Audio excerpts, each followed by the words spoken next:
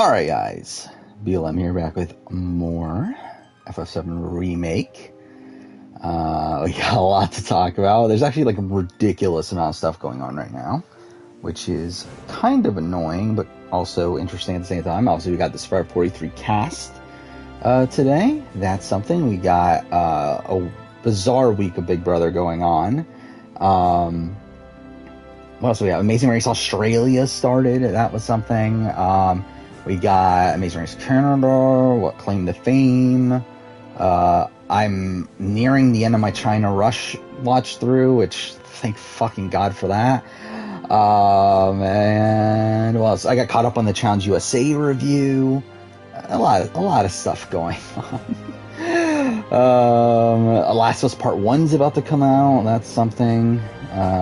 Assassin's Creed news, if anyone fucking cares. A&W finale, I forgot about that. I fucking finished the review of that. So again, a lot of stuff going on the last few days, but whatever. Just continue off with this.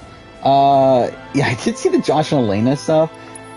I don't know if they're actually dating though. I mean, like the sense that I get is that they're just talking about their friendship, and like people are like misconstruing that to mean they're in a relationship. But that is the thing going around right now. But yeah, 43. Oh yeah, and Challenge USA episode today too. I didn't even talk about that, which is actually like a solid one. I thought the last few were kind of like eh. I thought this was a good episode, even though like a lot of the shit in this episode came out of nowhere. Like I just felt like the challenge does this. Like, I mean, at least in this in All Stars, I don't remember if the main series does it that much, but like they just like randomly bring up relationships like towards the end of the season as if they've been a thing the entire time. I did find that funny, where it's like, oh yeah, Dom and Danny are like really really close all of a sudden. Like last episode, like they brought up like Andrew and Alyssa are super close, which was like never mentioned before. Like this alliance, they brought the Fab Five alliance, which like came out of fucking nowhere. Like it's so funny to me, like how many relationships they just bring up like out of nowhere on their show. Is haunted. Those who lose their way out in the dark of night will never. Who won the daily? It was Danny and Desi. Cast Assessment 43 will be on Saturday. It's not like I think it's true. I think I'm just gonna record it tomorrow morning. Initially I was gonna wait until Friday, but I'm like, I would rather just get it out of the way tomorrow. Because I can probably edit it after work tomorrow and then like leave Friday for getting a lot done on the BB24 review. So I think that's probably what I'm gonna do. Also, like, I have my mind like kind of set already on a lot of things in terms of the cast. I think the one thing I'm not 100% on is like who exactly is my winner pick. Like that's kind of my issue right now.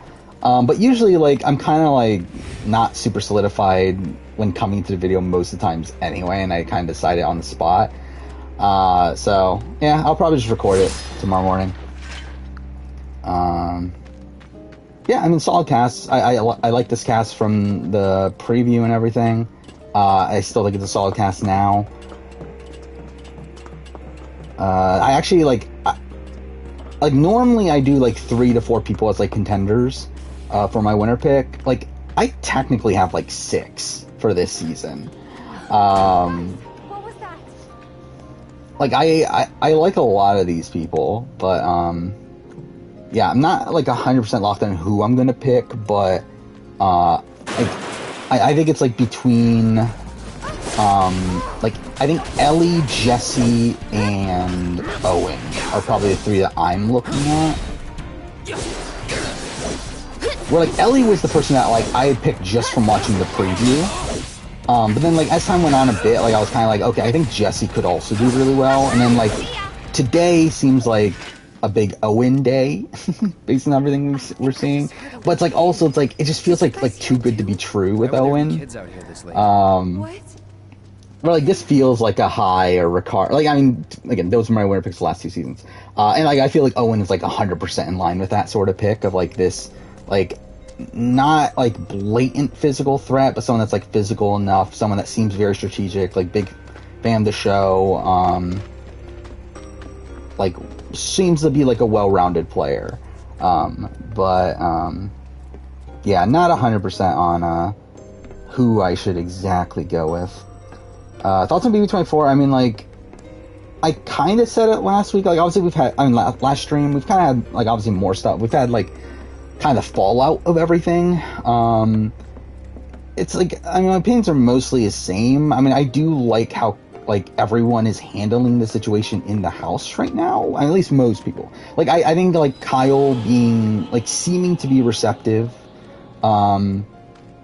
is nice to see. I do think Monty and Taylor handling it really well as well.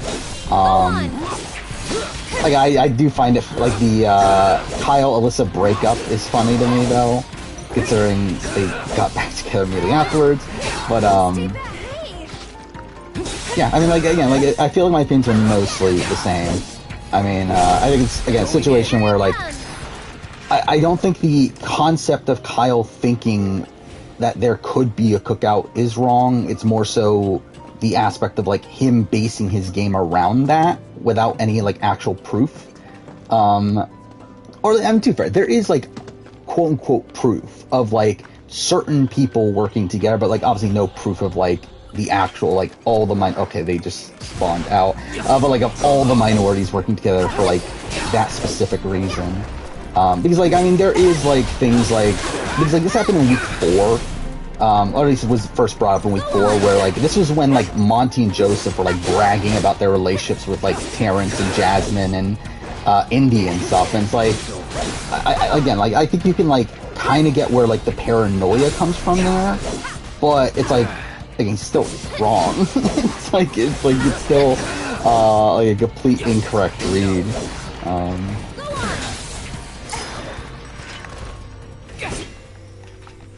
You're Janine stan.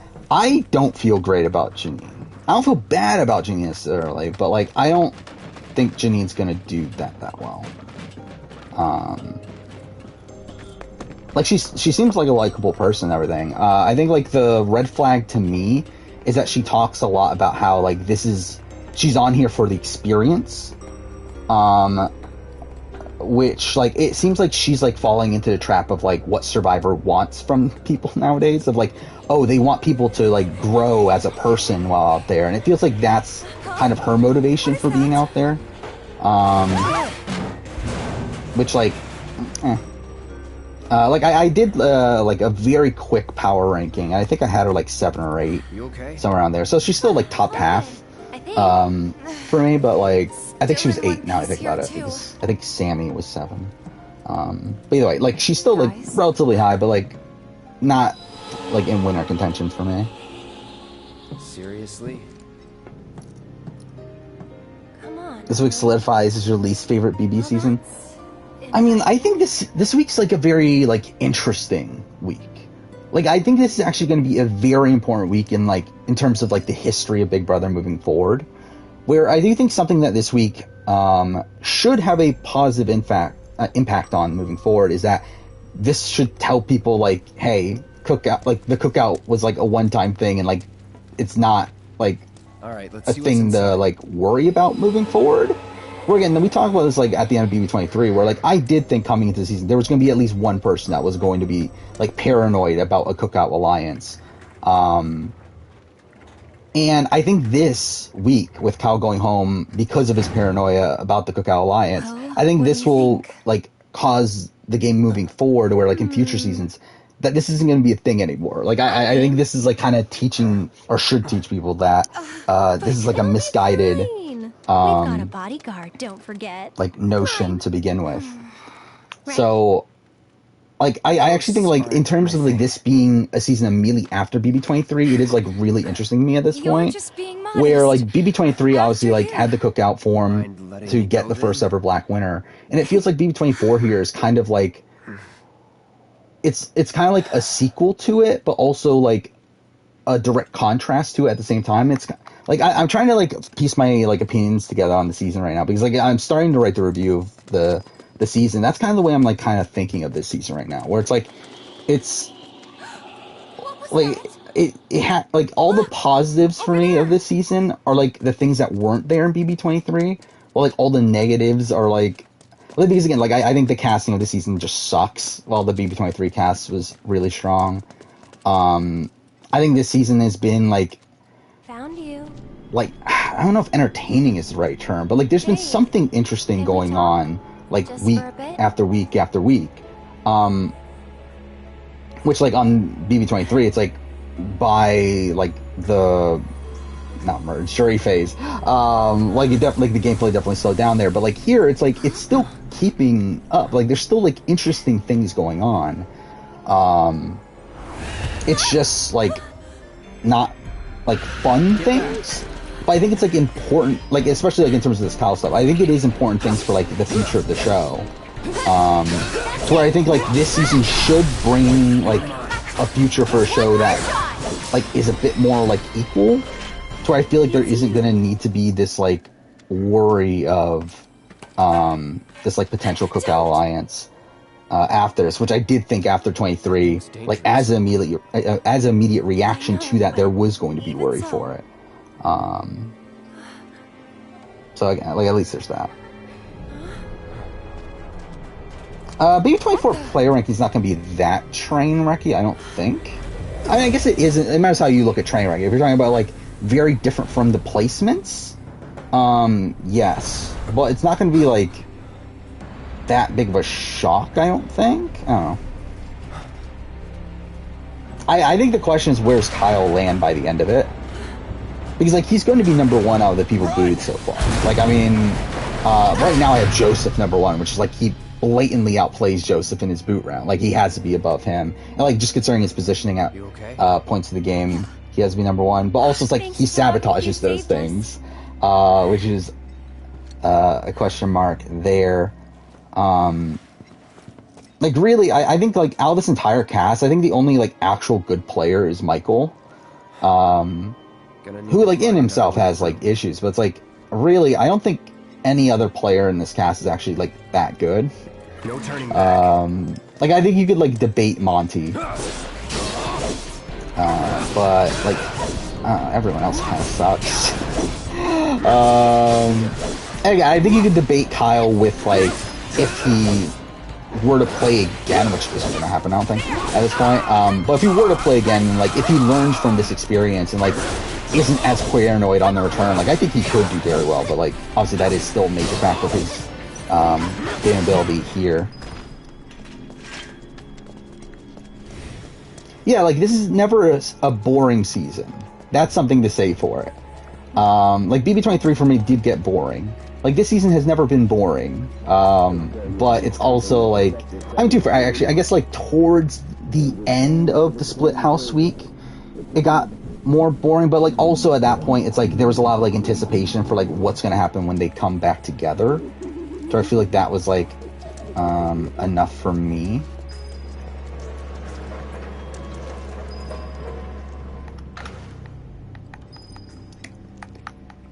Yeah, Paloma above Indy is still like a maybe for me.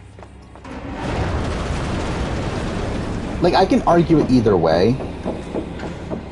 That's not... Like I think Pooch is definitively at the bottom for me. Guess the crane's up there. But yeah, like Paloma or Indy next is like the question mark.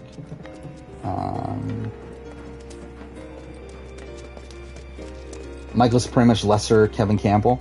I think he's Kevin Campbell with like better comp ability. I mean, like, I don't know if it's lesser. I think they're probably around the same ballpark.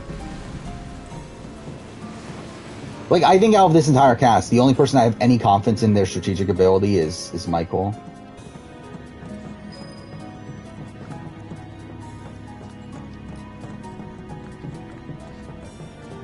Oh, I don't have Justine that high either.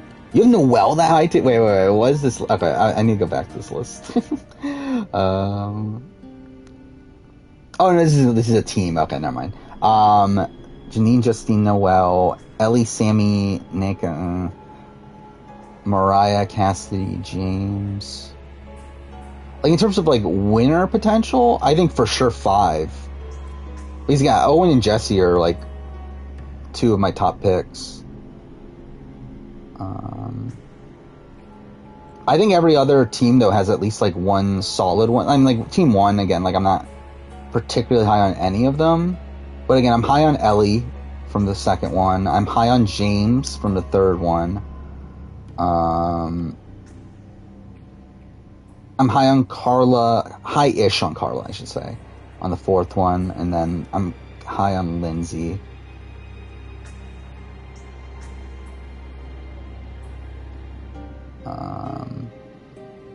Gabler. Oh, by the way, like, why is he going by Gabler? I feel like that's so weird to me, that Mike's going by Gabler. It's not working. Also, like, I was surprised that, like, so James is going by James too. Because, like, wasn't he supposed to, like, wasn't the leaked name Jay? So I'm surprised he's going by James instead of Jay there. Am I gonna watch Bros? Probably not. It looked pretty shit, if I'm being honest, based on, like, the little footage we saw. It's like, if that's the best they got in terms of jokes, like the ones that they show, it's like, wow, this is gonna be terrible.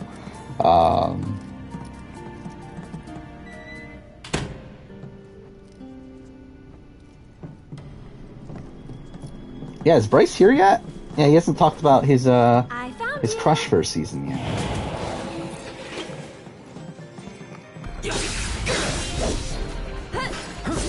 I believe it's NECA, right?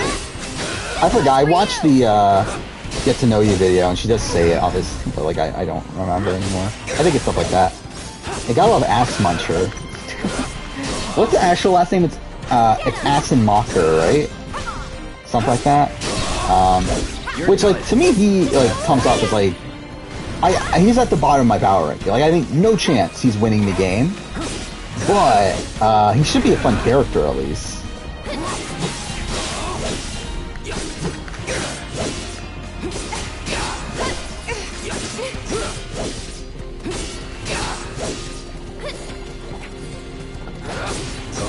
I don't know, I doubt he changed the name because, like, there's been good mics in the past. Like, it just seems like a weird thing to do. I assume it's more so like, I mean, either, like, people in his real life call him that, or maybe he's trying to go for the, like, call me by my last name sort of thing.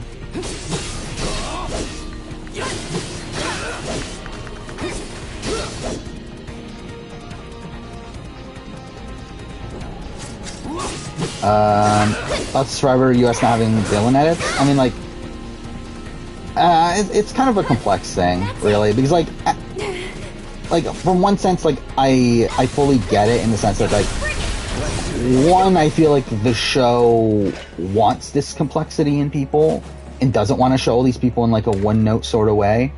So I get it from that point of view, but then also I think, like, from a, like, reality TV point of view, I think it's better to have, like, especially from, like, a storytelling standpoint, it's better to have these, like, blatant heroes and villains. Do you think there's more in here? I shouldn't say better, but it's like it's easier to tell a story that way. Better than Jack and Jill? Actually, I don't know. Again, I haven't watched the movie, and, like, I don't know how it's reviewed, if it's been reviewed yet. But, like, at least Jack and Jill, like, you can laugh at, like, how terrible it is. You know, I guess we'll see about Bros. NECA? It's NECA, okay. Better player, Jesse or Jeff from BB11? Like, in terms of, like, I'm really probably, both is probably still Jeff. Like, in terms of, like, played better on that season, like, it's like, it probably is still Jeff. And then better player in the grand scheme of things, I think is almost definitely Jeff. But, like, even on that season, it's like, even the position that Jesse goes home, he was still, like, poised to go home soon anyway. Like, he does get screwed over in the sense that he goes home there. But it's like half the house was targeting the next round anyway. It's like, it's not like, he was in this position where, like, he, was, like, 100% safe and just gets sniped out of the game. It just, like, really made it so that, like, and, like, considering Michelle wins next HOH anyway, it's like Michelle was targeting Jesse. Like, I think really all it did is make him go home a round earlier.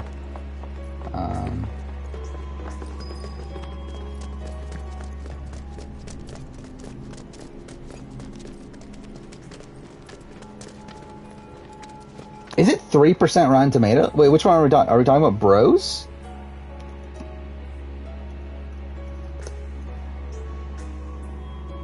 Or are we talking about Jack and Jill? Because I can definitely see it for Jack and Jill. Okay, Bros isn't even reviewed yet, so.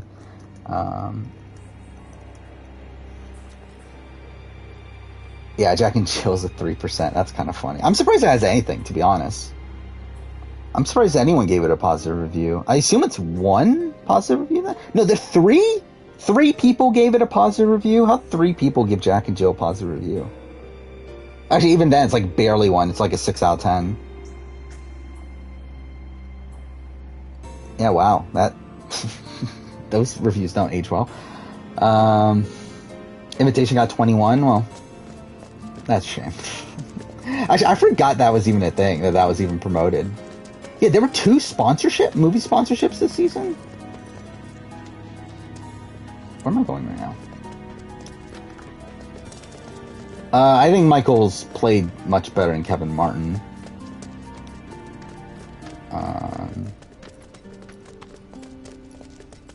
But it's like, in the sense that they're like these super fans that essentially need to win out. Yeah. But to be fair, like, also, like, he doesn't actually need to win out, Michael.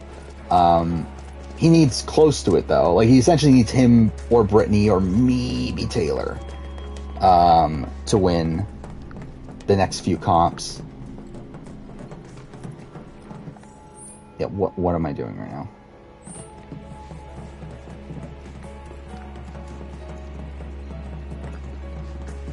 I did not talk about Amazing Race yet. I don't know what the fuck they're doing in Canada. Why do we have another non-elim? Like, we have, like, 2 episodes left, right? Something like that, 2 or 3? But either way, like, we're at the point where, like, if they just do a normal schedule, we're at a Final 4, final leg, which is, like, yeah, what are we doing? Like, I don't get why they're, like, really prolonging this season. Not prolonging this season, but more so, like, not eliminating people this season. It's just weird to me. Australia's been like, Like, I thought episode 1 was fine. I like the episode 1 group a lot better than episode 2's. Episode 2 was just like very middling to me. I didn't find the group nearly as interesting. Episode 3 was like so fucking boring. Like, it was so dragged out. Like, I just found it so hard to follow. What was going, like, there were so many like placement changes that were like never explained. It's like you would see like Sam and Stu get out of the was it the roadblock, or I think it was whatever. They got out of a task in last place, and then next time we see them, they're in 12th place all of a sudden. It's like, what happened? Like, where did this come from? Like, I don't know what the fuck Amazing Race Australia is, but whatever.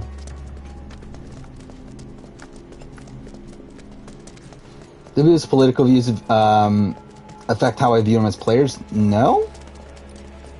But how their political views affect how they play can. But it's not like, again, like, I don't agree with a lot of Sarah Lucina's political views, but I don't have Sarah Lucina ranked low on any player ranking.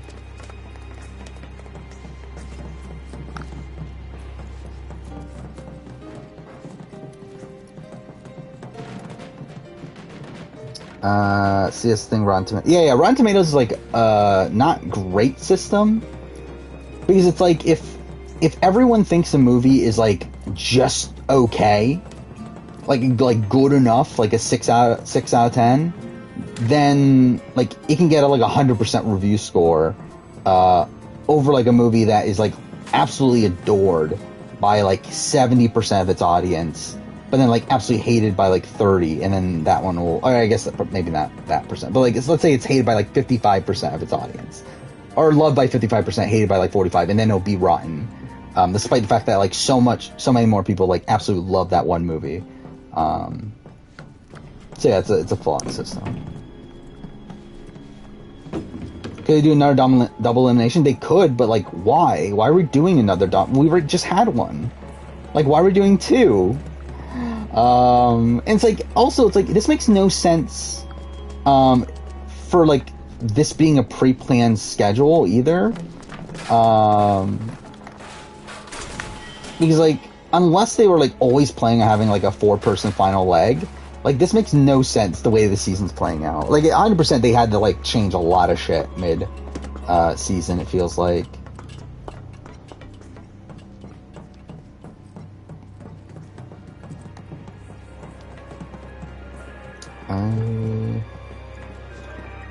Oh yeah, I didn't talk about that with the Amazing Race Australia though, but yeah, very like coming through. Shitty elimination, like this final episode. Which yeah, I believe I did pick Jake and Holly as my like just random winner pick that I said. That was their name, right? So that didn't work out. But kind of a bullshit way to go though.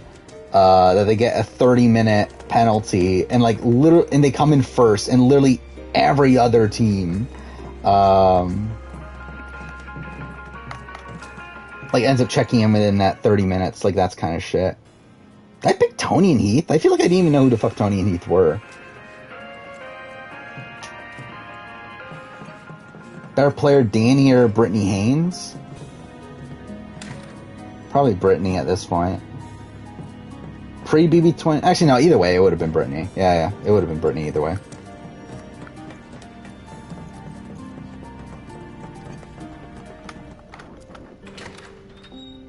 Wait, is that Cody's job? I didn't pay attention to that. Cody does elevator sales?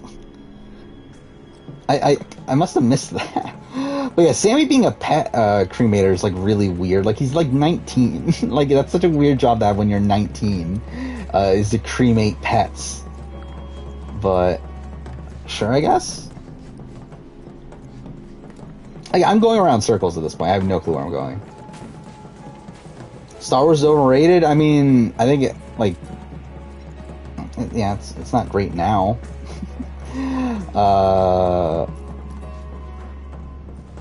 Yeah, I mean, like I haven't obviously I hated Rise of Skywalker. I haven't watched a lot of the new shit, but like I haven't heard the greatest things. And then yeah, it's like I mean, Last Jedi, like I hated it at the time. I actually kind of like it more now. And I still like Force Awakens, but yeah, like still, it's like a lot of recent shit from Star Wars is pretty bad. And then modern MCU, again, I haven't watched a lot of it, but like I wouldn't expect to like it. Based on some of the stuff I've seen of it.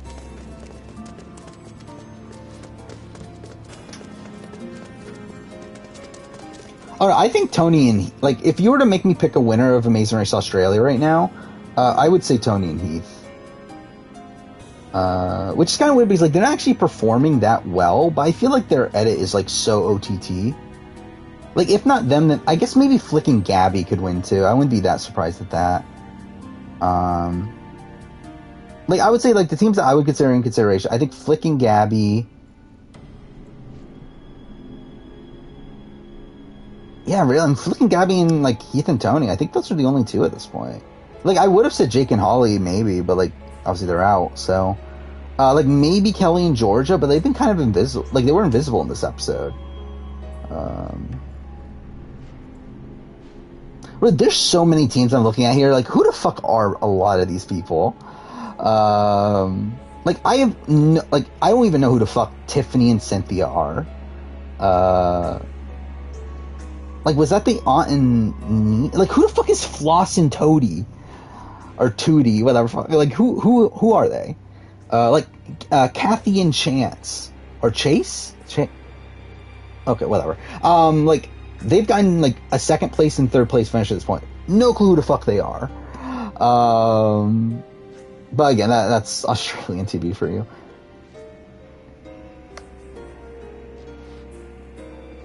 Last Jedi is your second favorite Star Wars movie? I mean, yeah. I mean, good on you for having that opinion. Again, I like it a lot more than I used to. Like, I would still probably have it ranked, like, 5th? Probably. But, yeah. I mean, I like it more now.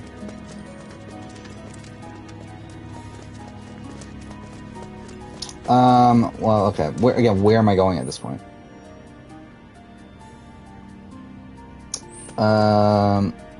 when am I recording for BB-Can 1? What do you mean? Like, when am I doing the retrospective and stuff? Somewhat soon, but not, like, immediately.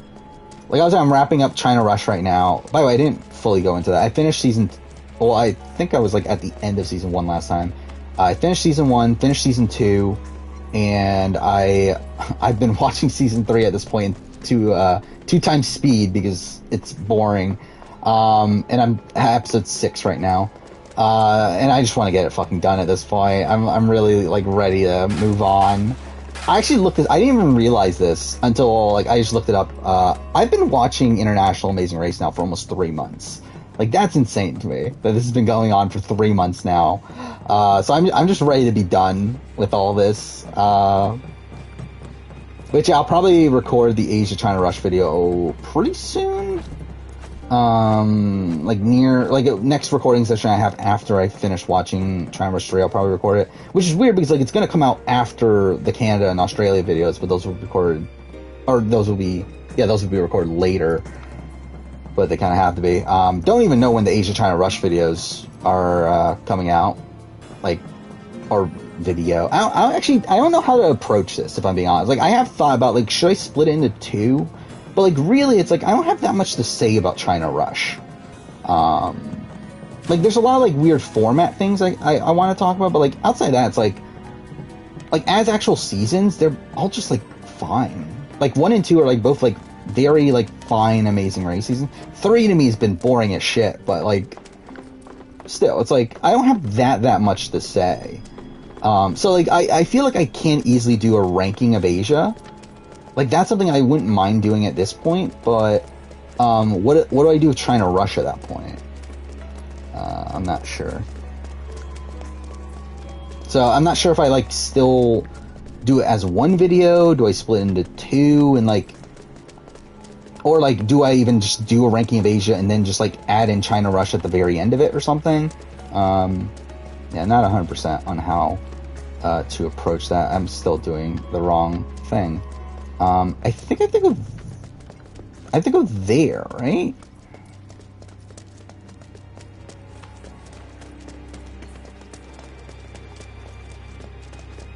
I never watched the Diary of Wimpy Kid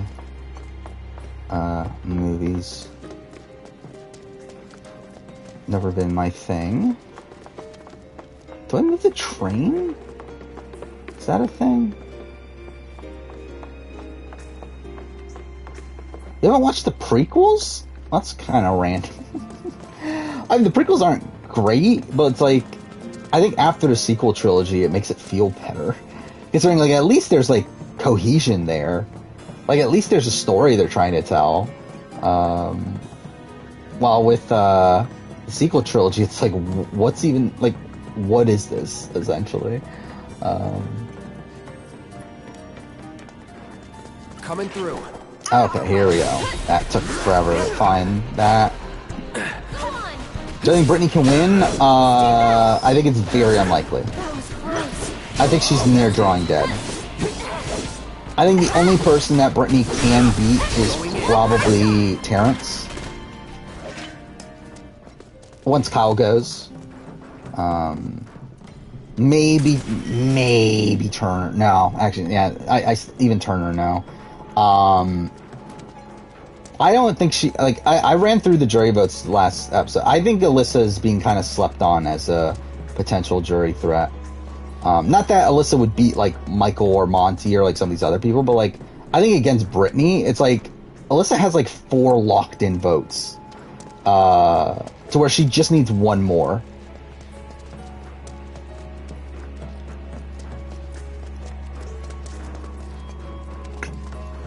Where am I going?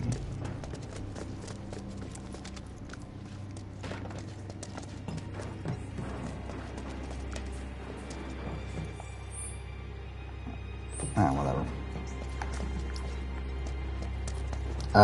Try to binge as much as you could before Skywalker came out.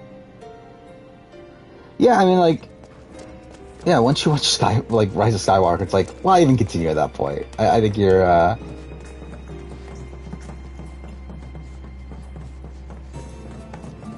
like, yeah, it's just kind of shit there. I don't feel like that's the end of Star Wars as of right now, too. It's fucking Rise of Skywalker. Oh, I mean, like, Frenella has been the winners of Amazing Race Canada since the premiere for me. Like, I've never had any doubt that Frenella was going to win. Yeah, at this point, though, yeah, Brandon Connor are probably out of it. Like, I guess, like, Jesse and Marika could win in the sense that, like, how, like, they're just so boring, it's like, how else would you show them? But it's like, I feel like it's Frenella. I felt like since the premiere, like, there was, like, weird, aspects of foreshadowing there that felt like, it was leading to a Frenella win. Yeah, it would be nice if I could figure out what I'm doing. Beverly and Veronica, I mean, they're fine. I mean, at least they're bringing some drama to the show. At least there's that. The fact that they have conflict with Frenella. Outside of that, I think they're, like, just kind of boring. I don't think they, like, are that entertaining.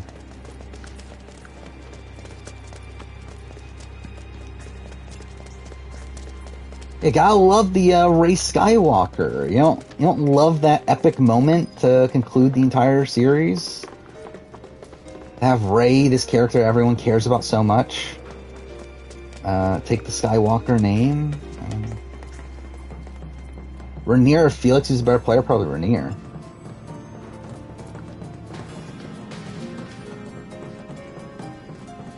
And Rainier still gets kind of screwed over by... He does get screwed over by Twin Destinies, right? Because, like, Anesu would have flipped if it wasn't for Tide Destinies. At that point, like, who knows where the game goes. You almost walked out of the theater for...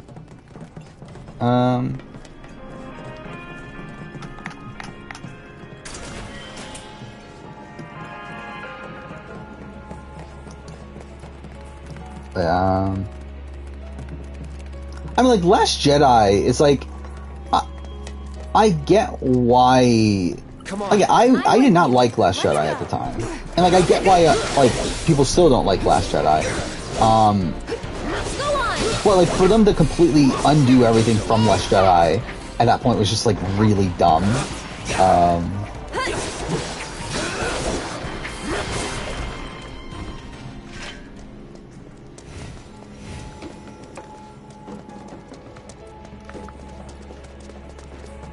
Is this it? No. I can't climb that.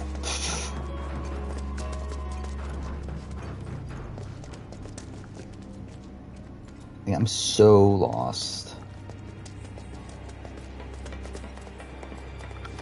That's a China Rush 2. It's fine. I think I'd like China Rush 1 more. I will say, like, the thing with China Rush that's throwing me off at this point is that obviously the inclusion of the actual Chinese teams and them, like, speaking in Chinese and everything, like, it is, like, making it harder to connect to some of these teams, I feel like. Especially when we have these teams that, like, are speaking English and, like, I can, like, fully understand them and everything. So it's, like, it's kind of harder to connect to some of these teams. There are some that, like, kind of break through anyway, like, the Rocker team from Season 2, that Sunbin and Hao Fiat. Yeah, I'm not going to be able to pronounce that. Like, they were still fun. And you had, like, Zhao Long and Liv Meng. Like, I mean, there's still, like, fun teams, but, like, I feel like there's I feel like the barrier to entry there is, like, a bit tougher, where, like, I feel like Season 3 is, like, the epitome of that, where, like, I don't care about any of these teams on Season 3. Like, Kai Xing and Kai Shang, I know nothing about them. Liu Weiwei and Liu Shang, nothing about them. Zhang Yeling Liang, I can't pronounce these names. Like, they had that one moment where, like, he was, like, singing to her or whatever during the roadblock, but, like, outside of that, know nothing about them. I don't know, I just feel like it's, like, tougher to connect to these teams when we have these, like, other teams that are, like, English speaking and everything.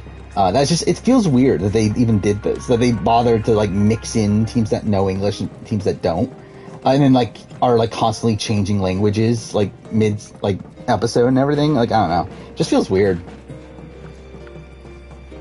Like, for me, it's like, it's better if you go all in one or the other. Towards, like, I feel like if all the teams were Chinese and they were all speaking Chinese, I mean, to be fair, I wouldn't be watching it. That's the reason I watched China Rush to begin with, was because it was in English. But, if it was all in Chinese, I feel like that would have been better to me. To where, like, I feel like everyone's on, like, an equal playing ground. But instead, it's like, it's just like hard to connect to these teams that like I have to like watch subtitles for.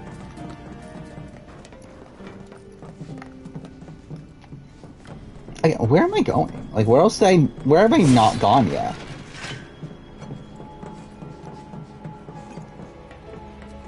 Doesn't the face off? I mean, like, I don't know. I'm kind of like, I used to like the concept of the face off. I feel like at this point, I'm just kind of bored by it.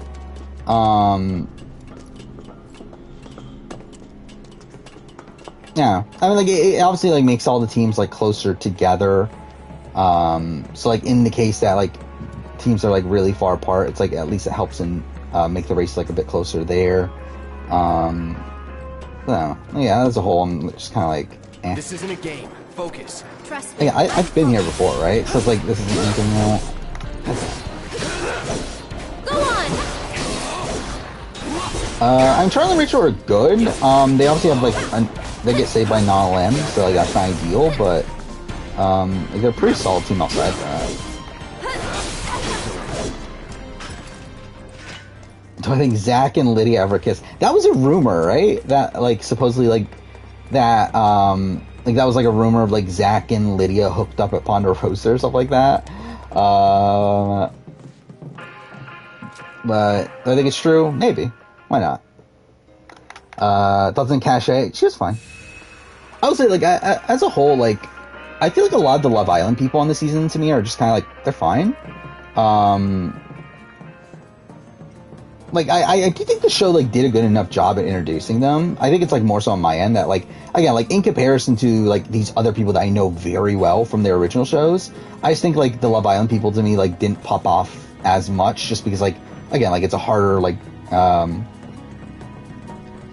harder, like, path to an entry, but I don't even know what the fuck I'm trying to say there. Either way, whatever, like, harder to, like, get into, like, caring about them as much as, like, these people that I already know.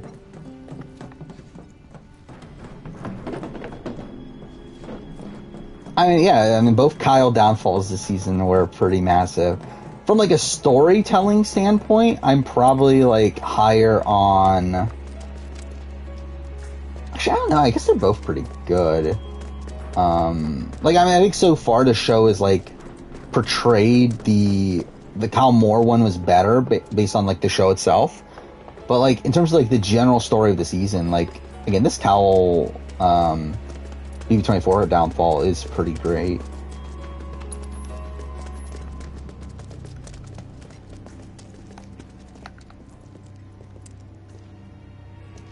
Yeah, Zach and Lydia was a rumor. Like, I think it was, like, supposedly from the source that ended up, like, spoiling the entire season. That they claim that, like, Zach and Lydia hooked up at Ponderosa, which is, like... I mean, like, everything else they said was, I believe, was true. At least I know they spoiled that Marianne won. So, like, at least that was true. Again, is it here?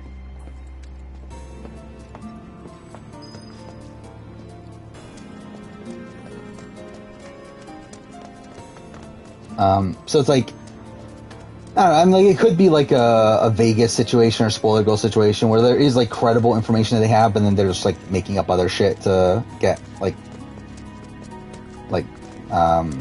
not publicity, but anyway, like, yeah, I mean, like, but then, like, this source, like, I don't think they post anything after that, right?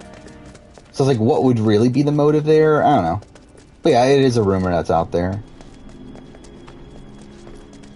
Which, again, I mean, really, it's like, who cares? Like, if they did, good for them. If they didn't, then I guess also good for them.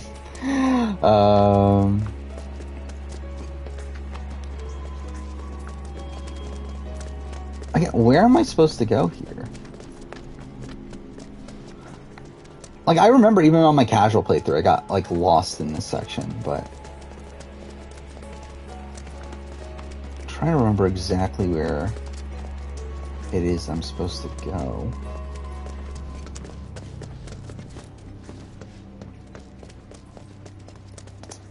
But Lily and John were also, like, solid winners. Like, they weren't as, like, at the top as Charlie and Rachel, but, like, also, like, didn't get saved by a non-limb, so it's, like, you know, probably equals out.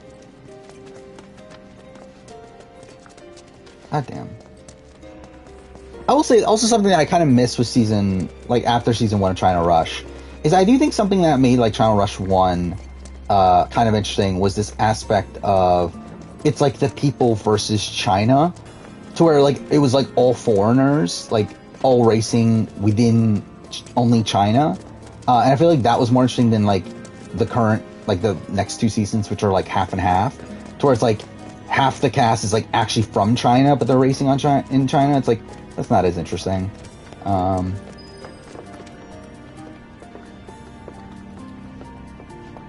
Yeah, what am I supposed to be interacting with? Because that thing's coming up, which makes it seem it's in here, or, like, around here.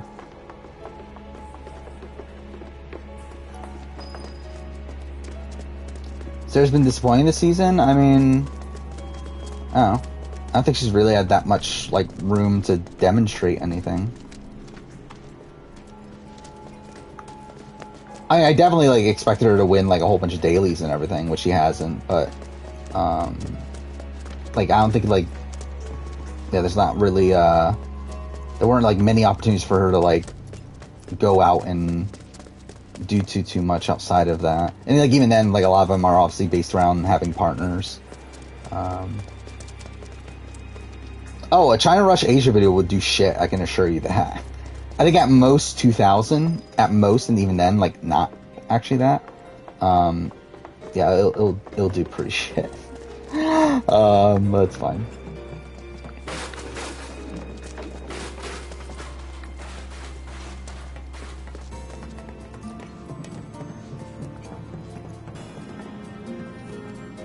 I mean, I think it's just, like, such a random thing to compare, like, Mariah to the person from Amazing Race 34 over just because they have rainbow hair. I'll be honest, like, I don't remember, like, really anything about the one from Amazing Race. Come on. I'm with you. Let's go.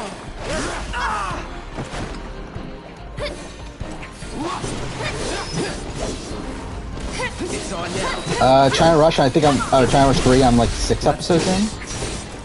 Like, if I'm like, I would assume that, like, Ryan and Charlie are the winners. And if it's not them, then I assume it's one of the Chinese teams. Because, like, none of the other names stand out to me. Like, Christine and Steven, Janelle and Karen, Henry and Jeffrey. Actually, Janelle and Karen, I'm pretty confident don't win. Because I'm pretty sure I already saw that, like, that, what team was it?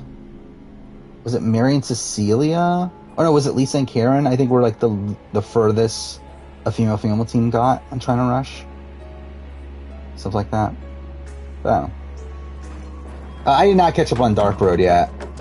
Don't know when I will, really, to be honest. Like, I mean, I will at some point, but, like, I might just wait until, like, I'm actually getting back into Kingdom Hearts.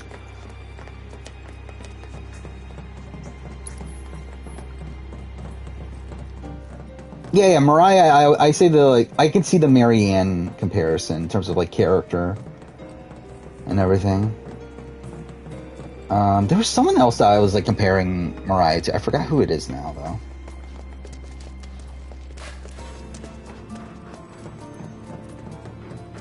Yeah, who was it? I forgot who it is. It wasn't Survivor either, but no.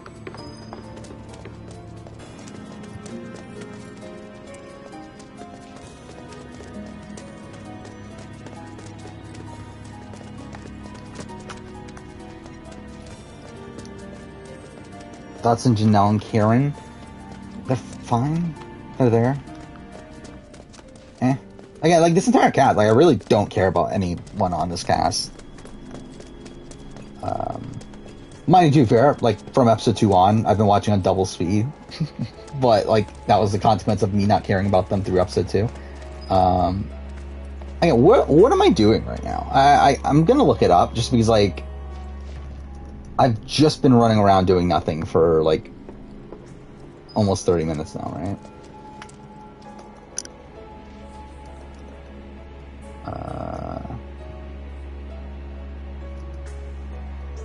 Let's see.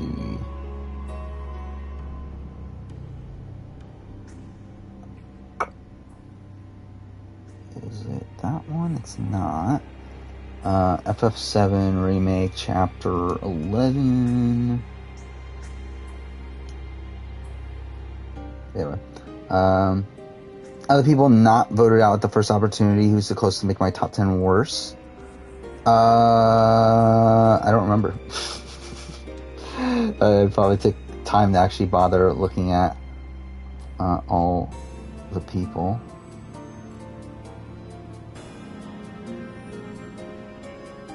Okay, I have no clue where I'm even at in terms of this guide. Actually, you know what? Where's the autosave?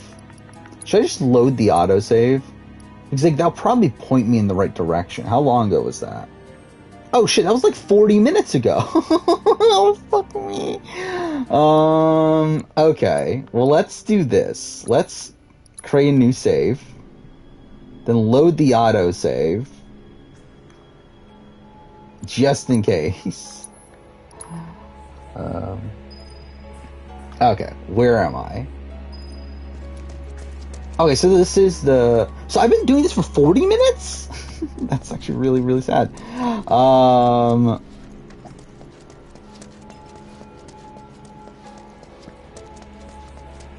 Okay, so I'm not... Yeah, I'm literally in the same position, then. Whatever. Let's continue from that save, then. Ciri's underrated as a character? Probably. I mean, like, obviously a lot of people just talk about her as a player, and don't really talk about her, game ability as much. I mean, it's gotta be here, though, right? Because, like, the autosave is pointing me in this direction. It's not that.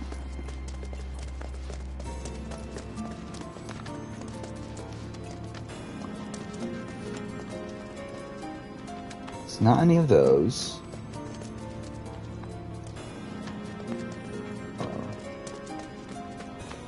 Nina, like Nina 30?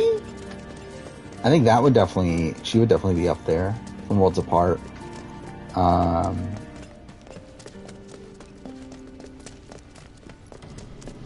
I would actually have to like look at the full-blown list.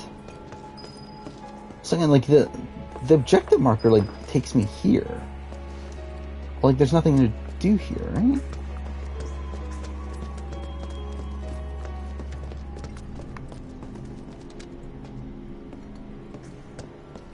By the way, also, like, why couldn't they just cross this? Like, realistically, it's like, why wouldn't they be able to just jump this gap or something?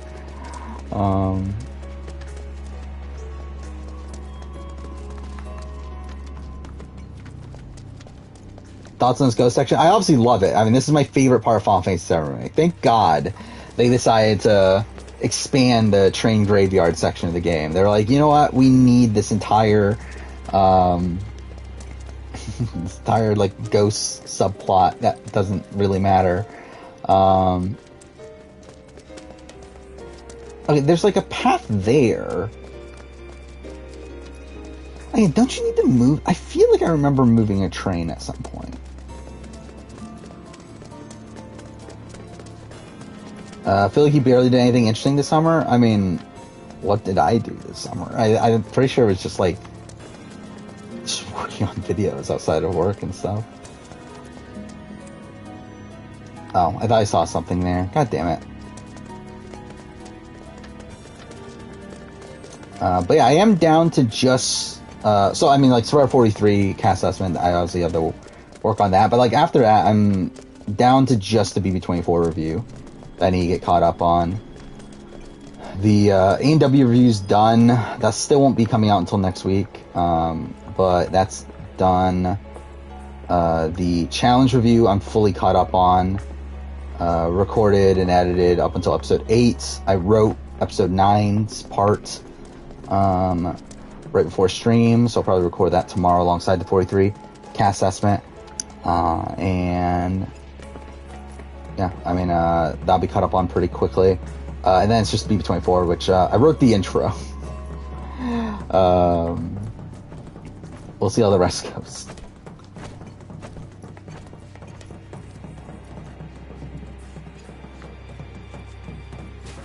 So what else is there that's here?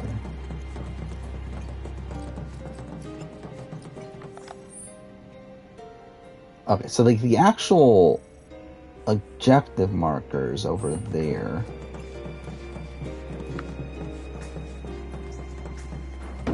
Big Mac, Whopper, or Baconator? Me personally, I would say Whopper. But to be fair, I haven't had a Baconator in a while. I just had a Big Mac like a couple weeks ago, and like I still never liked Big Macs that much. Oh, fuck me! Fuck me. Whatever. Well, there goes 40 minutes of my life. 45 minutes. Whatever. A copy of Xenoblade 3 came in today? Well, that's cool. None of my games have arrived yet, which is annoying, but whatever. Here's why I did buy Strangers of Paradise. I bought... What else did I buy? I bought Road 96, which was a game that I didn't know much about, but I believe it's like a narrative-based game. It came out last year, so it's like... It's not for like any video or anything, but... Thought, whatever. What else was there? I bought Crisis Remastered Trilogy. I bought Chorus. So like really the only game that actually matters for like any sort of video or anything is Strangers of Paradise, but so did buy those.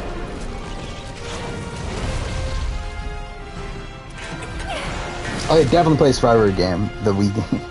I haven't played any games outside of stream in like 4 months at this point. I don't have time. And like Final Fantasy, Last of Us Remake comes out Friday, and like to be honest, I'm not even like I'll be like I was actually considering canceling my pre-order. I was actually like right about to, but it's already like on its way, so I was like, well, it's not even worth. Like obviously I can still return it technically, but like I don't care enough because like at the end of the day I'm gonna get it. Like I'm gonna buy it eventually anyway. And like the hassle of like returning it and then buying it again for like $20 less or something like down the road, it's like it's not really worth it. It's like I'll just keep it, whatever. But it's like I'm not really prepared to play it yet. Like I'm still like busy with shit. Where again, mine it's only the BB24 stuff right now, but like I still need to get it caught up on BB24. So like even though it comes out on Friday, like I don't know if I'm even gonna play it right away. I might have to wait a bit. And even then, like I still plan on making like some sort of video around it. But even then, like that's probably gonna have to wait a bit. Like that's gonna have to wait until probably after Big Brother at this point, I think.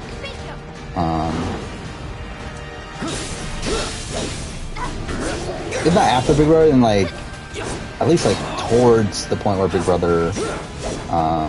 Okay, this is a waste of time. I think it can only be hurt by magic at this point, right?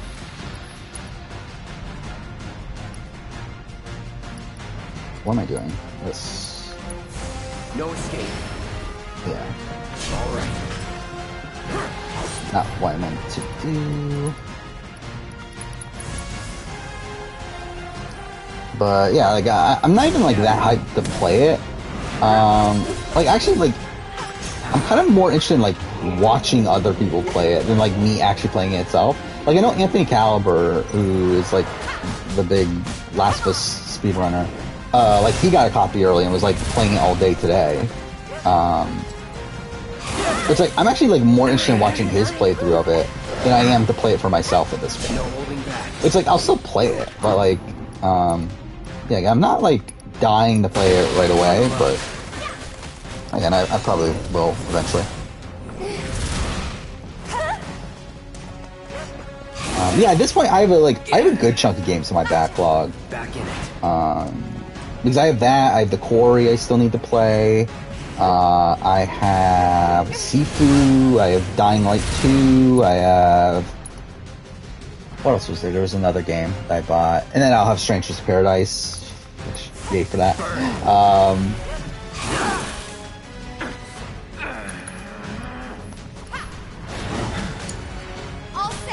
But, yeah, I mean, it's really kind of on hold for a bit while all these shows finish. It's gonna be nice though, like coming into October, where like it's gonna be a bit like because like these last few months have been like really insane in terms of stuff for the channel. Where we had Big Brother, we had Survivor SA, we had like PPAU, we have Challenge USA, we have like again, there's just so much shit going on that the months of October and November are gonna be like a nice like bit of downtime for me. When it comes to like having to make videos, like I'm still gonna work on stuff, obviously. I think I'll probably work on like some pretty big stuff, but it's like there's not as many videos during that period that like I need to make.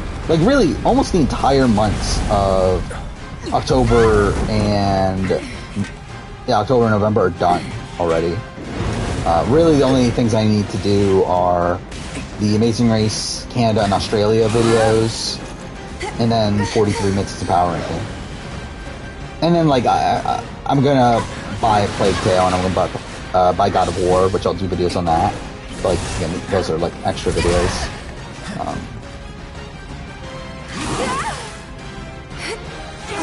So like really until like mid. Actually, I guess not necessarily, because we don't know exactly when Amazing Race is going to end, but like I assume that's the next time that like there's going to be like a bigger video that needs to be done in a relatively short period of time. Not throwing in the towel. I have no clue I'm actually doing in the game. I'm literally just like doing random shit, not even paying attention to it at this point. Yeah, we talked about Amazing Race Australia 6. It's to me. I mean, it has the issues of Australian TV, but like also it's like, I feel like there's a lot of teams on this cast I don't care about. To where like, even with 5, like, people like to criticize 5, and like, obviously there's a lot of reason to criticize 5, but like, I at least really like the cast of 5. Like, while there were like, maybe a team here and there that like was whatever, like, I still thought that was, like, probably one of the best Australia casts, outside of, like, 2. So, like, to me, like, that's always, like, kind of the minor pro of 5, where, like, I think, like, the more time I get away from it, I'm probably thinking, like, I would actually probably rank 5 higher than 4. Just because I like the cast of 5, like, so much more than 4. Okay, well, that was kind of shit. Anything.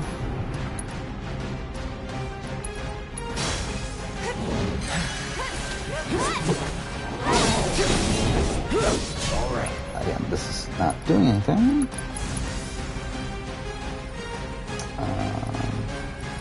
No, I still haven't played the Core yet. And it'll have to wait until at least after Last of Us. Which I am going to be platinuming too, so like I'm not sure if I'll just do one playthrough and that's it, or... And like I don't even know how I'm going to approach the first playthrough. I haven't exactly decided on how I'm going to do those things. Like I am going to stream... Again, like, so the plan right now is that September 24th, that's the date, right? The day before the Big Brother finale, and like the Saturday after the Survivor premiere, I'll have that day off. What are you talking about? So I'm thinking I'm going to do a daytime stream that day.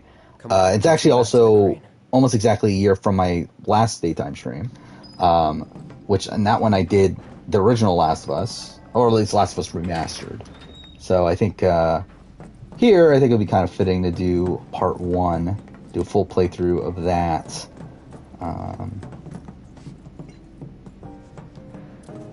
But again, not having decided if like I'm just gonna wait to get the platinum until that stream or what. I don't know. Yeah, 40-person cast is a lot. Like, and I think really for me, I would have liked it better if they kept the teams separate for longer, or the groups separate for longer. I was kind of underwhelmed that they brought them together. Like, I know the rumor initially was that they was going to be like all in one episode, like the two groups, which that would have been way too much. Like, thank God they did it in 2 episodes. But it's like, ideally, it would have been like for the first like 2 or 3 weeks of the show.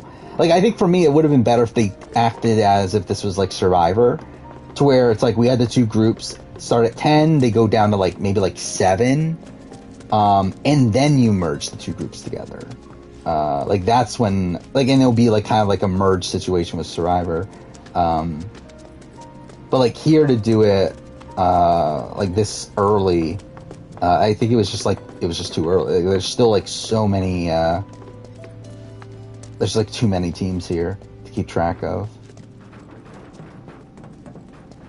Okay, so I'm back in the position where like I don't know what the fuck I'm doing. Actually, I probably, we'll see.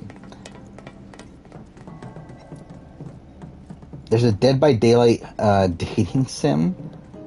Who wanted that? Yeah, it's this thing.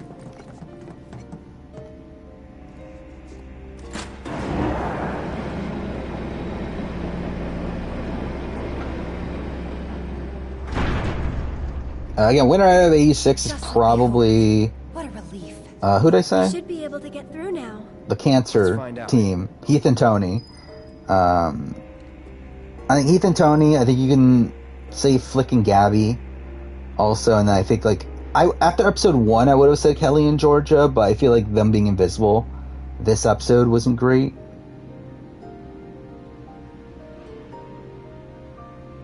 Like maybe Sam and Stu, but like I feel like they were kind of not that prominent here.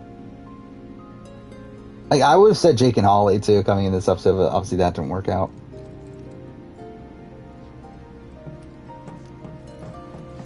I really said Heath and Tony for my winner pick. I have like no memory of them. Like I have no memory of them coming into the season, I should say.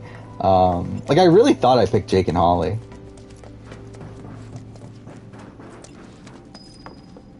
Alright, here we go. Only wasted 45 minutes trying to figure this out. Yeah, I did hear about BBUK's getting a new host. They supposedly don't want a host that's hosted the show before, or has any connection to the show from before, which, sure, I guess. Don't know why, but fine. Great. Let's head outside. It's one of the better dating sims out there. Well, that's something. It's better than Persona, which is definitely just a dating sim. A girl?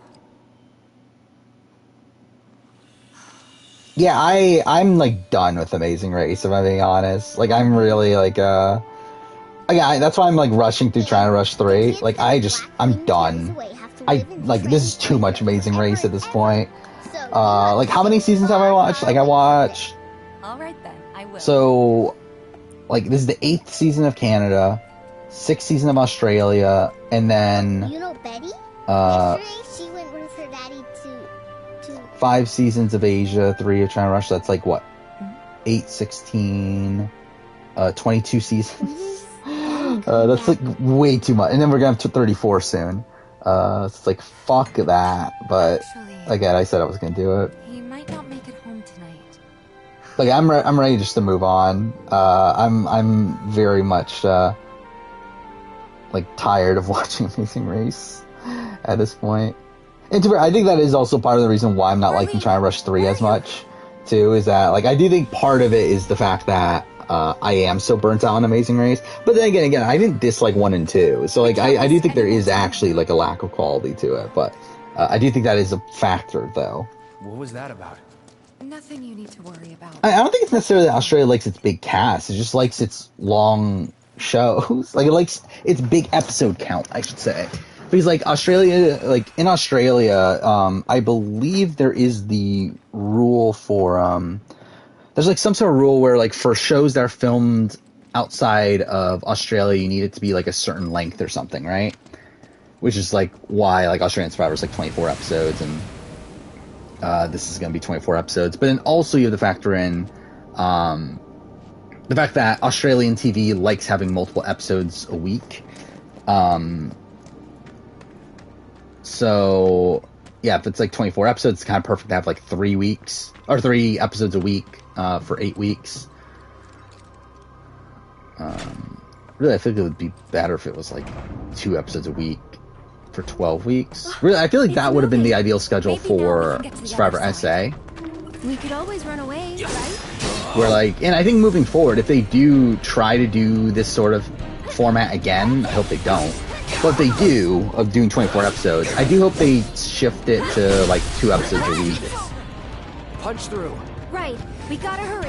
Or even 3. Like 4 is just too much. Like it really was way too much and too quick. To go through the entire season of the show in 6 weeks there.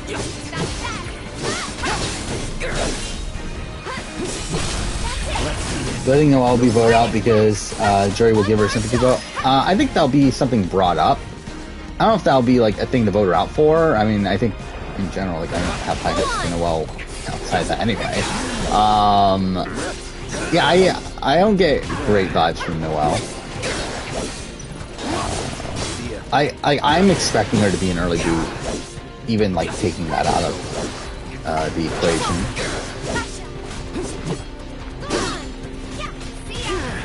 Hoping for a Monty win next week so he can take a shot at Michael. I mean, really, it's like most of the house is taking a shot at Michael.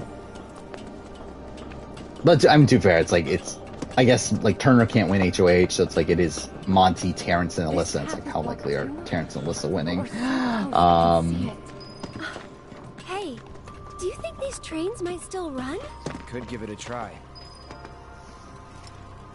But I think either way, it'll be fine for me. Like if Michael goes, if Monty goes, I think those are the 2 big scenarios for next week. Or like Monty / Turner. It could be 1 to 2. Everybody good? Yeah. I saw that on Twitter people weren't happy with the cast of Dancing with the Stars, but I didn't see what the cast is. Alfonso's joining as co-host? Well, good for him. Who are these people?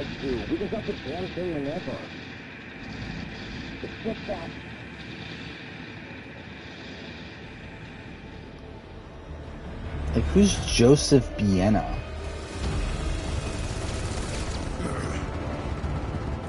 You got a death wish or something? Because I sure as shit don't. Oh, it's Schwarzenegger's kid? Not really. Why'd he change his name? Well, I mean, I guess there's reasons to change her name. Wayne Brady, fine, whatever. Yeah, I think this is why I said that. Charlie Day Emilio was one of the people, and like she's there for mom, which is like, why? Yeah, that's the thing that's happening. Jordan Sparks, good for her, I guess. I don't know who the fuck Daniel Durant is. He's in Coda. They won't if Barrett and the others have anything to say about it. I'm really just in general, like Dance with the Stars, like I don't know who most of these people are at this point anyway. Please, Yeah, I'm still like kind of conflicted on Michael with this week, where again it does feel like a bit icky, the fact that they are like weaponizing like Kyle's comments, like it's like they're like using racism as a strategy and everything. Like that's not ideal, obviously. It's like but like I don't know how, like I don't know. I think it's tough to like rationalize like how much to fully like blame them for that, I guess. Where like I have a like when's that actually coming out? It's like 2 weeks away, 3 weeks away. My Thailand retrospective. Where like in there, like I was like criticized Brian Heidick a lot for like weaponizing racism, which is like such a massive part of Brian Heidick's game. But I think with like with Michael and Brittany, it's like, I don't know how to really like wrap my head around it.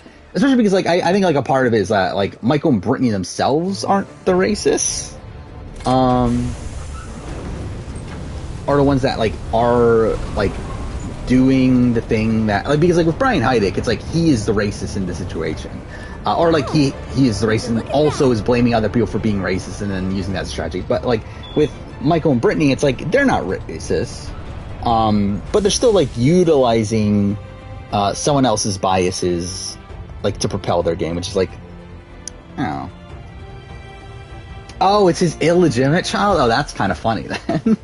That's such a weird yeah, that's a weird pick.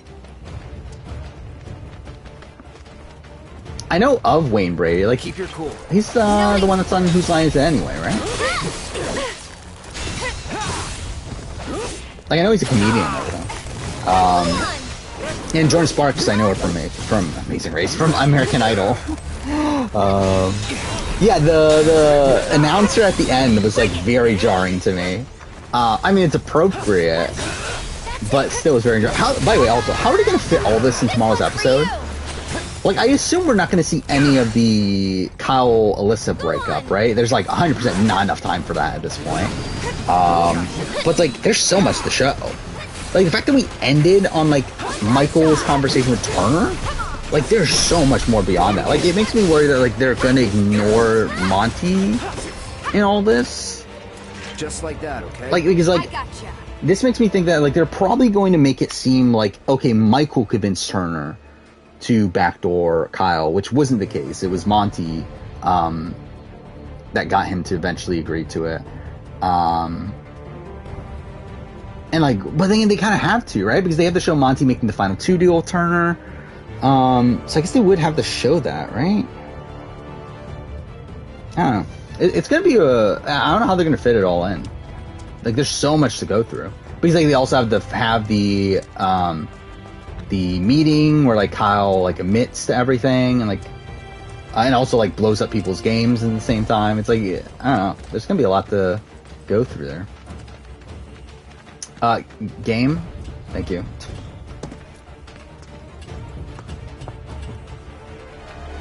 Oh, is this not what I'm supposed to do? Cool. Yeah, I did hear, yeah, I think Biden is making a speech tomorrow. I don't know how that's going to affect the episode. Like, to me, it doesn't really affect anything because I can't watch it live, or at least I don't watch it live anyway. I end up waiting until the next day. So, it's like, for me, it doesn't really matter that much, but I guess it does in the sense that, like, obviously we won't know the results of things, of, like, the HOH and stuff until later, but... Yeah, where am I going?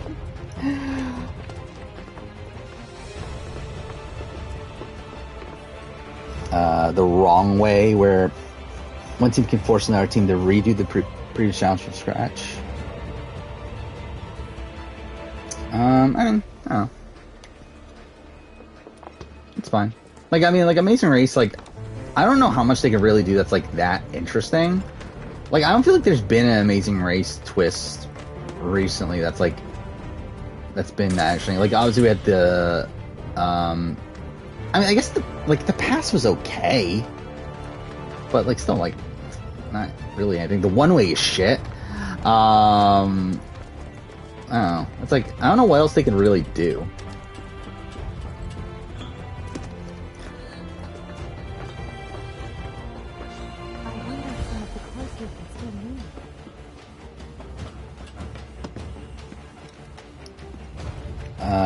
Can't wait for your first look at the camera and say it's surviving time. Sure.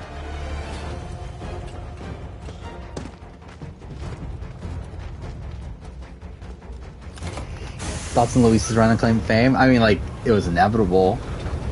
I do find it weird they blindsided Lark. It's like, that seemed kind of unnecessary. But, yeah, I mean, obviously Luis was going... Like, Luis couldn't win. Like, at the point where, like, everyone knows her... her claim to fame, it's like...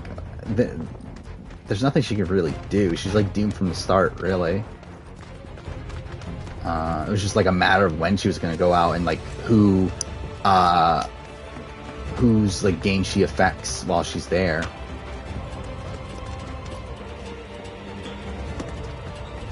No, I don't expect BBUK to be social strategy. I think he'll stick with the old format. Which I think is probably for the better for the UK audience. I don't think it would do particularly well with the modern Big Brother. Because I think you'll get the same thing with BBAU, where you get people like it'll be like, one, it'll be a half measure, like BBAU, but then also you get the complaints of like people that are actual BBUK fans, like complaining like, oh, why'd you mess up our show, and that sort of thing. Almost there. Come on. Right. Yeah, I mean, I talked about it before. Brittany doesn't have much of a shot here. I think best case scenario is against Terrence, and even then, I mean, I think she probably beats Terrence, right? Like, unless Terrence is able to like win out and everything, then like maybe they start to gain respect for Terrence. But as of like the way they look him right now, I still think Terrence is not winning. The kids that the Black Wind. What kind of name is Lark? I mean, I don't know. It's fine. Forever and ever. I mean, for all we know, it's not even her real name anyway. Actually, I think it is, isn't it? I think I looked it up. It is, like, actually her real name.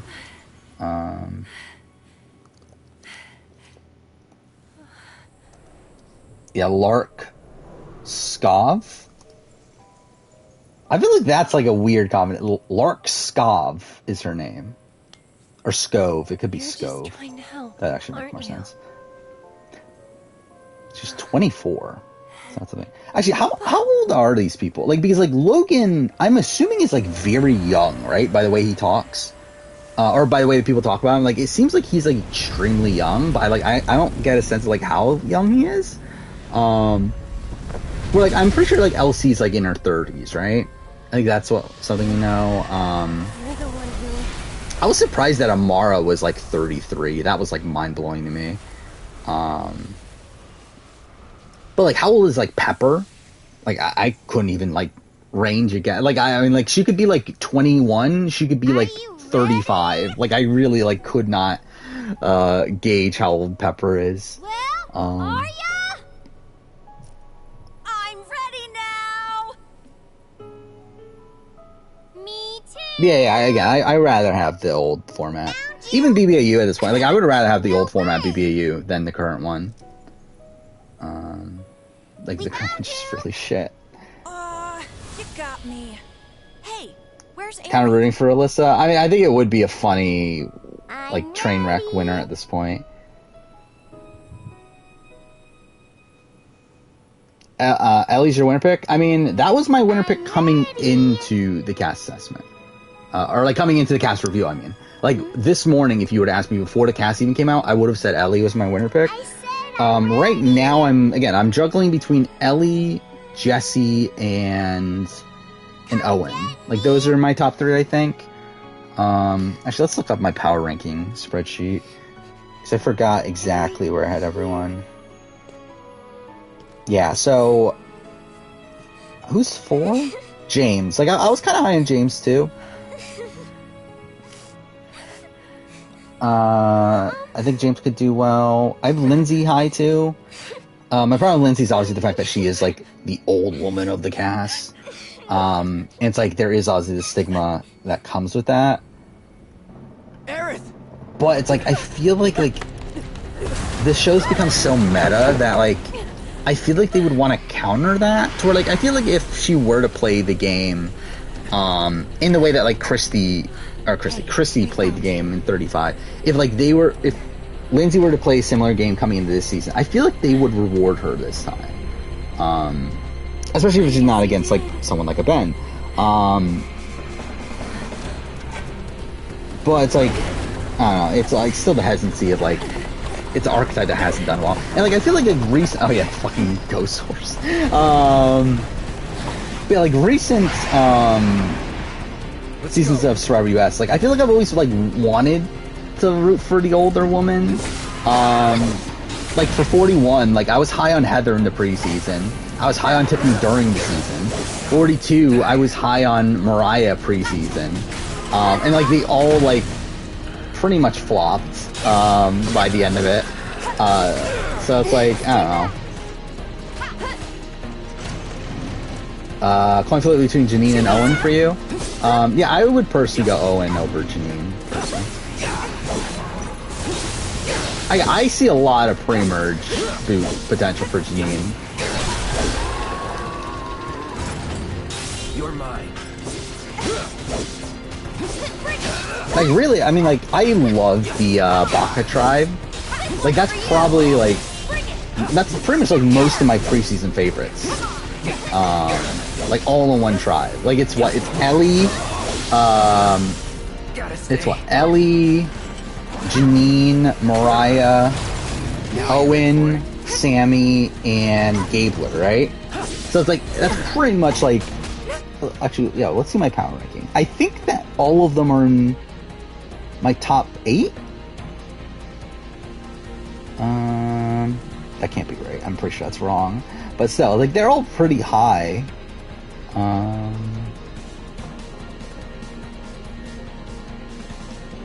Who's the last person? Mariah? Oh no, I have Mariah low because I don't think Mariah's doing well, even though I love Mariah.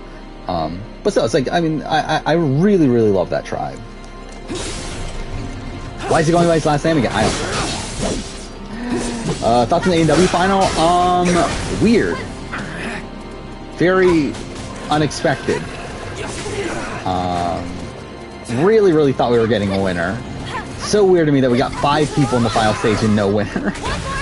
By the way, also though, like, I mean, I don't know how much people actually care to go in depth on A&W at this point in the stream, but I feel like so many people are like not recognizing how hard the final stage is. Where like I see that on the A&W Reddit, there's so much talk of like what happened to the final stage, like why was it so different this season? It's like, I mean, and like people are like comparing it to like, oh, we just saw Australian Ninja Warrior 3.1. It's like you realize that like Australian Ninja Warrior's final stage is shorter, right? And like this is something actually I didn't pay attention to until like I did finished the review and everything. Like, I didn't realize how tall the final stage of A&W is, to where it's actually like the tallest final stage of just a rope climb, I believe worldwide. Like even like Sasuke, because like this rope climb is 75 feet tall, which Sasuke has never had a 75 foot tall just rope climb. And again, this is a 30-second timer. So like that's actually like ridiculous. Like that's I actually never like realized that fact until I was doing the research. Like that's actually ridiculous. Like how tall this final stage is, like considering the time limit. Where even in Sasuke, there was one tournament where they had a 75-foot rope climb, and like they didn't end up using the final stage because they only made it that far, and they changed it immediately afterwards. But like I believe even there, the time limit was like 40 seconds.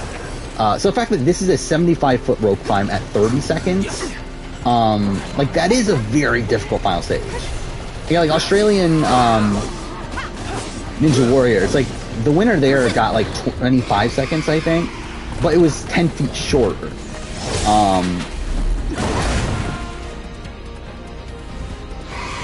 So it's like, I think people are like not recognizing like how tall this final stage actually is. That and also obviously the barrier to entry for final stage this season was lower considering the third stage was easier, but still. Yeah, Baka, yeah, I knew it meant like idiot, which is funny.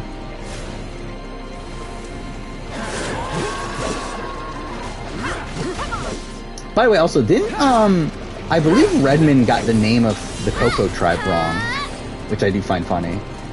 Because I believe it was Koka, I believe, was what the leak name was. And it was with K's, not C's. So, interesting that Redmond got that wrong. Then again, like, he's gotten, like, tribe stuff wrong in the past. Like, he got the Winners at War tribes wrong, where he swapped them.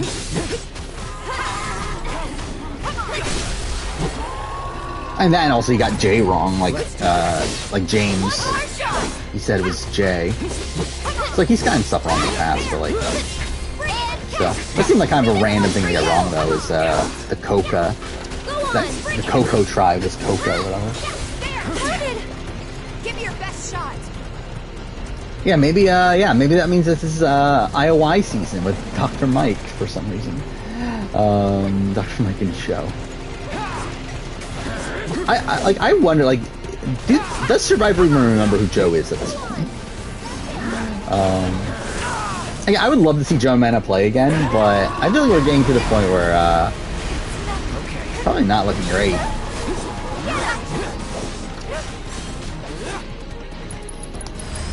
I don't know why bother doing that. That was such a waste.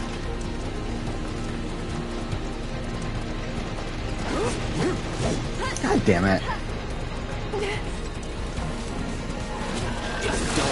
Closure won't last long. Hopefully that's for the better then. There's no spoilers for 43. I'm trying to think. We're like, what, a month away? Yeah, so I mean, I feel like by now you would typically have like some sort of boot list or something, right? Then again, I mean, like, probably all fake. Except for like maybe one that eventually gets proven like a few episodes in or something. That's typically how spoilers happen on Survivor. But, yeah. Cool, there's nothing reliable here. Yeah, I don't think we did get anything about Matt from San Francisco.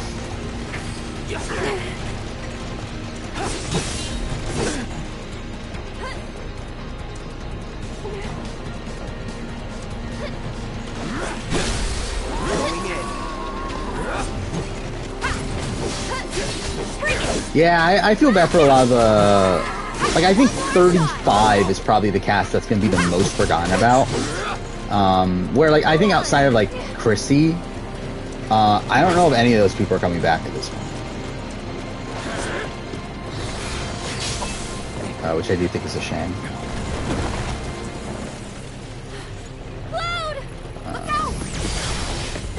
Because I'm trying to think, like, I mean, Div vs. Goliath, I think... So, I mean, like, even, like, Ghost Island. Like, is anyone from Ghost Island returning outside Dominic at this point? Like, even Michael Yerger, it's like, you have Xander to pick over him. Like, Helen, like, isn't that unique of a character type either. And then after that, it's like, were any of the other people that likely anyway? Just go away. Get him. Let's do this. Not what I meant to do. That'll do.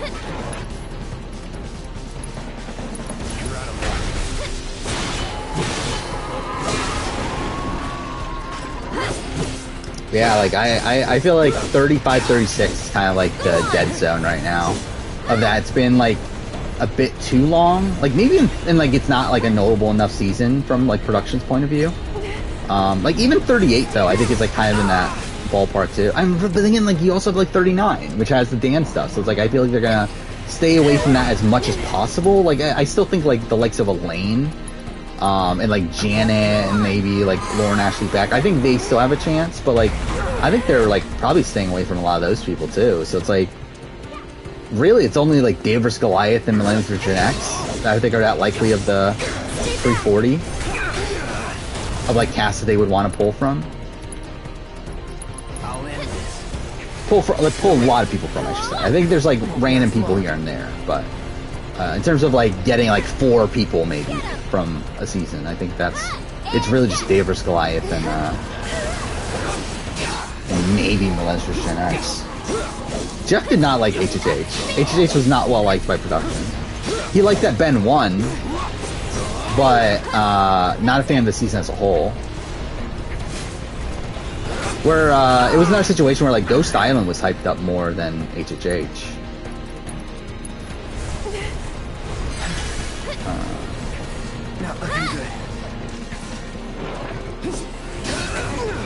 Yeah, I believe HHH is like one of these seasons that we like know production was like not happy with at the time.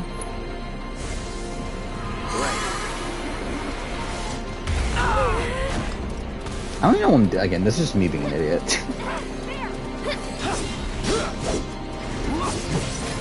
I think Carolyn's in a weird spot. Where it's like obviously like Jeff Probst said that, oh Carolyn, next time we have a returning season, you're obviously gonna be back. But it's like that was Game Changers. It's been a while. It's not looking great. I think, especially because you have Christy, who is a more recent version of her archetype. Gotta be careful. Like, I don't think it's like necessarily like no chance, but it's definitely not looking good. Words. I think no matter what, I think Davy is still like one of the more likely returnees. I mean, I think like Christian and Angelina are probably like bigger priorities in terms of who they would want, but I think Davy is like the most likely of those to say yes. So like, I still think Davy is a likely returnee. Though I think if we're like, I think if it's like if we're waiting till like 50, I think at that point maybe get worried. But I think like if it's 46, I think maybe I think Davy should still be fine. Get him! I'm not even using.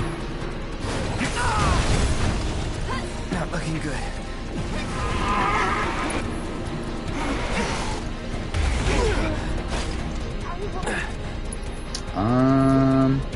Wait, no, wrong thing. It's this one, right? Restores your own HP. Oh, wait, that's only for Tifa. Is it this one? Yeah. Stay strong, okay?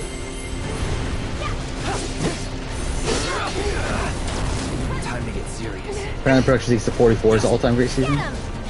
And we'll see how that turns out. Production was high on 42 also, right? Which I mean, too fair, like there are a lot of people that are high on 42. I'm not. But still. We'll see how that goes. American won Masked Singer AU. Good for them. Who is it? Is anyone actually that notable?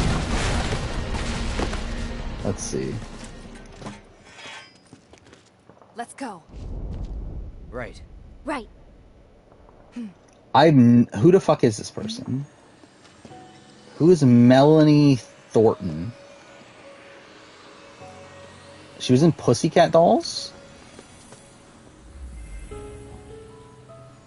It's that ghost. Yeah, I'm actually, I don't know any of these people except for Nicole Scherzinger, whatever her name is, from Pussycat Dolls. I never actually realized that until now. Oh yeah, good for her.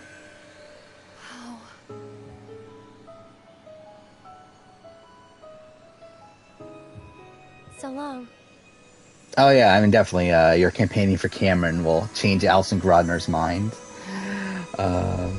Yeah, I saw Shannon Gus also was like posting. Oh, I don't know how 43 is gonna follow up on two like all-time great seasons in Survivor 42 and Return of the Outcast. It was like, I don't know about that.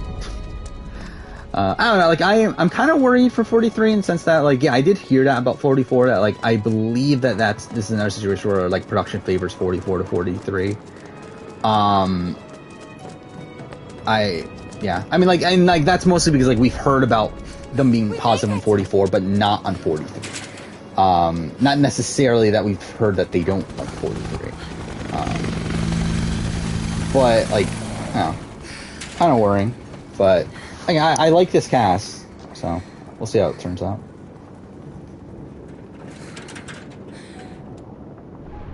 Who would win a final three of Dan Spiel, Jeff Varner, Mike Skupin?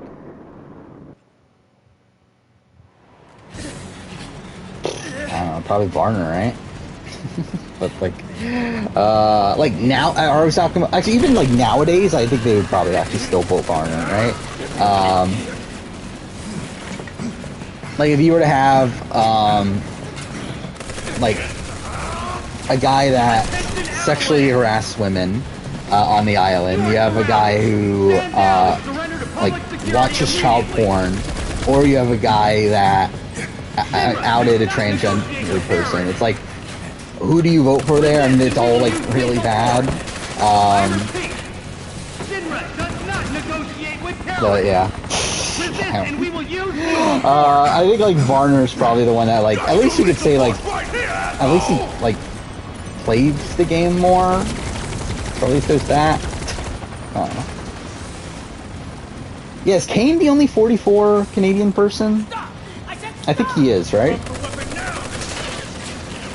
Which is funny that they just completely truck Canadians pretty much from this cycle.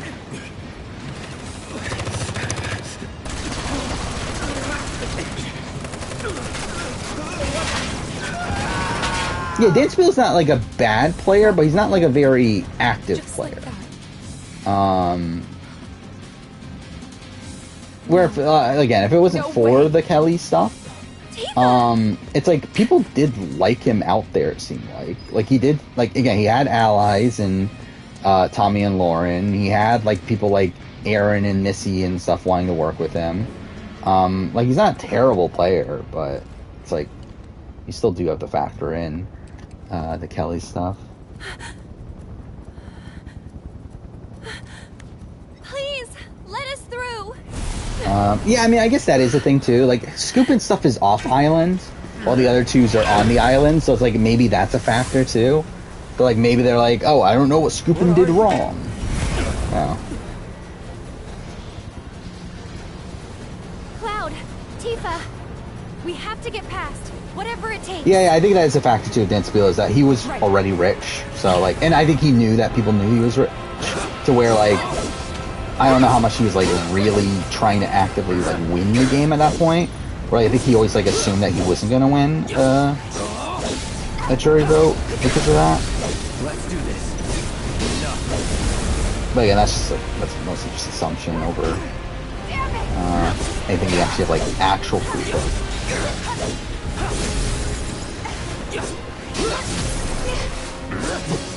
I think you, how do you pronounce your name? J... You're done. Hit him up? Is that what it is?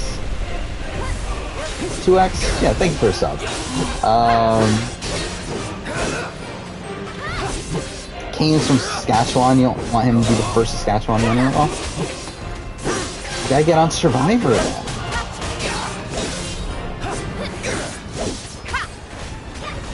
How old is Kane? Is Kane the... No, Carson's the young one, right? So like Kane's probably... He's like late 20s then, right? Okay. I don't remember, like actually, like 44 cast has really not stuck to my mind at all. Like 43 cast I feel like I had a decent memory of coming into the reveal today. I have very little memory of the 44 cast. Yeah, like I'm looking at it again. It's like I kind of remember these people. Like who the fuck is Franny? I've never seen Franny in my entire life before this. I feel like. Oh,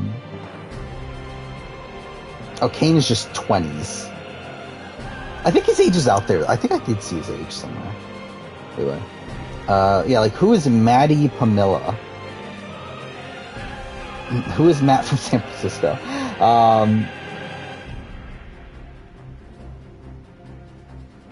But I mean, it looks like another like just solid cast, but obviously like can't really gauge anything from that. Oh god damn it! I accidentally clicked the clip thing. Whatever. Eventually.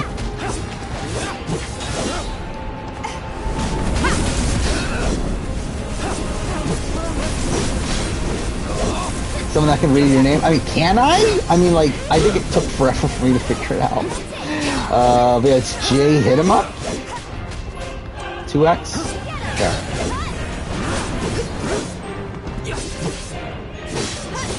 Yeah, who was the Prince Edward Island person? It was Vanessa, right? That was the first one, which is like, yeah, not a great representative. 4344 cast up pop to you. I like the 43 cast. Again, like I have more like people that I think are going to do well on this season than I have for the last couple.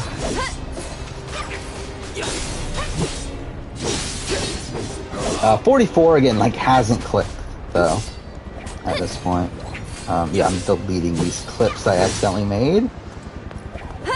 I need to make sure not to delete the raw clip because it's a classic at this point.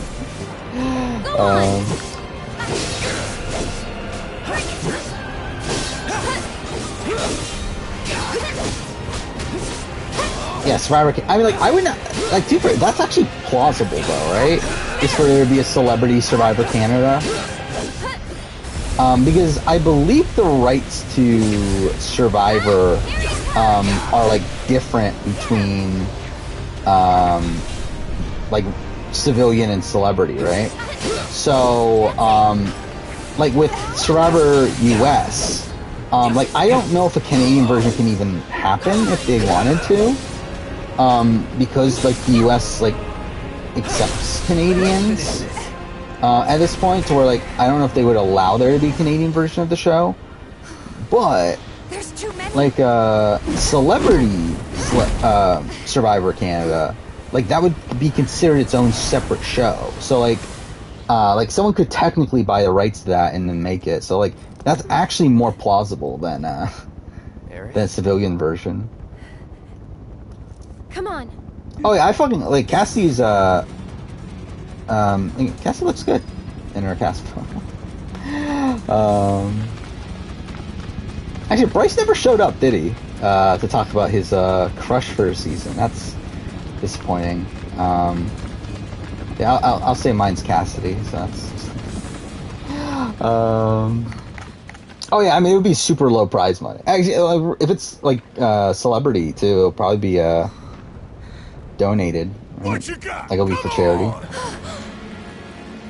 Oh, we're finally back to being a Barrett. It's only been fucking 2 streams or whatever That's Barrett. since we've seen him.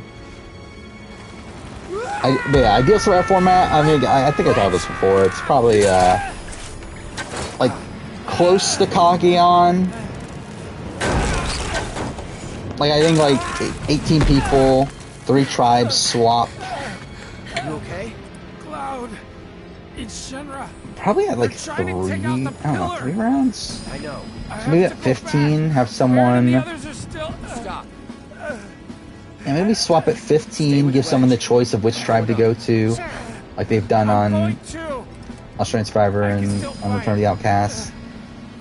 Merge at like Biggs, they were shooting at me and he. 11 or 12 at that point. I guess if you're swapping that early, you would probably Don't worry, I'll merge patch at him up. 12.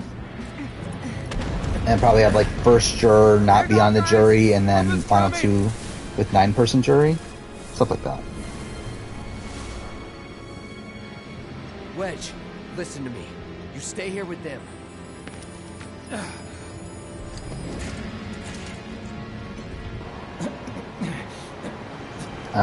Trainer Casfo is having cast wear shirts instead of shirtless continues. I mean, like, I believe they do multiple, right? I believe they do like a one in swimwear and then one in regular clothes, and then like at least with old seasons they used to release both. I don't know what they've been doing this. Have they even updated the CBS webpage yet? I don't think they have, right? I checked it like a couple hours before stream. But yeah, it's still the 42 cast. They don't have the 43 cast up yet. Which, why?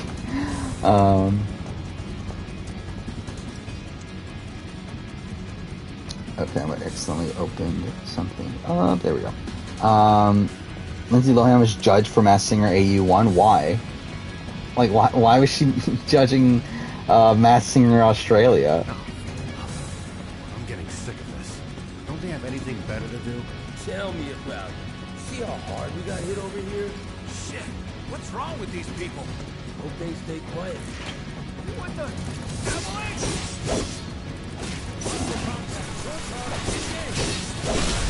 You're mine.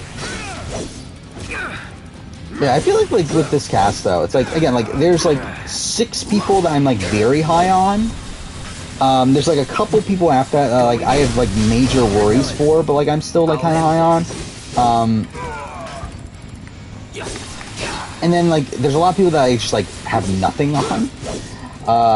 Which I feel like Cassidy's one of those people where like I'm not like high on Cassidy, but I'm not necessarily like low on her either. I just feel like it's just like could really go anywhere, like either way. And I feel like someone like a Justine is in that position too. But like I really don't have that great of a read on Justine. I don't really have that great of a read on a Dwight. Like I don't know how he's gonna do either.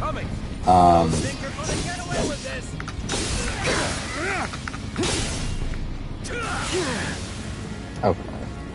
Can't take me. I thought they had enemies with shields. That first boot, let's look at the cast. So I have Cody at the bottom of power ranking, but I don't think he's going to be a first boot. Maybe Naka. Yeah, probably Naka. I mean, it depends on who goes to tribal. I mean, like, I believe if I remember right, Baka looks like the weakest tribe on paper. I believe.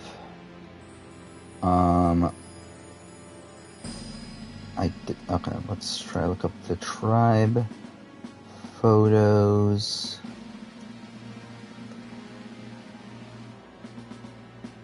Whatever, I'll just look at this. I guess Coca, like, or Coco, whatever the fuck their name. Like, I guess they're not like this. I feel like VII is probably the strongest tribe. Like, they seem like the tribe to me that's like the most stacked. Like, you have Cody, who should be like good physically. You have like Justine and Noelle, who should be good physically. Again, Jesse should be fine. Dwight should be fine. It's really like Naka who could be like middling, but it's not like that's a pretty like good tribe physically. Coca, I guess Coca. Okay, I keep saying Coca now. God damn it. Coca, like I guess it's a decent tribe. And you have like you have like Cassie who should be fine. You have Ryan. I will say this, like, Gio was someone that surprised me. I didn't realize Gio was, like, a small guy. Like, I assumed Gio was, like, but based on his, like, one photo that we saw of him from Redmond, like, he looked like a bigger guy. Like, I didn't realize that he was, like, he's kind of, like, of smaller stature. But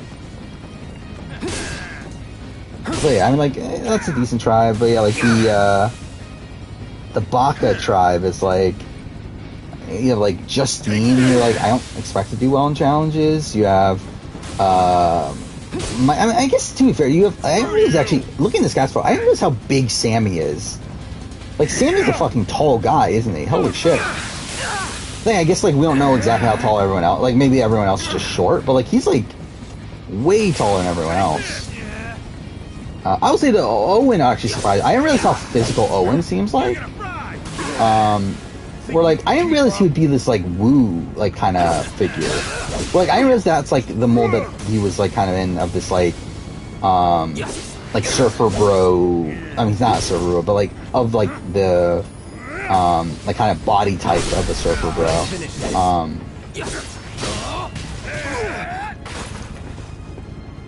So, like, he seems a bit more physical than I was, expecting coming into this. And actually, Baka's like not that bad. But like, I mean, like if you were to make me guess who the first boot of Baka is, like I would say like I think it could be Justine. I think it could be Mariah. I think it could be Mike. I think those three are like. I think like I don't see it being Owen, Ellie, or Sammy, unless this ends up being like such a train wreck tribe, to where they're like hyper strategic off the bat. But like, I think Justine seems like the physical weakest person, like, right away. But then you have Mike, who's, like, the oldest person. Then you have Mariah, who just, like, kind of stands out. So, I feel like those are three that stick out to me. From Vessi, it's like, I mean, I think Naka is, like, the obvious one. Like, I could see Noelle maybe getting on people's nerves, to where, like, maybe they could vote her out. Because of that. But, like, I think Naka seems like the easy boot there. Actually, Dwight's another one. I didn't realize Dwight was so tall. The Coco tribe, though, like, I don't know who goes from there. Like, I think they're all, like, fine. Like, maybe Gio. I mean, Gio's, like, again, like a smaller guy. Maybe they'll vote him out because of that. Again, it's kind of my worry of like what happened with Romeo last season, though Romeo obviously surpassed that, but like I was expecting Romeo to be early boot because of that. Like Lindsay, again, is one of the older women, but it's like she seems like fine physically, but maybe that Sigma plays into that. I always saw Carla, like, even though I really like Carla, I do think Carla might be a bit high variance, to where, like, I feel like she could overplay her hand. Maybe she could be an early boot. Yeah, I think those are people that are like in consideration. I feel like the person that's like so blatantly the first person off their tribe though is Naka to me. But it's like I also don't expect that tribe to go to tribal first. So like realistically, like I might go for Janine as like a first boot pick. I would love it if Carla like won this season. I think that would be great. Again, based on like how she was in the initial promo, and then how she talks in the Get to Know You video. Like, yeah, I think Carla would be really fun. But again, I would not be that surprised if she's like won the first few boots. Hey, is Wedge? GOV Ryan 35. Why not? Ryan from this season, I don't get a great vibe from. Also, that's another one I haven't talked about yet. I have him pretty low on my power ranking. So like I don't get the sense that he knows what he's doing. Toro off himself Janine's first boot. I mean, that'll be funny to see at least. Don't let it be for nothing.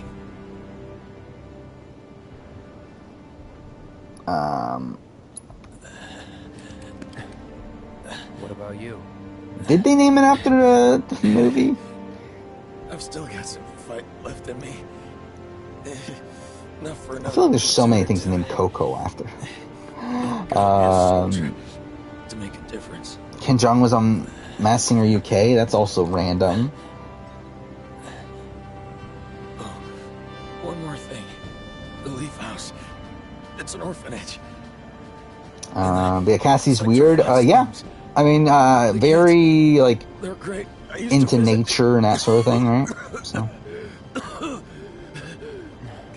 Am I attracted to any men Survivor who've played Survivor Big Brother? I feel like everyone is, right? Let me guess. Not a fan of kids. To at least someone. I mean, there's, like, obviously, like, not beyond, like, just the base level of, like, oh, they're attractive. Alright, it's not like I'm, like, obsessed with someone. I'm not Bryce with Lauren O'Connell. But yeah, I mean, like, I don't, like, it's like, oh, that person's really attractive, but it's like not anything beyond that, obviously. Our future is in your hands. Yeah, Janine, like, I mean, Janine in the cast photo, in the tribe photo, like, looks like kind of out of place there. There's also like part of me like being like, I would not be that surprised she's a first boot. And she looks so thin too. I didn't realize how like she's. I mean, she's actually like she's the same height as. Actually, no, she's taller than Mariah. No, she looks like. I don't know. Like I don't know how physical she's gonna be. Yeah, I did hear that the tribes are named after trees this season. Which, sure, I guess.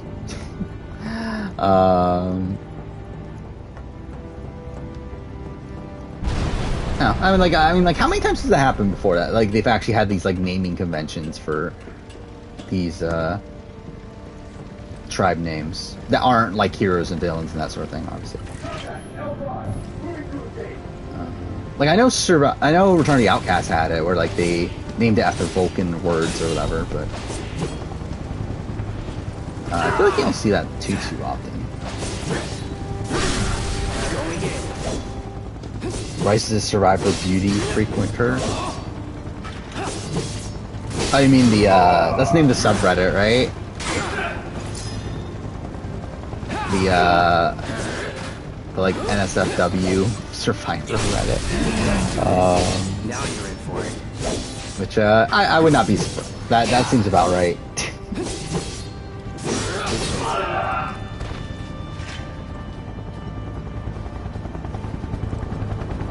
Actually, what happened? Should I do this?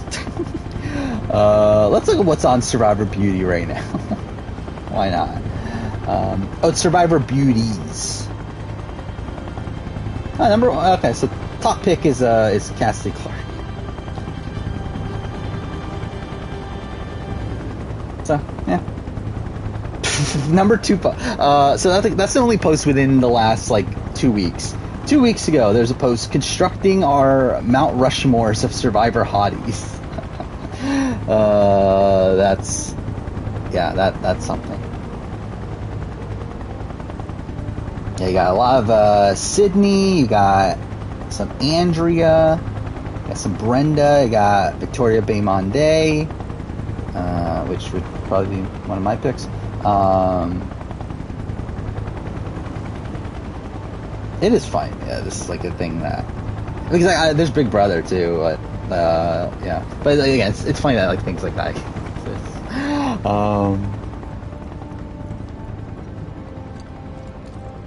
Yeah, I could see Baka being a bit train wreck. I think Baka is definitely the like Ua. I think where like I think it's probably going to be the more like strategic of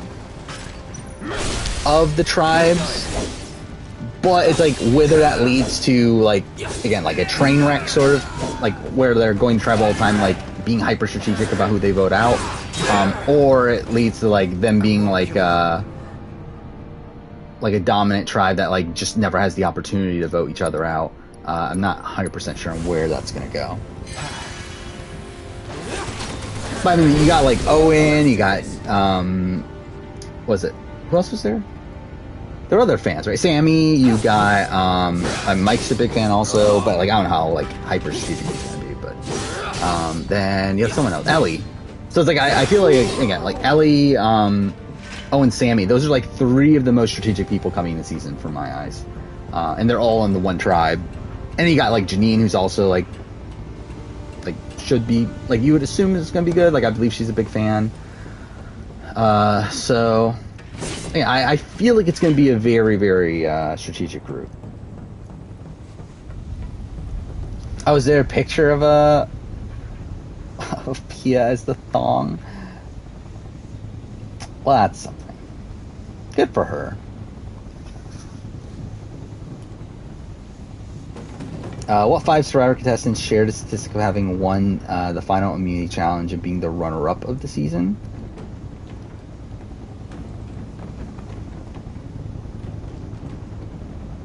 Is there only 5?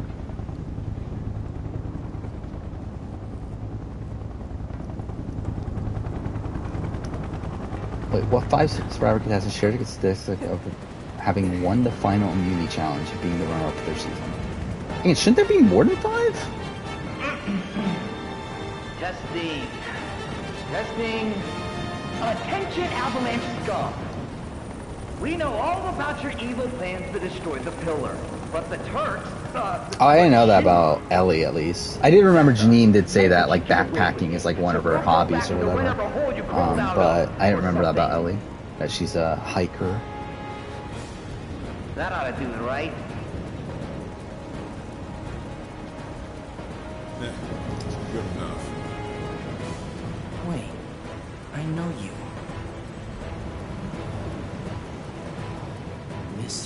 Just actually, yeah, it does look like a like a sandal, doesn't it? It's like what? Actually, now I'm really looking at it. It's like what is this supposed to be? I don't know. Like it doesn't look like a thong, but whatever. First class asshole. Gotcha now. You ain't got nowhere to run. I mean, like, are we talking about in Final 3 scenarios then? I assume we're talking about in Final 3 scenarios then, right? Because if we're talking about Final 2s, I feel like there's, like, a lot right away. Not good. Because, like, one Final Immunity, it's, like, the first 4 winners of the show are all that, and then you have Wu. Our first 4 runners-up, and then you have Wu. So that's already 5 just alone there. Shinra does not negotiate with terrorists. So, like, I assume we're, like, talking about only Final 3 scenarios then, right? Because, like, Survivor literally started with, like, Kelly Wigglesworth won Final Immunity, lost the game. Colby won Final Immunity, lost the game. Kim Johnson won Final Immunity, lost the game. Nalia won Final Immunity, lost the game. Then you have... what's after? It's actually a while... No, Lil. Then you have Lil... oh, you mean second runner-up. Okay, so it's the person that got the least amount of votes. Thank you. So that means it's Final 3 scenario then, right? So if that's the case, then like Romeo comes to mind right away. You got Romeo, you got Xander. Actually, I forgot. Yeah, both of them. I'm sorry. I can't stay here. I have Romeo, to help them. Xander. Go. Follow your heart. Not Natalie. Aaron. Let's see, not Natalie. There's a bar in the center Nora. of town, Seventh Heaven. I need you Actually, there are a to lot. get Marlene Just to safety, recently, there's a lot of third right? placers. It's okay. I'll find her. Yeah, then. Let's see, 38, 37, no. 36, no. Can you take her to the bar for me, Wedge? 35. Consider it done.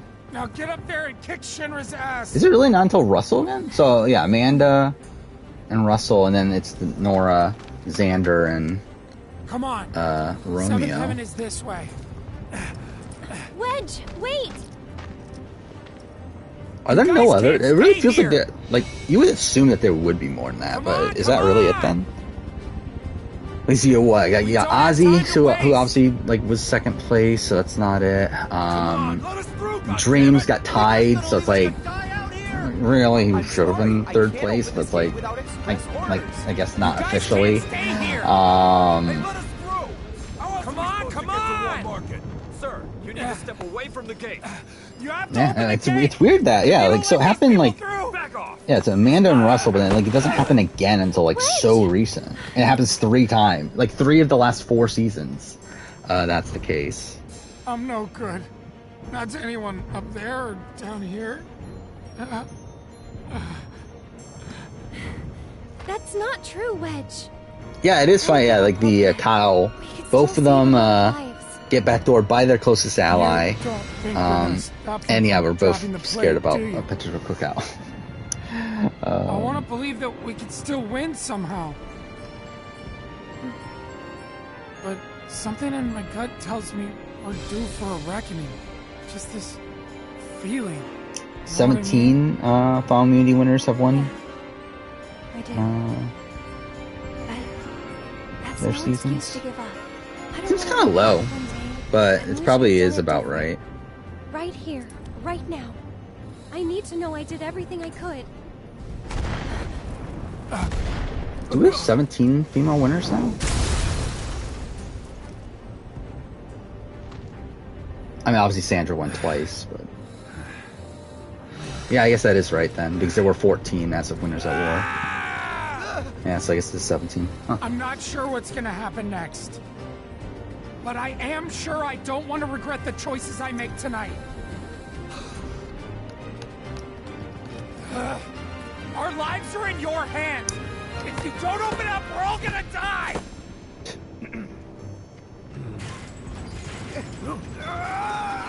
Yeah, I just realized I'm not on pace to make it as far as I thought I was going to tonight, but whatever. No, sir.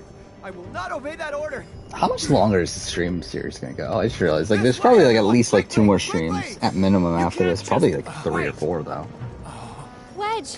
It's gonna go on Seventh Heaven is just forever. down this road, isn't it? Head straight and look right. You can't miss it. And obviously me getting lost for 45 minutes definitely Don't played a worry factor in about that. me. All right, I'll get these people to safety. Get out of Sector 7, please! We need to get as far away from Sector 7 as possible. Only right 5 of now. those women won Go to both Sector Final Immunity 5 in the or season. 6. That's actually a Anywhere really but here. interesting stat. You Because will that's have like to that get means out of Sector 12 of 7 the women that won their now, seasons please. didn't. Slow down. Do you know what's going on? What do they want with a pillar? Which is a pretty big Well, there's still time. discrepancy there. But They're going to drop the plate on us? yes, Because yeah, that means what for men it's like 12 to Those sons of 13, bitches. so like, that's like pretty good do they close. think that Well, like was? yeah, with women, Feel free it's to like a cry big about it discrepancy later. for some Right reason. now, we need to get everyone to safety. Wait, the watch should clear the roads first. Ah, good thinking. Up to it. But yeah, like the last 2 female winners, both of them didn't win Final Immunity. Avalanche, I take it? Yeah, like Sarah didn't win Final Immunity. just a friend. Tell Tifa to lay low. I forgot, did Marion ever win immunity? I don't even remember anymore. Like, I feel like Survivor 42, I could not tell you who, like I know Lindsay won, like, 3, right? Or she only won 2. But, like, Jonathan won 2, I remember. But really a lot of the other, yeah, Tori won 2. Who else won challenges? High won 1. Mike Roman, yeah, so Marion never won immunity. I kind of forgot about that stat. She never won a challenge at all, not even, reward. So that's interesting. But what? Erica won 2, right? But just not final. Do you like how the entire cast of sections where replay them? Yeah, I mean that is a cool like addition. Actually, is there Tifa? Oh yeah, Tifa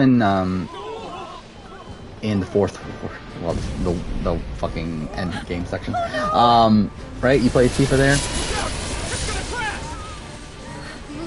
Yeah, actually, to be honest, that's something I'd actually never even thought about. I forgot that's the case. Like, obviously I remember that, yeah, he plays Aerith here, he plays Barrett in the lab section, that seems to happen. But, yeah. That's a cool little touch there. Water! Hurry! The fire's spreading!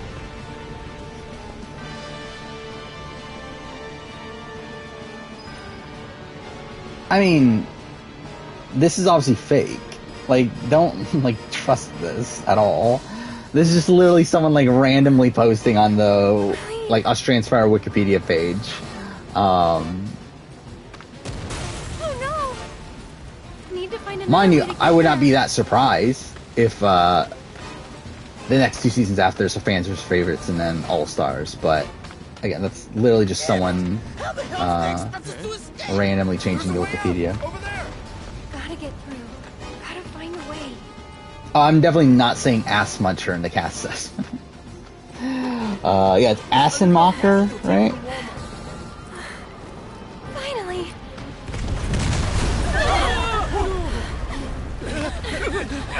Oh yeah, I finally found out what, I mean, like, too fair, I'm pretty sure other people, like, knew what he said to begin with. But, yeah, like, Cody in the promo for 43, I never understood what he actually said. Like, he said that, like, let's get radical, it's something I believe, like, to the point where I have it tattooed on my butt cheek or something like that. It's like, I believe that's, like, what he said, which, like, I never, like, actually, like, understood what he even said. By the way, I laughed at the fucking, his Get to Know You video, where, like, one of the first things he says is that I love to get radical. It's just like, what the fuck does that mean? Like, why is this just this thing that you say over and over again? Almost there, okay? Pre-winners at War, who's the only female sole survivor that's never played with Boston Rob? No need to rush. Are you hurt? Pre-winners at War? Oh, thank God the kids made it out in time. Come on, we've got to go too. I'll be fine. Don't worry about me. We can get Like, through what? this. We just have to work together. Get to Walmart. What does that mean? Like, pre-winners at War, who's the only female sole survivor that's never played with Boston Rob? Isn't there a lot? Or are you talking about post winners at War? If you're talking about post winners at War, then it would probably be like Natalie White, right? Betty, I've been looking everywhere for you. But like pre-winners at War would be like a lot. It would be almost everyone. You'll be fine.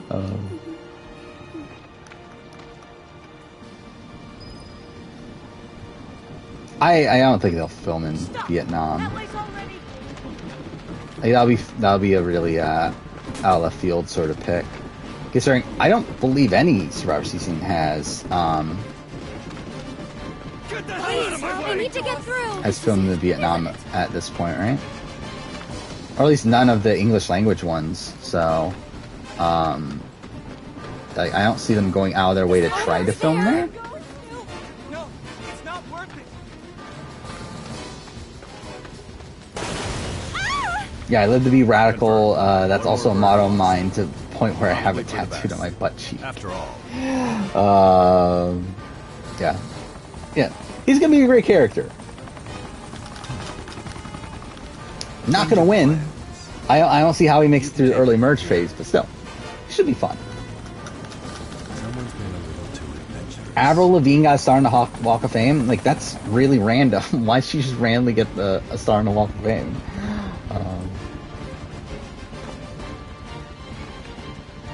It's like, is she that big? Like, to the point where you would think that she would get out Star on the Walk of Fame? Hold on, Marlene. Dang it, I don't know how many, like, singers have a Star on the Walk of Fame. But, like, I feel like Avril Lavigne wouldn't be, like, top of mind. Like, oh, this person needs to be on the Hollywood Walk of Fame.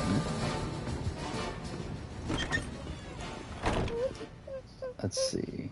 Like, has she done anything recently? Like, I feel like I haven't heard the name Avril Lavigne in forever.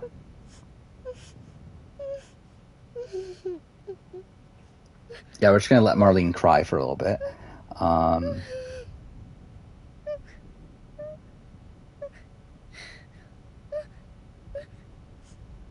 And she hasn't done, like, too much recently. No. Oh, you didn't know that? About Natalie? Natalie got a concussion before Game Changers, so she had to drop out. And the alternate was Sierra Dawn Thomas for some reason. That is still so bizarre to me. Right? It's like, of all the people, why was it Sierra Dawn Thomas? Who are you? Like, of all the people that could be an alternate. It's like, you really want Sierra Dawn Thomas? I like, maybe she was the only person that said yes to being an alternate. Maybe that's why it happened.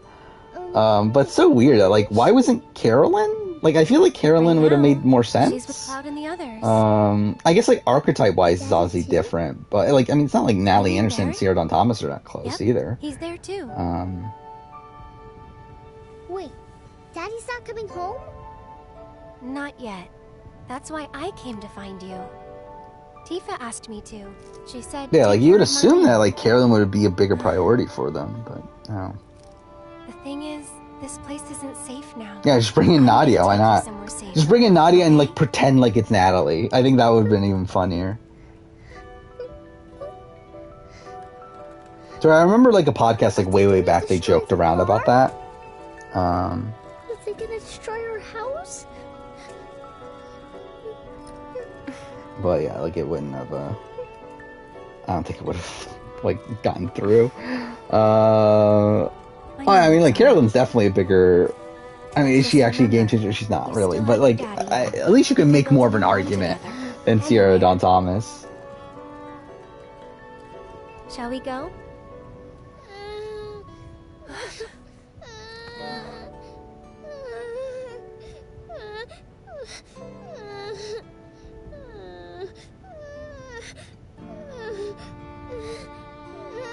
I mean, Heroes vs. Villains is, like... Again, like, it's like a mix of Heroes vs. Villains and Fans vs. Favorites.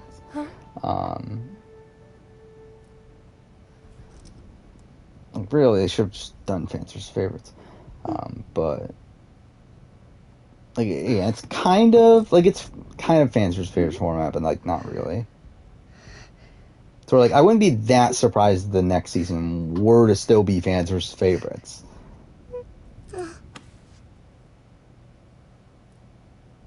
How'd Haley make it on? I think that's also a question mark. Oh?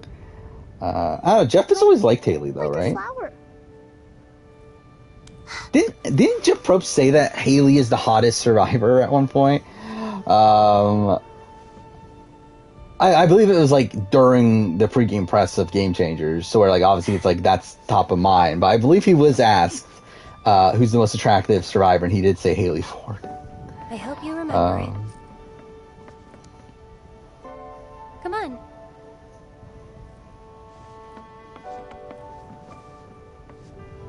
Bradley should be on Game Changers for the genocide of Malolos. I mean... Do you think that I could help too? Of course you can. Hey, if I could mix two Survivor themes together, what would I make?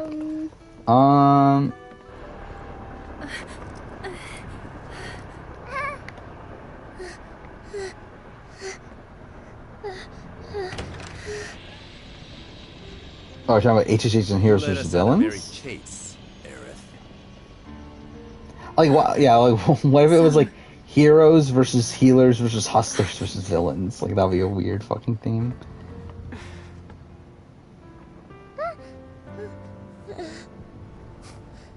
Before you say another word, know that your options are limited. I mean, if they divided Heroes vs. Villains into Fans vs. Favorites, then it would just be Fans vs. Favorites. It wouldn't be Heroes vs. Villains. There's nothing to be scared of, okay? It's still so weird. Like, why'd they take this approach? Like, where are we going to get the official cast? We make a deal. Like, we've been filming for like a few weeks now, right? For Australian Survivor. I'm surprised we don't have a official cast by now for the returnees.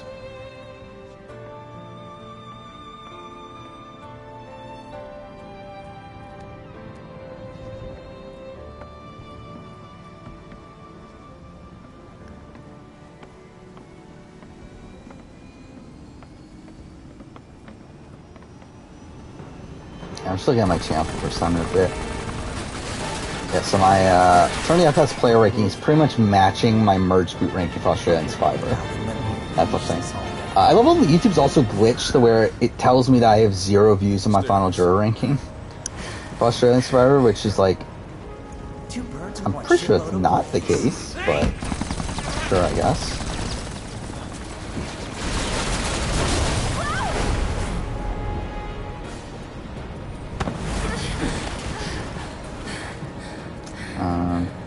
The Return to the Outcast videos have done better than the Island, so that's something. Just like you. Still not doing well in the grand scheme of things. Like, channel's in a bit of a, like, not slump, but like, obviously it's like, just haven't released a bigger video for a bit. So like, views are a bit lower than normal, but... Where's Eric? I sent him to Southern Heaven to get Marlena. In Wedge? I asked him to show her the way. Oh, we're back in game. I didn't realize we were back in game. Right. Yeah.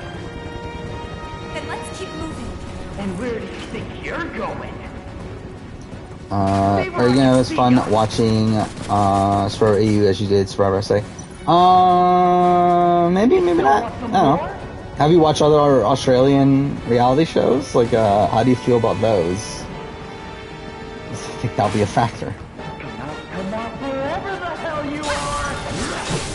But, like, Australian Survivor is, like, certainly has its ties, but, I'm just annoyed by, like, the overall, like, way the show is made. Okay.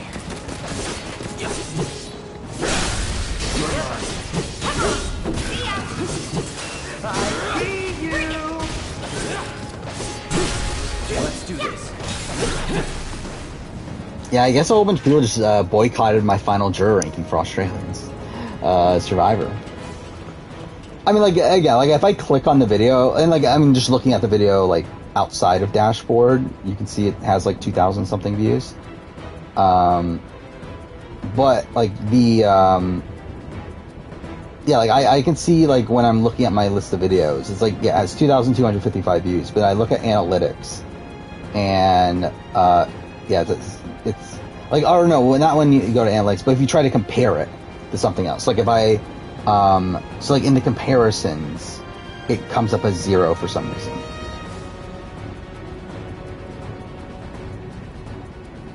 Yeah, like, comparing, Return of the Outcasts player ranking to the final juror ranking. Yeah, it just comes up as 0. And, like, and to be fair, I don't exactly know what happened. Actually, no, this is weird, too, because I'm looking at, so if you go day by day, it's right. It's just that for some reason, the first 24 hours, when you go in the real-time comparison, it just, like, is not showing up for some reason. Like, the first day's worth of views. So, I don't know. Like, it's obviously, like, a glitch, but, no, it's weird. Because, it says that essentially as if I didn't get views on the video until 3 a.m. the day after it came out, for some reason. You're done. Really procrastinating on watching past Survivor AU seasons. Let's do this. Yeah, I mean, it's a big cast. I mean, how much have you watched? Or, I mean, how much have you not watched, I should say?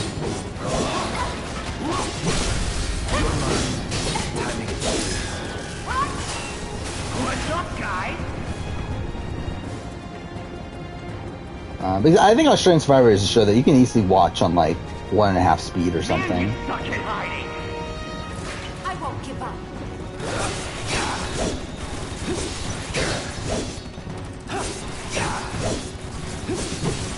Yeah, I mean, yeah, Phantom's favorites and All Stars 2 are in the next 2 seasons. That means it's 3 returning seasons in a row, which I'll be honest, don't think that's impossible.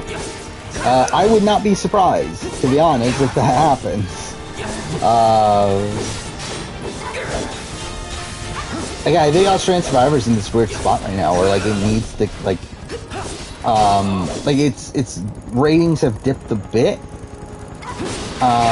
To where I think they're worried about having like a season without any like true like catch to it, and I think to them obviously like the easiest way to bring people back is through having like these people that people know.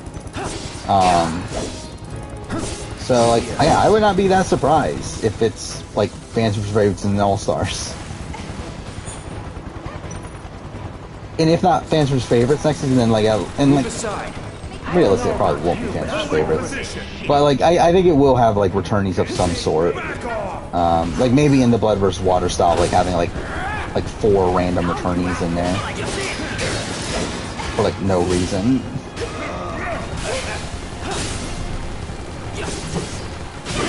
Well,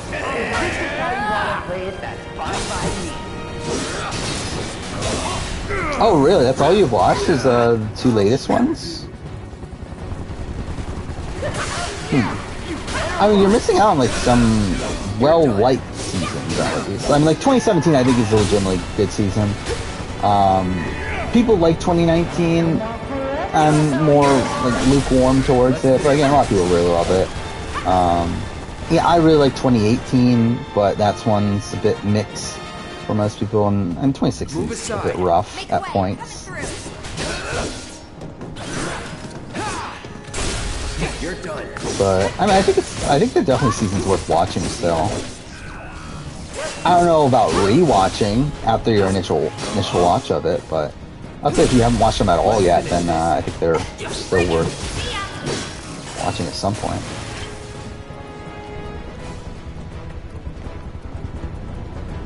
What if US had no returns till 50?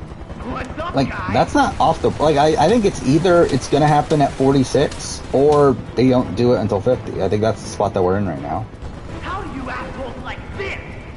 I mean, like, realistically, they could also do it for 48, but, like, it just feels weird for them to do it for 48 when they could just wait until 50 at that point. I don't know about you, but I'm over this shit.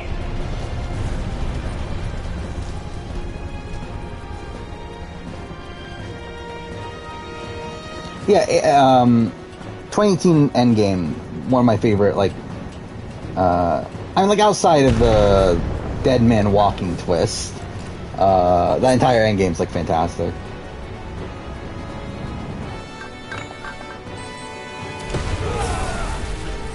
I haven't watched 1, 3, and half of 7 of SA. I think 1, realistically, like, you could just entirely skip. Like, unless you're a completionist, I don't think there's really a reason to watch 1. Really 2 also of SA. I think 3, there's, like, the Ashley Hayden part of it. That's, like, I think she's a reason to watch the season. But realistically also, it's, like, outside of that, not that much of a reason to watch that season either. Then I think, like, 7, it's, like, obviously the Rob Bentley part of it for that. But really, it's like, I think, like, what, 5, 6, and 8, I think, are, like, the more important seasons anyway. Like, I think 7's probably, like, the least important of the modern seasons. Looks like you guys are having the time of your life.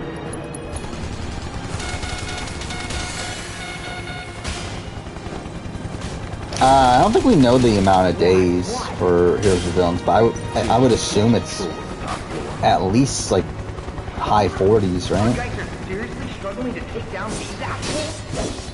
Because, like, I think the episode count's gonna be the same. So, like, either way, they're gonna need a day count to fit alongside that. Keep them busy, will ya?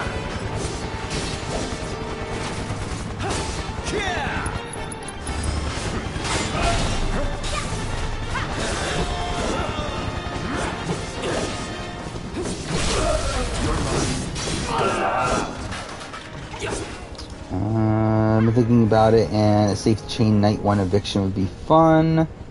Yeah, I mean, I think if it's a safety chain that you give, yeah, if you give people time to talk, then yeah.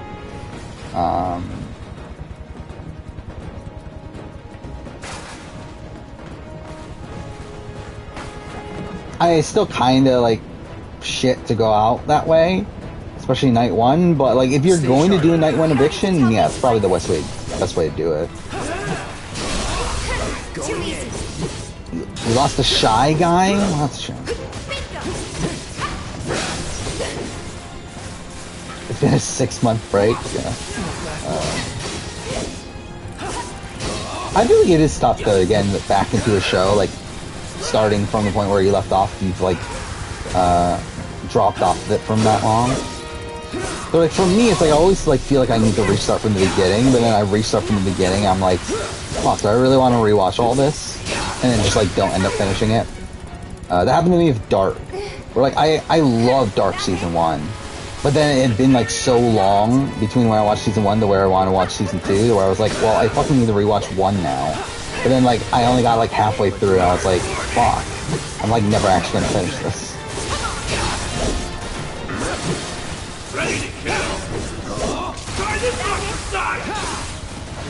I mean, I assume they would film in the same location they have in the past. For Samoa, they're filming in Samoa, right? Where it's like, you would assume if they're filming in a location that they've been to, that they would film. Okay, cool. I'm playing Mike. All right. But yeah, I assume that they would film in the same spot.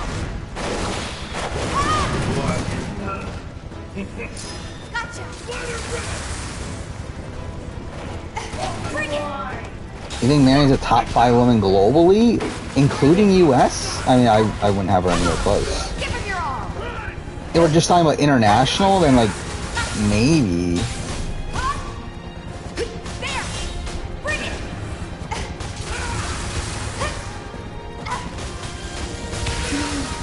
I thought it was stronger than Oh wait, fuck! I was not paying attention. I fucking died. That's so fucking sad. I was not paying attention at all.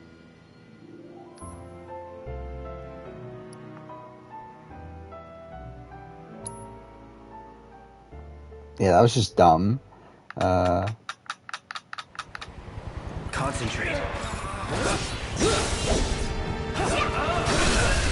Let's do this.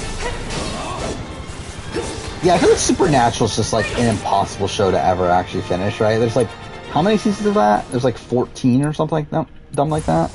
Like there's so much. And like also it's like an actual like show on TV and stuff, so like it's like 20 something episode seasons, right?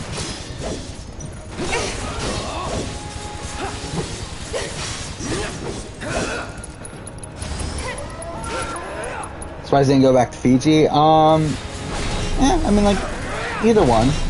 Samoa, Fiji, I think those are probably the two best locations for them.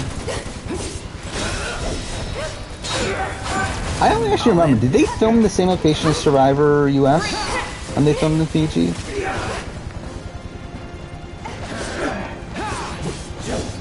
Actually, either way, it shouldn't matter because it's not like Survivor US is filming right now.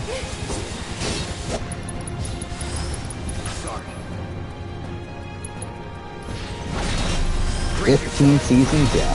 That's still a lot. Bone-in or boneless wings? I could do either.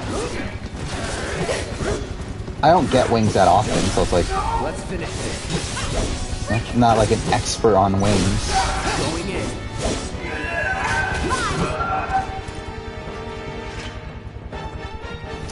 Is there a rest point? I could have sworn there was. I guess I'll use the night one.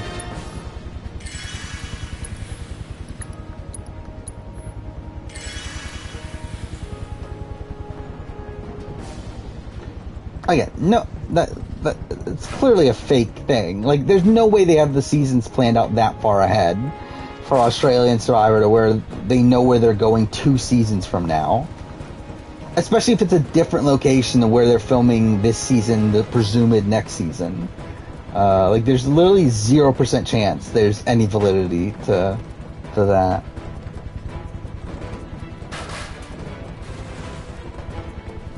Where am I going then? Oh.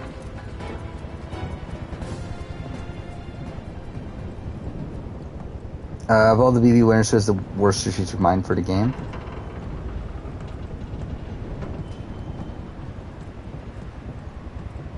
Probably Jordan? Rachel? Oh, I never talked about that. I did watch Snake in the Grass. What was it? Rachel, Janelle, Stephanie, LaGrossa, and Suri. Which, I love how, like, this was supposed to be this, like, big, story for, like, Stephanie LaGrossa that she'd never won any show, and now she wants to win this show, and, like, she loses, and she sucks on it. Like, I love her, like, she's the same. Like, she's exactly the same. Like, she hasn't been a Survivor in, like, 12 years now? Exact same player. Like, based on what we saw in Snake in the Grass. Like, she hasn't changed pretty much at all. You could see the look on your face.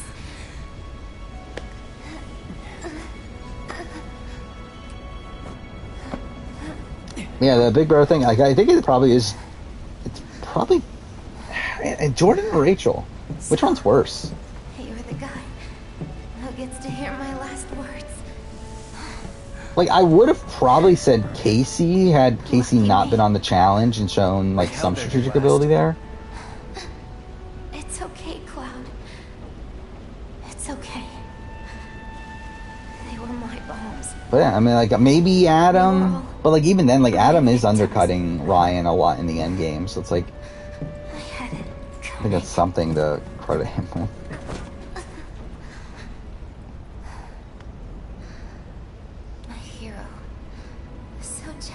I was gonna say they did film in different locations. I'll be honest, I don't think I've ever had garlic parmesan wings. I just wish that... Then again, like, I don't eat wings, like, much ever anyway. With Mom's cooking. Oh no, Jesse's dead. We're definitely not gonna see her again in Rebirth. She's definitely not going to be a golden saucer. Order me a pizza. That's right. It's gold saucer, isn't it? Yeah, it's gold saucer. Well. I don't think... Is Jordan, Natalie, or Dick and Danielle the worst BB Fontu? I mean, it's Dick and Danielle. Tifa's crying. Like, they both shouldn't have been there.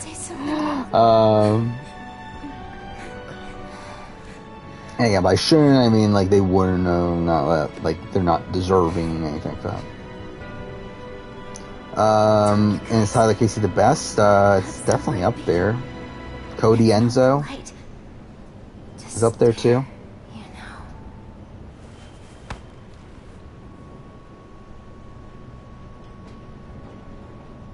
Like, really, I think Cody and Enzo would probably be higher for me, I think. Because I was definitely higher in Enzo's game throughout most of the season than I was with Casey's. Like, Cody and Tyler's, like, kind of in line, just the fact that Cody wins. So it's like, that's obviously a boon. So yeah, I would probably say Cody Enzo is higher.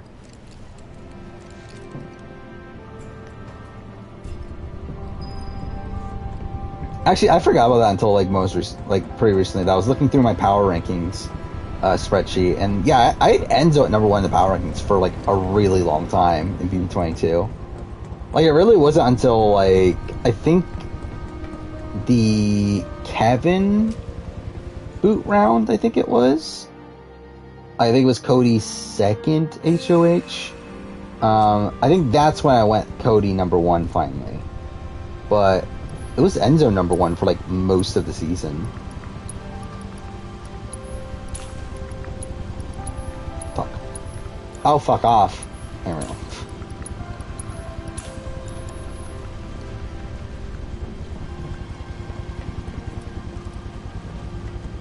Big Bird did an all runners up season. Who'd buy my winner pick?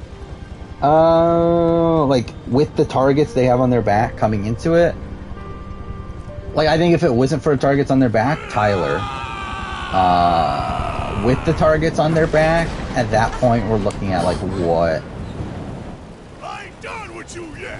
Simon, I guess let's run through a bit. We got Big D, we got Enzo, we got Holly. I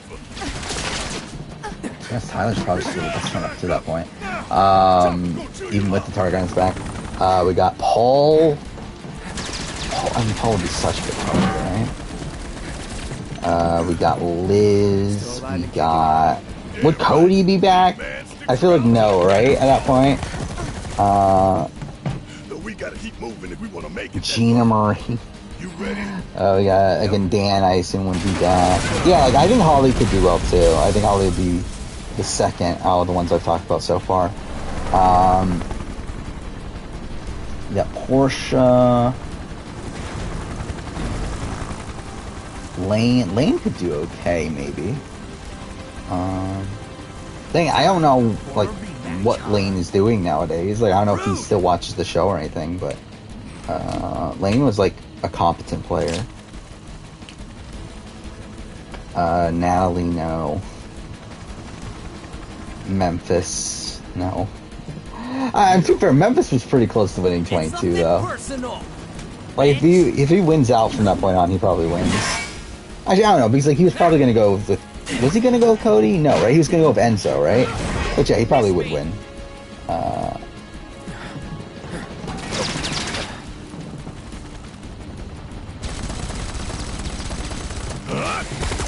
So you got what, Ryan, BB9. Oh, by the way, I did something I did do the other day. I went into this rabbit hole of the no context BB account on Twitter. That just like obviously posts all the like no context clips from Big Brother. It's like humorous little clips. I went through this rabbit hole of just watching all of them. And like there are so many like fun little moments from BB9. And like really just like Adam as a character, I think is one that I've kind of like understated over time. Where like I think Adam is probably up there of like one of the best Big Brother Big Brother winners that like a character, whatever, like best character from a winner, I guess. Especially when we're talking about like humorous moments. But like obviously you have like someone like a Dan, and you have like some of these people who have like are good characters, but like a lot of characters like based around gameplay. Like I think Adam is like a great character that's like based around like little like humorous moments.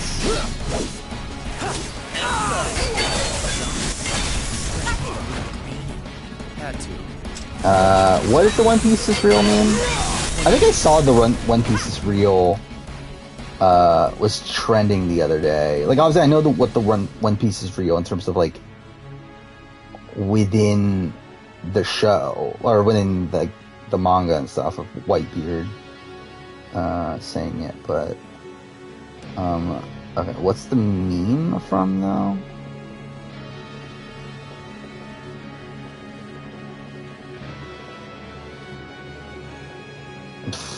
Okay, that's just stupid. Yeah,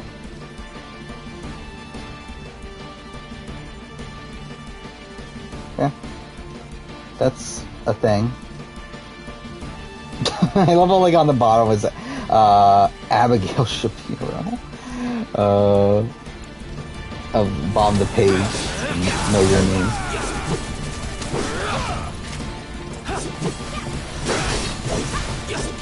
A lot of people on Twitter not buying ties of politics. Well, obviously, they just put it. Again, like, I mean, realistically, it's like, obviously there's still a lot of doubt to have, because like, you're never going to know how it's going to be until after he leaves the game, and seeing what he does at that point, but I think at least as of right now, while in the house, it does seem genuine, that he does feel remorseful. No more playing nice. But it's like, again, like, I think for like, people like BB Twitter, it's like, I don't think they're going to be happy no matter what he does.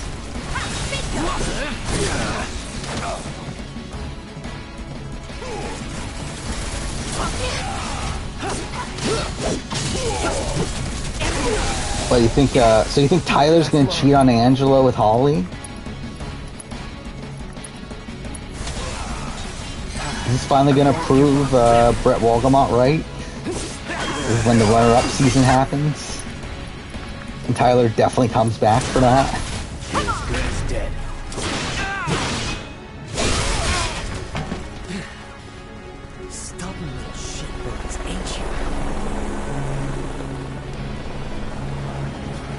Visby had to block comments on a One Piece post because of the meme. That's kind of funny. Say what? I see you're doing whatever the hell you want.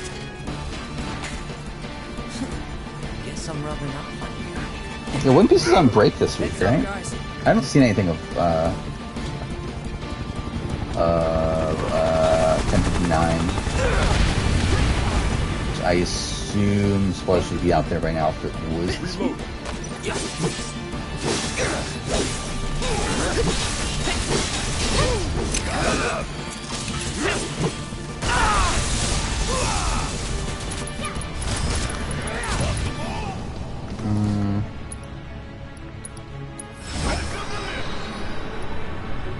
Wait, why did I get a trophy for that?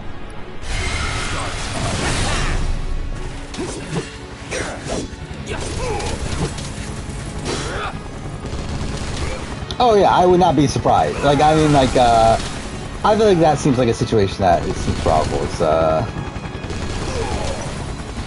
Is Angela, and then Tyler still sitting by her.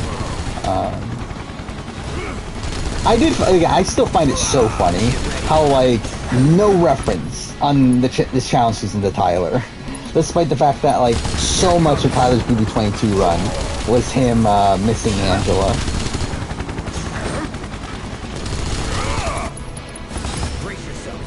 I am surprised. Like, you'd think that they would have mentioned Tyler on this. It is funny that they haven't mentioned him at all. Here we go.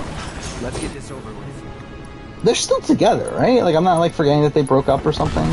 They're still together, right?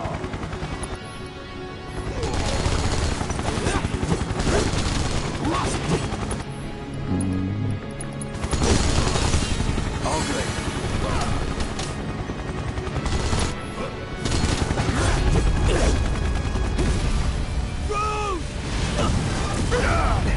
Let's look up Angela Rummins. Damn it. Thanks to God, she's a best-selling cookbook person. 2-time best-selling author for her plant-based cookbook. Lift your wings, huh? I was planning to join you anyway. Any landing you can walk away from. Okay, so she's still doing Knot and Chain. Come on. Let's That's take the okay. first two-step. Yeah, she hasn't posted a thing with Tyler in over a month now. But yeah, I don't know, they're probably still together though.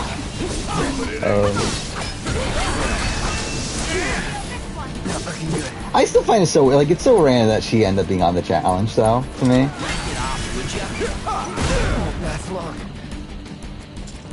I'm surprised that, like, if she's back, like, why didn't Tyler just come back too? Because, like, I would assume they asked Tyler too, right? I mean, like, maybe they need someone to, like, run the business. I guess that's probably a factor. So, like, maybe only one can go at a time from their point of view, but, so.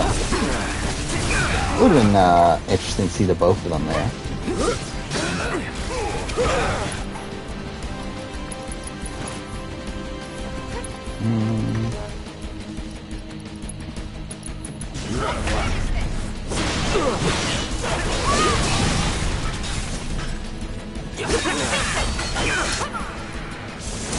Oh, I don't think they gave a shit about the Tyler. I mean, like, it's the controversy we're talking about, like, him quitting or wanting to quit BB22. Like, if we're talking about that, unless there's something else I'm forgetting, I don't think they care about that. Pay attention.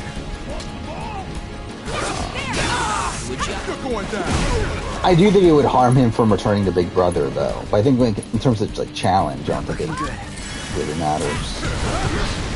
I don't know if the potions were, like, really shit.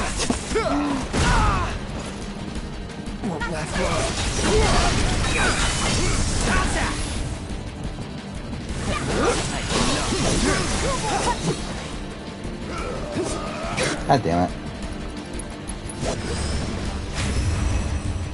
Have fun. Yeah, I know, like, BB22, like, I don't think they care, when it comes to that.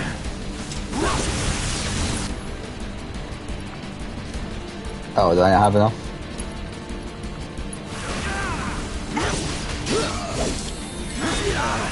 Like, I think BB Twitter will care and that sort of thing, but, like, I don't think, like, production cares. Like, I don't think that would be a reason why they wouldn't cast him. You're mine.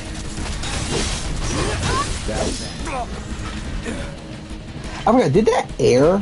I don't remember anymore. Like, I know they aired him wanting to quit, but I don't remember if they aired him promising, like him like saying that he would quit because of the BLM movement and everything.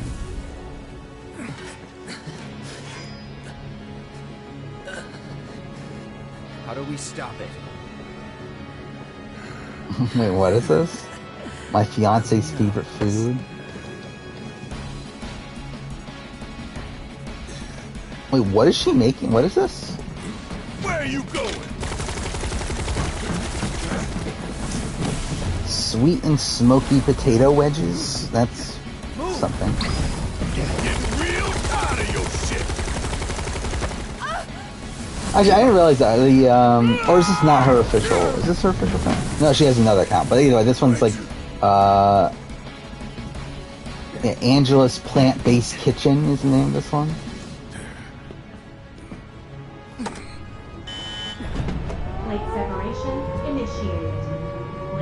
I just realized their website is called Tangela Inc.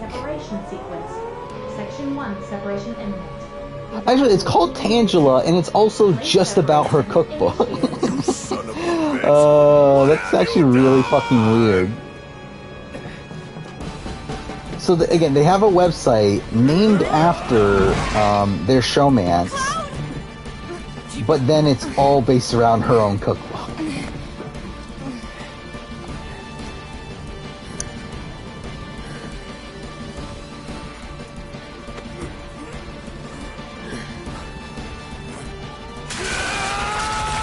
Oh, is that a thing? Did we know that? That, there's a new Australian Survivor,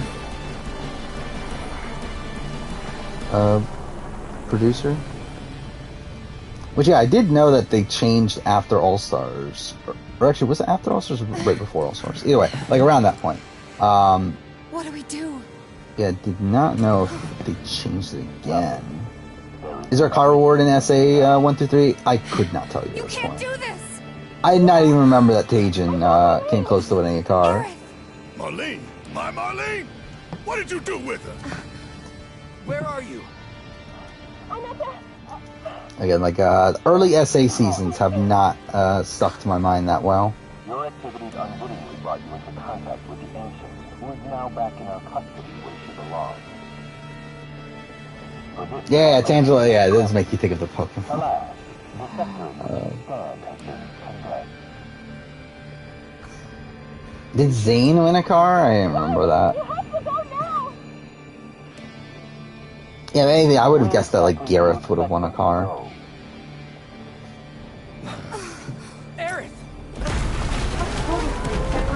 Just, I only remember Zane winning a challenge. I'm surprised he even won anything. Yeah, I guess he did win an award. Good for him.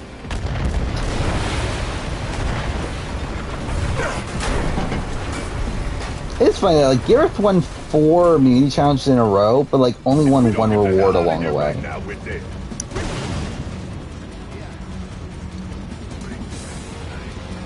Wait, where am I going? No? Cool, I'm about to probably die then. Like, I know I'm being an idiot, but where does it want me to go?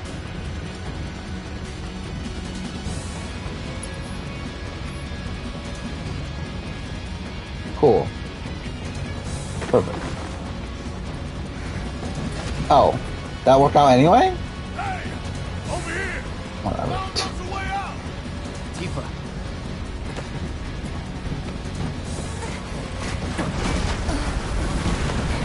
Was Cameron consideration for Dreamcast second chance? Probably not. It's not really high on my priority list. I wouldn't mind him coming back, but I'm not like I'm dying to see Cameron back.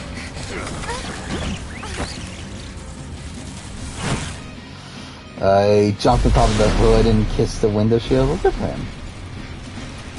I wonder if he still has the car. It's been what, 16 years?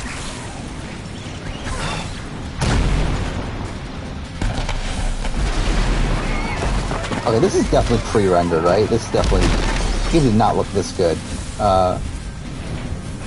Beforehand. Which fire-making loses better player, Angela Perkins or Heather? Probably, I mean, like, it's Heather, probably. They're both bad, though. Oh, there's Kate Sith, which is definitely pronounced Kate Sith.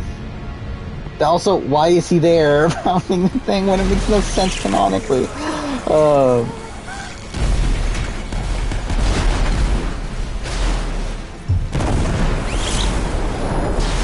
I guess it kind of makes sense, doesn't it? But, like, it's also weird. I don't know, it's just weird. Like, I don't get fucking, yeah, I'm still gonna call him Kate Sith. Like, I don't get Kate Sith's, like, purpose in the story.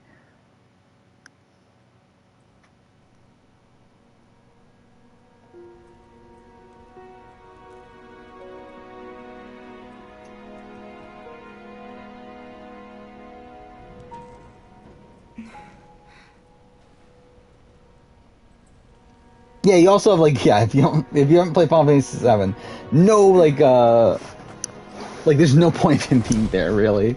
Like, realistic, why is he there? Like, what was the point of, like, showing him there?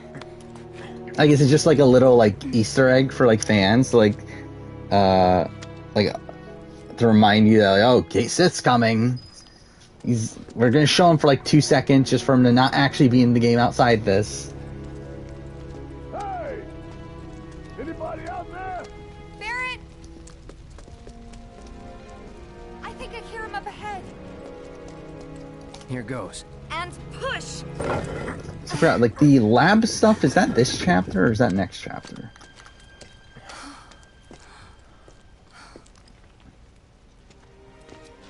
Yeah, we're like 3 hours in, so we're probably not gonna make it that much further into the game. Could we get away with 2 more streams? Probably not. I feel like the ending of this game is, like, really long. Vix! Witch! Jesse! God damn it! God damn you! Yeah, I mean, like, that's what makes it also weird, too. It's like, I mean, like, really, why is, like, I still, like, I don't know, it's just, there's so many questions with Kate Sith. There's, like, I guess we won't spoil, who Kate Sith is controlled by, but, like, why is, like, he doing this? Like, why is he, like, It was us. We did this. Like, one, why is he, like, doing it? And also, like, why is he just, like, so blatantly, like, a spy for, I guess that's kind of a spoiler in itself, but whatever. Like, why is he, like, just a spy for, like, in Cloud's group and, like, just openly admitting that, oh yeah, I'm a spy, but, like, just never actually reveals his identity until, like, the end of the game or whatever. I think it would be funny, though, to see how Kate Sith is portrayed in this moving forward. Because, like, again, his portrayal in the original game is just so, like, confusing to me. Yeah, it's like, how is he controlling him the entire time? Like, I believe they, like, explain that he has, like, some sort of, like, ability, right? That I don't even think was in the original game, right? But, like, they explained it after the fact.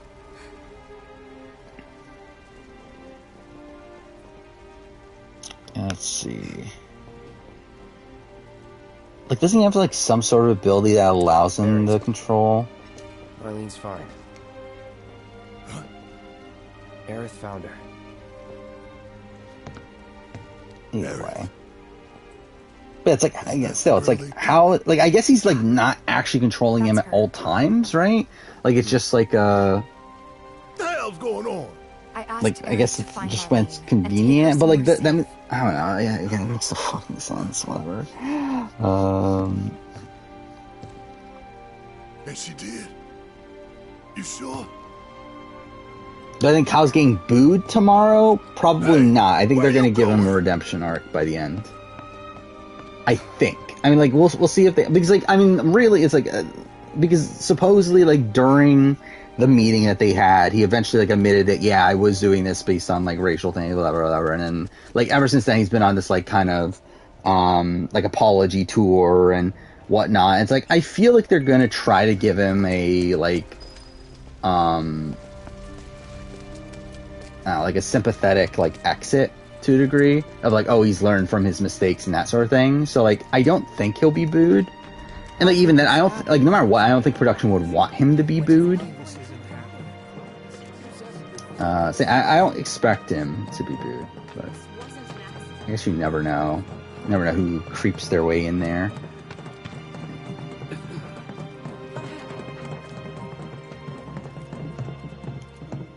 I said, where you going? Aerith's house. It's in the Sector 5 slums. And that's where Marlene is? Where we hope she is. I do find it funny, like, how many weeks have we had now, though, that we didn't get the veto ceremony at the end of the middle episode? I feel like there's been a lot this season, right? Is this, like, the third or fourth Even if she's not, I won't of the season? but I swear. Who am I kidding? I'd probably try to tear your head off. Because what, we for sure had it during the Amira...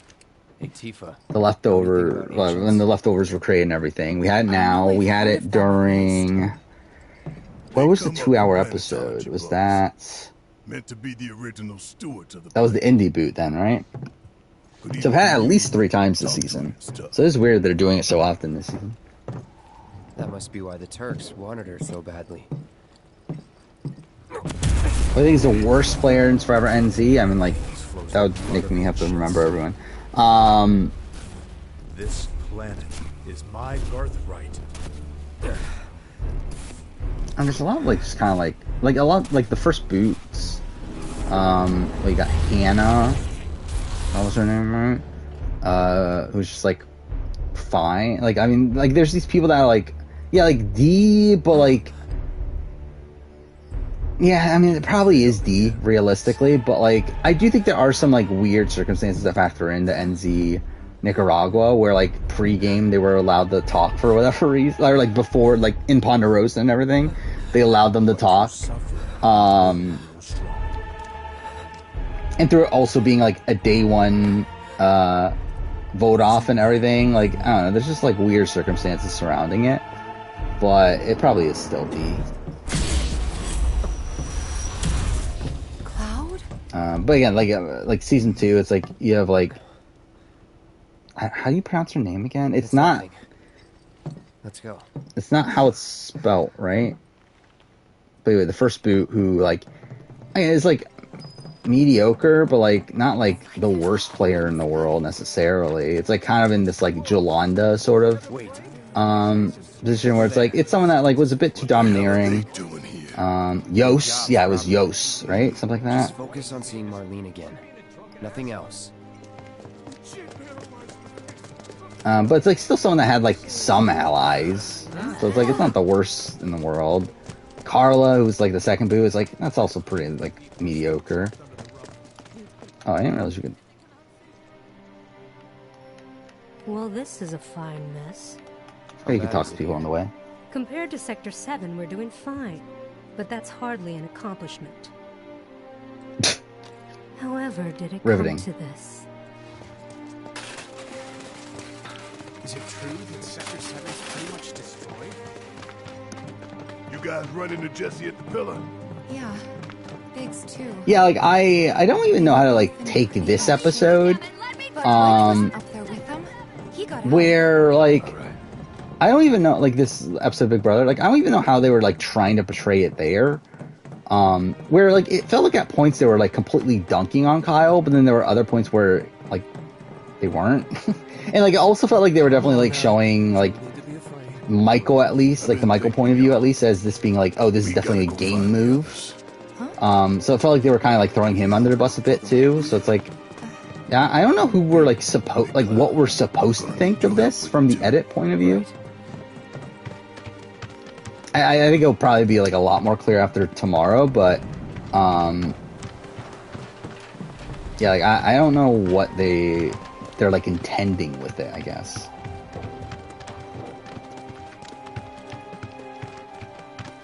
Yeah, it's like they were kind of like they were showing like both of them as bad. Which I mean, again, like I think like you could definitely get that.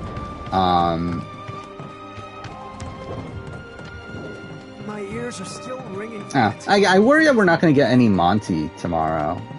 Like any focus, or like again, like I feel like they have to partially, right? There's like the Monty Turner relationship's gonna be important moving forward. It's a house on the other side of town. I mean, unless like there's one that has to go.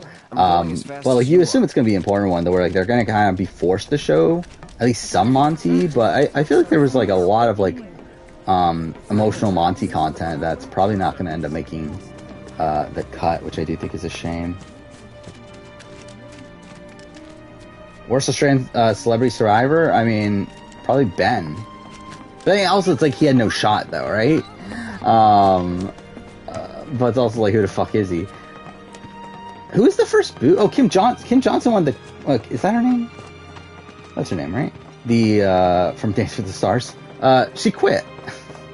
And voted herself out. It's probably her. Which Power Ranger team would I like to see get another season, and why is it SPD? I mean, like, really, it's probably, like... If we're talking about, like, getting another season at the time of their season, it's probably Time Force. Yeah, probably Time Force. But yeah, SPD would be a close second, I feel like. Sorry. I feel like Time Force, SPD, Ninja Storm would be up there. That's probably it, actually. I don't know if there's another season that I needed another season with that cast. With the heart of an angel. She was wearing, pink. She was wearing a pink dress today. Like, I feel like most other seasons are like, they kind of end fine. Like, I mean, I love Lost Galaxy, but it's not, I feel like that story kind of ended, like, perfectly at that point. I mean, to be fair, like, Time Force kind of ends fine, too, but, like, I think once you get reinforcements, it's like... I want to see her too. Why not just do another season? Come on, let's go look in on her. And like also SPD though, like also it's like, yeah, what do you do there too? I mean, I guess we're assuming that like they would have ended it differently then. Like Maybe they would have you just should like join your friend upstairs. Like they wouldn't have made like Jack and Z. That was right. They wouldn't have made them quit. But yeah, I feel like that's so integral to their arcs, though, that, I mean, I guess obviously they would just delay it for, like, the end of the second season. But, so I feel like that's, like, definitely part of their, like, overall arc on the season. Yeah, it is funny with SPD, like, the entire, like, structuring of it to where, like, there's, like, the hierarchy of when people get promoted. No, like they become like the commander and they become Red Ranger and that sort of stuff. So like yeah, like most of them end up being Red Ranger by the end of it. I took advantage of her. Also love like so. It's not your like fault. in Once a Ranger when like Bridge becomes Red Ranger. Is that because like they couldn't get Sky to come back, the actor for Sky, or did they like just want Matt Austin? That's the actor's name, right? Did they just want him, and then they were like, well, we don't have a Red Ranger on the team, so let's make him a Red Ranger now? She must trust you. Is that what they did? Like, I don't... You know, I'm not an expert on Once a Ranger, but, like... Yes. I do find it funny, like, how that came together. Probably the last one living. Let's see, Once a Ranger. She's not my daughter. It's been forever since I watched one. And to be fair, it's been forever since I watched a lot of Power Ranger stuff, but... If that's what you were wondering. I love how, like, I stopped watching Power Rangers Mystic Force, but I came back about 15 years to watch ago. Once a Ranger when it aired, and it's like, my it's husband not the greatest. had been shipped off to fight on the front lines. Okay, why is this not Then loading? I received a letter okay, saying there we he'd go. be home for a bit. So when the day came, Is there any I went to the station details to meet him. here?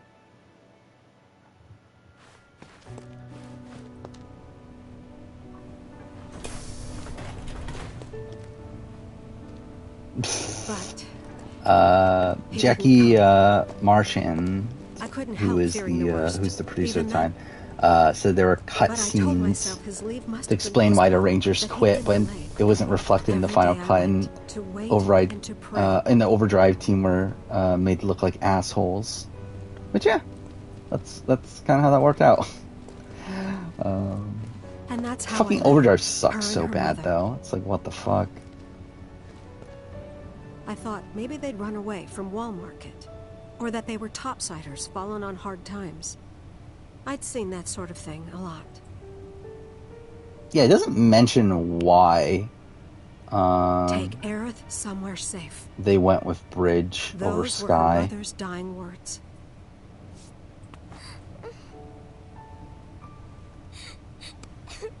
Whatever. I plan on doing a video on the Power Ranger movies at some point. I actually had a review or retrospective of the 2017 movie on the schedule at one point, but I took it off. But yeah, I would like to do Mighty Morphin and Turbo. And really, like I plan on doing season retrospectives of Power Rangers moving forward. So maybe I'll just do them along the way there. But I don't know. Told me strange stories. Kind of sucks I have to wait so long. Like if I am going to do it this way, I'm going to wait so long to get to the seasons I actually care about. Because like it's going to be Mighty Morphin first. Mighty Morphin seasons 1, 2, 3. Which I mean, like I like 3, but yeah, still. that sounds about right. Then you get like Zeo. It's like Turbo. I like more than most people, but then like it's like in space finally. That's like what, 5 years in. She said no. Actually, no more than that. 6 years. 6 years in. God damn. Thoughts on Jackie B with 17? She's fine. What can you say to that? Not the greatest player in the world. But, like, if Jackie were to return for another season, I wouldn't be opposed to that. I'm also not dying for it, Mommy, but, yeah, wouldn't be terrible. Sad. That's what she said to me one day, out of the Do blue. Sentai movies? What's wrong? I could do some of them. I would actually like to do the crossover movies. I think that would be interesting. Actually, when did they start doing the crossover movies in Sentai? Was it O-Ranger? I don't remember anymore. Because I might have watched, not all of them, but like all of them to the point where like I was still watching Sentai stuff. I didn't believe her, if it did start O-Ranger. And then, a few days Yeah, it was. later, O-Ranger, Kaku I Ranger was the received first a one. letter Interesting. saying my husband had been killed in action. So I believe I've watched all the Versus movies up to Ninja Like that. Juoger. She'd just know. It was a lot to deal with, but we were happy. And they kind of like, I guess they went back to doing them now. I thought they stopped. But anyway, I mean, that'll be a fun video series doing the Versus movies at least. If we're just doing the random movies, and that's kind of like, because they're mostly kind of just,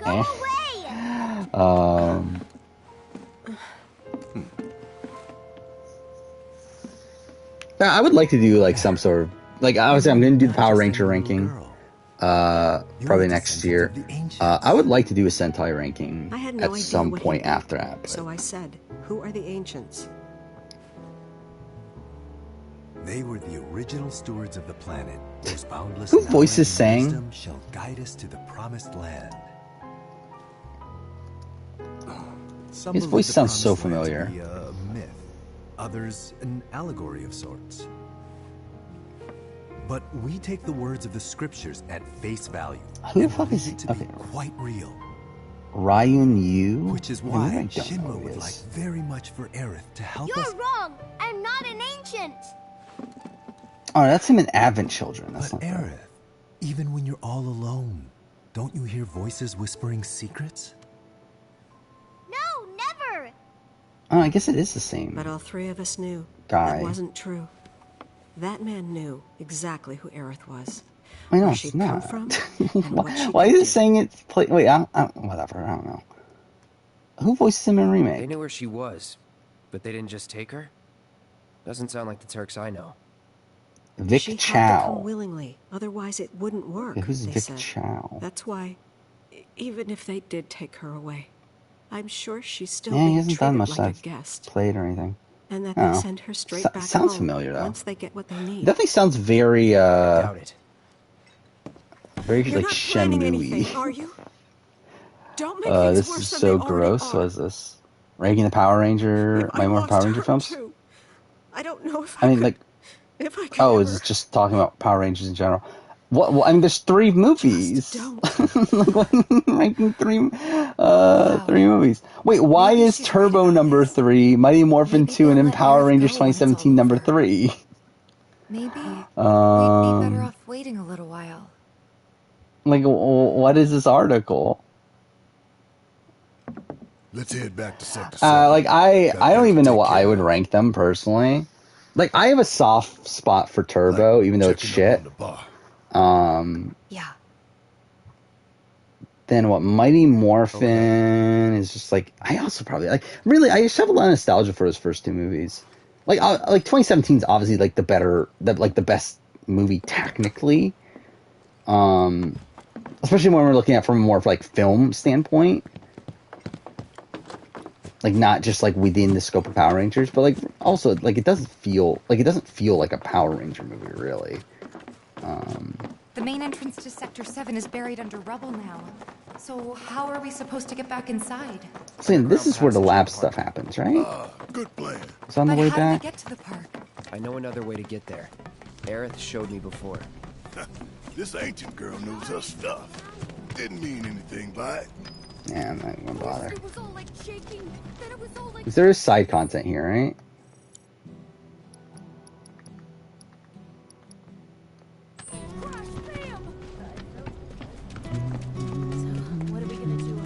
I love this song.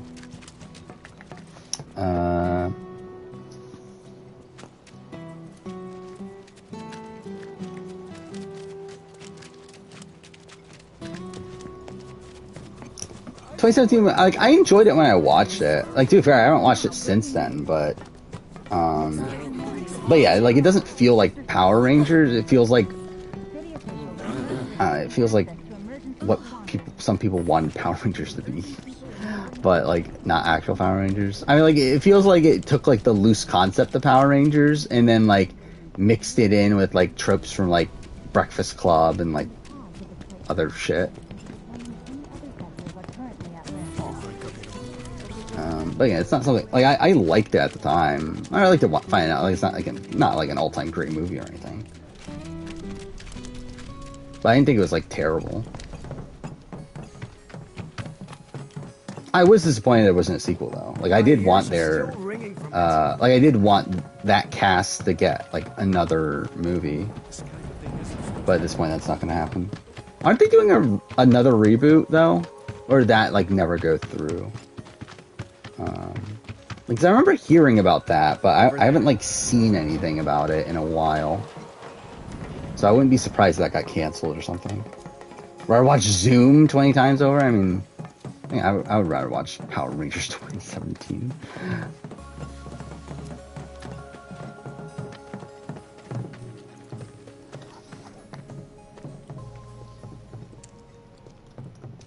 Which one's Shinya? Persona 5.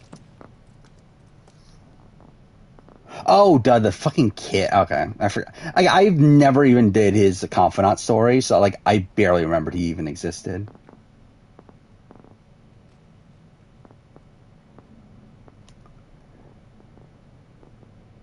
Wait, Barbara Goodson plays him in Persona 5?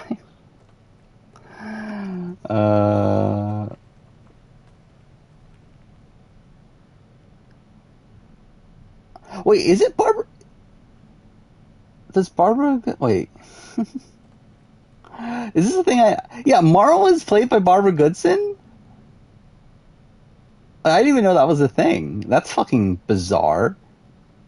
He's Barbara Goodson, if you know, that's Rita from Power Rangers. Yeah, and that's the thing. Alright, let's keep moving.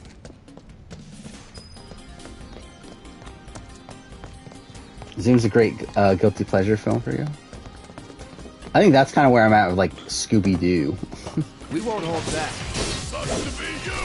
Scooby-Doo 2002, right? That's the year. Let's do this. Like a movie that I acknowledge is actually like fully a piece of shit, but I enjoyed it despite that. Am I even going the right way? I didn't pay attention. The actress for like the suit actress, or not suit actor, but like the Japanese actress for Rita died. Barbara Goodson did the voice. They dubbed over the voice of the Japanese woman until season 2, and then they changed out the actress by making her younger, also known as changing out the actress. But like the original actress, like the Japanese actress, died a while ago now, right? At least Mystic Force. Like she was in Mystic Force, or not the Maji Ranger. But I think that might have been her last, like the last thing she did.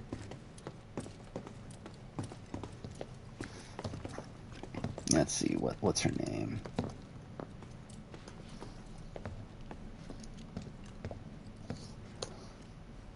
It is Makino Soga. Yeah, she died 2006. So yeah, it has been a while.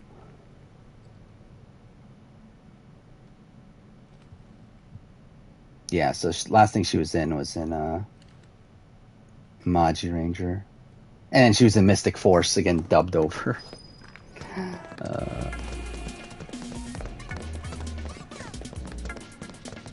It's such a weird, like, again, like, when you think about Power Rangers, it's such a fucking weird show. It's like, how did that show get popular? Like, how this, like, Japanese show that they, like, took, like, they essentially took, like, the action scenes from that show, and then mixed it with the American footage, and then even just blatantly, like, dubbed over Japanese footage. Like, how did that actually become popular? Yeah, I knew Barbara Goodson was, like, still around in the voice acting world. I just didn't realize, like, she was in Final Fantasy VII Remake.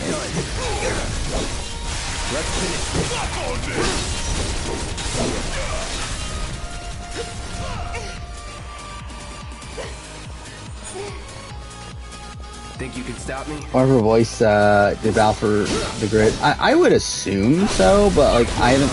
Even though I own Battle for the Grid, I haven't played it, so, like, for all I know, like... It's, like, all, like, knockoff actors. I mean, I assume they didn't get the original actors back for most people, if anyone.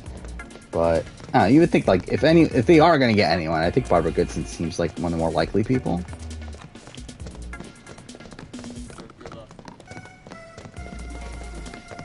Yeah, was TMNT before or after? It was before, right? Before Power Rangers? Coming through. It's not around the same time? Well, Power Rangers was what, 93? So I don't remember when TMNT was really popular, but I think it was 80s, like late 80s, right? 87? Wasn't that earlier? But either way, yeah.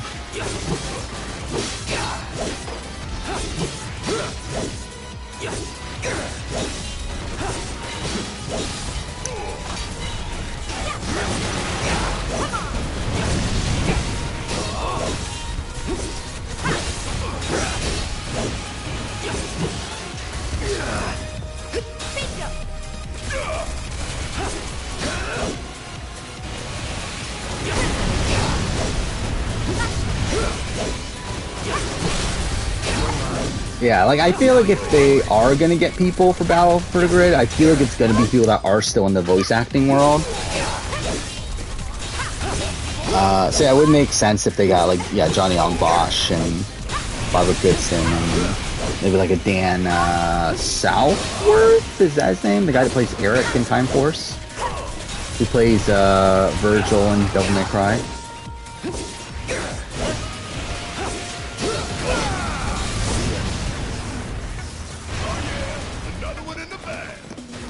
Actually, I want to look this up real quick.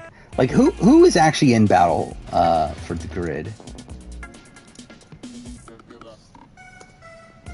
Like, I just wonder, like, who did they actually get for that? Well, then again, like, how much of this is archive footage, though? Like, archive... Actually, I guess not much of it, because they did swap with some people. Wait, Kimberly is voiced by, that's Megan from, Amazing Race, right? Yeah. Which, like, I know she played the Pink Ranger in Hyper Force, right? Something like that. The RPG one. But still, that's funny. So she played Kimberly in Battlefield Grid. So they got Jason David Frank. They got Austin St. John. They couldn't get back Russell what was his name? Russell Lawrence, right? Who played Mike from Lost Galaxy. They got Goldar back.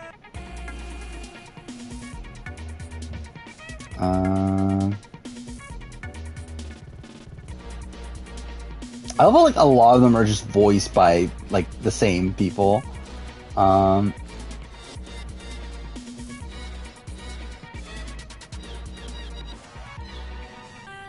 they got Zordon back, right? That's the guy who played with Zordon, right? Yeah. So they got Zordon back. Oh, they did get Dan Southworth back. That's really funny. So they actually did, they did actually get the other voice actors back. What is Dan Southworth doing now? I feel like I haven't heard of Dan. Like, obviously he's still in Devil May Cry, but, like, so I feel like I haven't heard from him in forever. I remember he did I don't know what you even call it, but like a YouTube movie thing or a YouTube series, like action sci-fi series. I remember watching that like years ago now. But yeah, like he hasn't done that much recently, especially live action stuff. Yeah.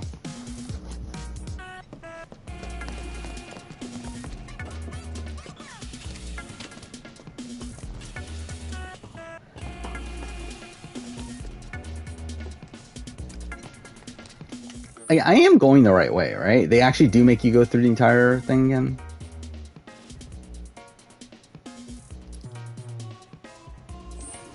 I assume so, right? That's kind of shit. I actually did not remember that they made you go through here again. I'm not even gonna bother fighting them. I really don't care.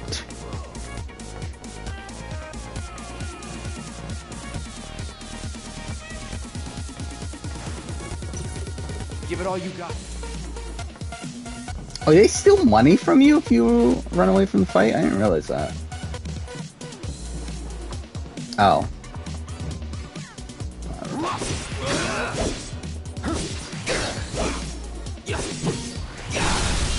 Going in.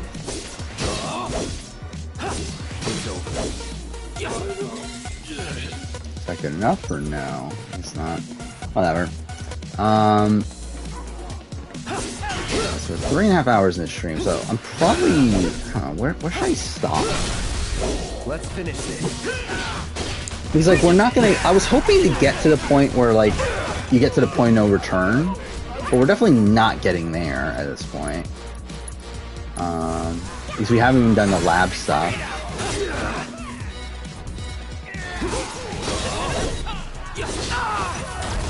No more fighting. But I don't know, well, either way, we'll probably still play for like 30 minutes and then we'll see where we're at.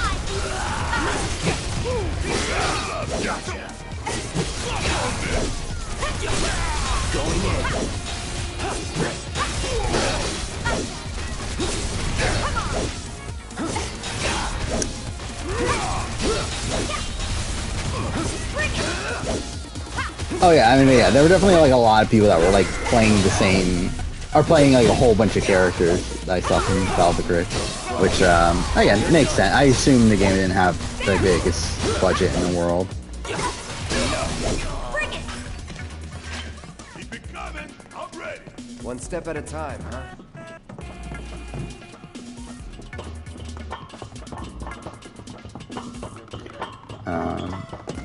What was the thing that I saw recently? I'm trying to remember. There was something that, oh, it was A&W. I mean, like I fucking like looked too much on the A&W Reddit recently. But I do love how like someone posted on the A&W Reddit of like, oh, next season we need to see city changes again. Like I don't see any reason why they would do it outside of saving money. It's like that's the reason. Like that's literally the reason. Like I love like fans seem to like just not recognize the fact that these things are made for money. and like seem to just like completely ignore like financial reasons as reasons why things like happen within media. It's so stupid to me. Over there. Huh? That a way out? I'm almost afraid to go back. Tifa. Come on. Fuck. Okay, cool. Can you just climb the fucking ladder? Thank you.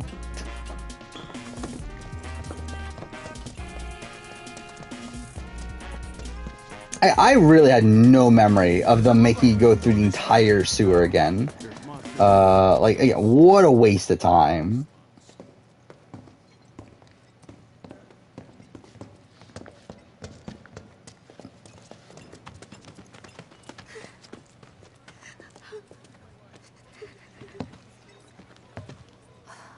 Again, this game's so fucking bloated, though.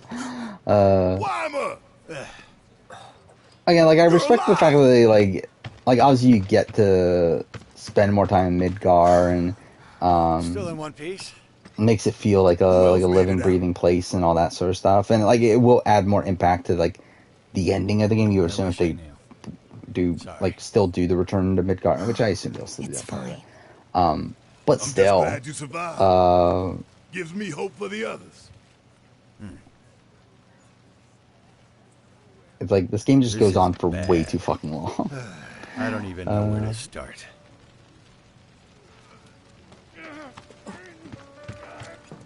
Sector 7, huh? Yeah. Left a few things. I do love how, like, essentially, like, the reason why I'm playing this right now is because, like, I got back into the Final Fantasy VII kick, where, like, I watched the playthrough of the original game, and then, like, got really into the lore, and then, oh yeah, I never upgraded anything, did I? Where am I at money-wise? I don't even have that much money.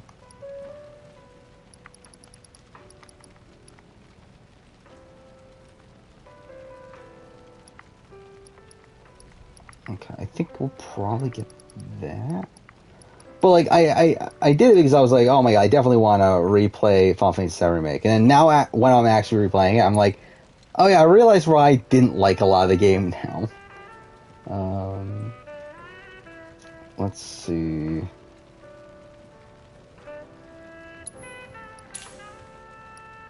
Yeah, I still like the game as a whole, but, like, there's still so much bloat to this game.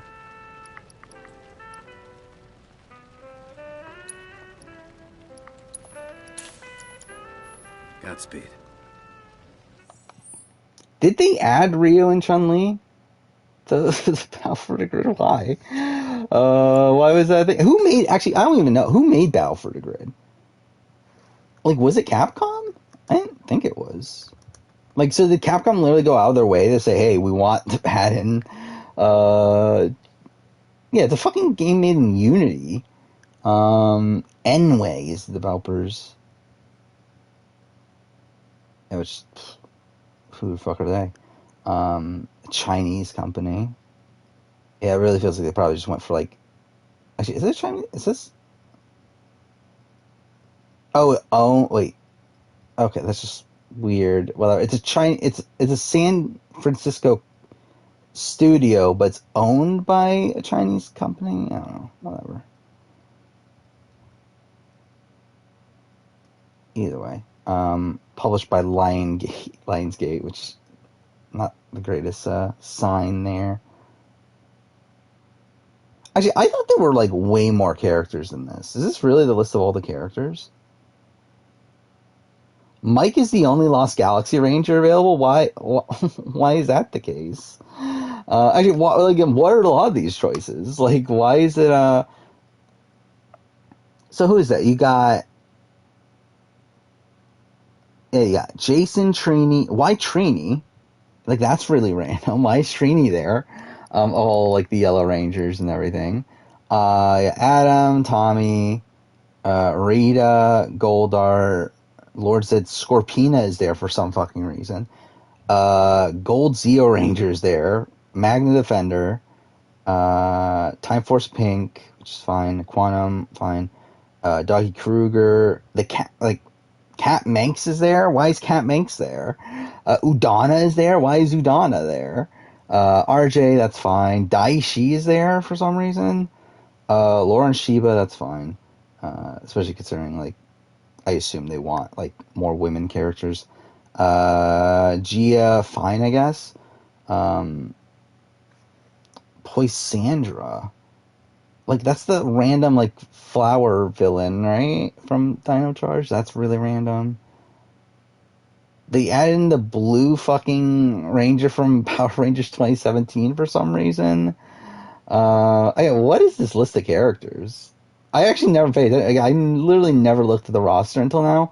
What a fucking weird grouping of characters. Like, I love how, like, no characters from, like, Dino Thunder, from Wild Force, Ninja Storm, Turbo, In Space, no In Space Rangers somehow. Like, one of the most popular seasons, and there's no one from it. Yeah, what a weird group of characters there.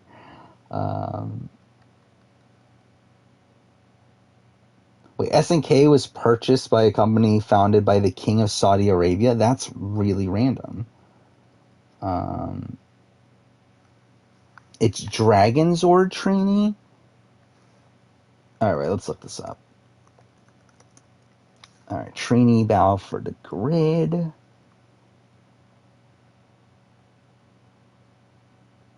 Wait, what?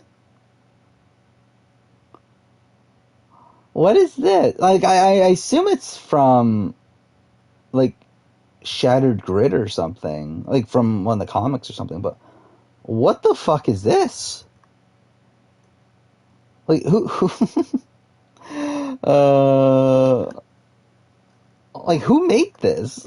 Like, I don't get what this is. Was it Legacy Wars? Was that also a fighting game? Like, I knew it was a mobile game. Is it a fighting? I guess it is a fighting game. When I look up a roster, let's see. All right, here we go.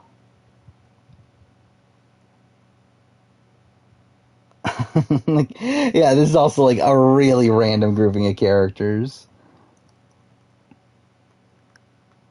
Okay, so yeah, you got.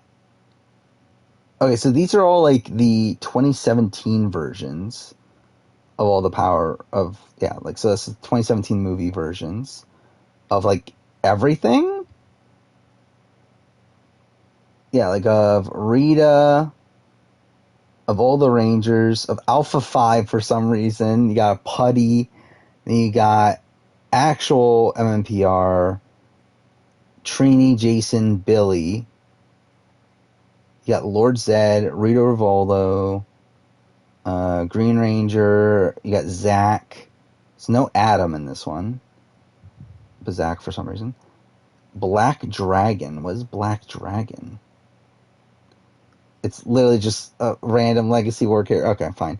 Yeah, Kimberly, Goldar, Silverback. Which one's Silverback? Oh, it's just a modification of... Okay, fine. So they just, like, added in random... Like, Pumpkin Rapper is there. What the fuck is this roster? Okay, so Adam is there, but as Green Zeo. Multiple versions of Tommy, which I guess is fine. So yeah, Dragon Armor Trini is looks like it is a Shattered Grid thing. Which, why? Blue Centurion is there. Phantom Ranger. Well, like, again, like, what? Why is the only... okay. You got Lost Galaxy. Oh, no, you do have Kendricks there. But then, like, it's still Magna Defender. But, like, no other Ranger from... Which, I mean, I love the Magna Defender, but still, it's, like, it's so weird that, like, Magna Defender's and everything. You got Titanium Ranger, that's cool. It's still so weird to me that, like, they went out of their way to make the Titanium Ranger. which is like cool. Like something they wouldn't do nowadays, but or at least wouldn't do like after that ever. But still, yeah, it's definitely like the roster's definitely a lot looser after those early era seasons. But you still have a whole bunch of Street Fighter characters for some reason. Yeah, what a weird group. Use the Sentinel Knight. Whatever. Add Bulk and Skull, why not? I think that'll be funny. Add Underground. So this is the lab, right? This is the lab? Actually, I'm an idiot. I didn't swap out the... Okay, whatever. Like, I bought the new things, but I didn't actually equip them.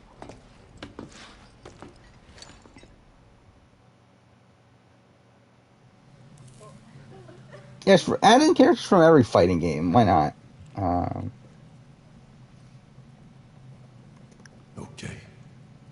Let's see what's on the other side. Yeah, like do like Terry's from what? Fatal Fury or it's one of the SNK ones, right?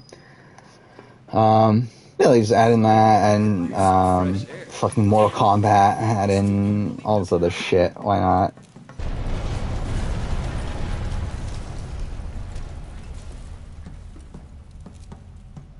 Oh, is Skull actually already in? He's a pink. Oh, wait. Oh, okay. So he's a yellow. Or is he orange? He's supposed to be orange? That looks yellow. I guess it can. Like, it looks like a dark yellow, though. But is that, like, supposed to be Bulk, the purple one? That's something. Why am I being recommended? Like, I love how, like, my my YouTube recommendations. I'm always being recommended Ethan Swanson's American Ninja Warrior obstacle ranking. I do find that funny.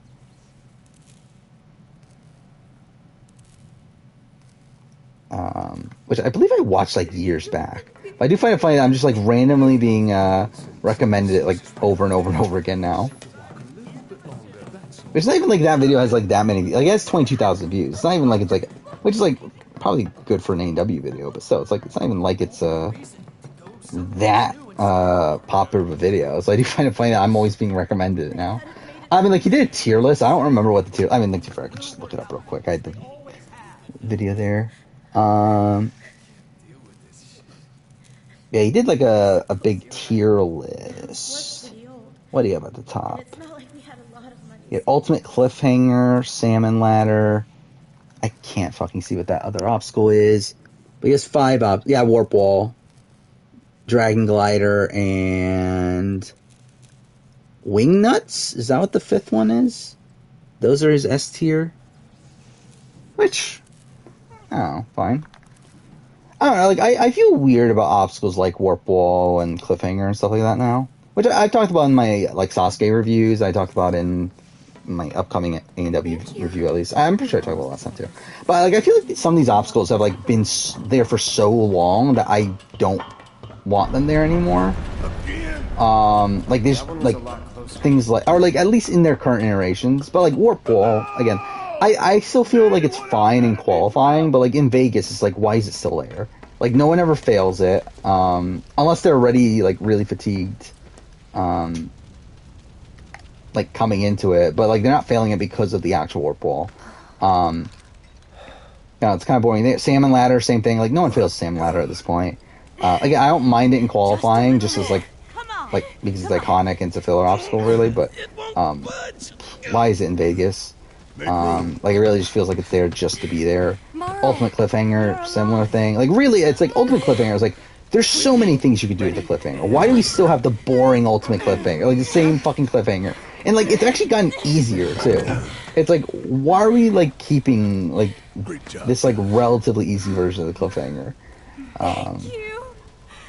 Like Sasuke's literally gone through what? 3 different other versions of the cliffhanger? I can't tell you how relieved I am to see. Since the Ultimate Cliffhanger? Yeah, for some reason they're still sticking with the Ultimate Cliffhanger. Find something, anything to do. Been back to the bar yet? Favorite BB comp of all time? Maybe you should go take a look. Like, I'm probably Pressure Cooker, right? I don't know. If we're talking about, like, TV, like, moment sort of thing, it is Pressure Cooker. If we're talking about, like, the actual comp itself, then... Careful. The roads are a mess.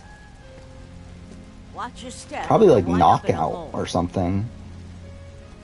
But again, like, it's I don't know. Like, Knockout's fun to watch, but obviously it's, like, based on the dynamics of the house, like, it can be, like, not interesting. If it's, like, all people ganging up on one person.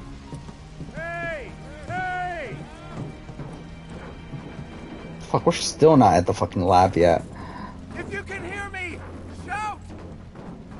They should make a 360 spin. Which one? Can you hear me? Anyone there?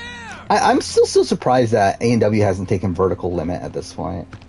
It's like, it's so funny too, because someone mentioned vertical limit on this season, which is like weird because like vertical limit's like a Sasuke obstacle that has never been brought to the US. So I found it so funny. They were just like, they randomly mentioned that, oh yeah, I've been training on the vertical limit. It's like, that means nothing, like most Americans. It's like, how'd that actually make it into the edit? Tifa. But yeah, I'm surprised they haven't done vertical limit. And vertical limit's also, like, even when we're going Sasuke too, like, what the fuck are they doing with vertical limit? It's like, how have they not modified vertical limit to something? Like, I mean, to be fair, vertical limit's still, like, brutally difficult as is. But, it's like, they 100% should, be trying out new things with it. Warped Wall, make it 360 spin? I mean, yeah, that'll probably be, Hear that? a bit dangerous. That's Wedge's cat. What?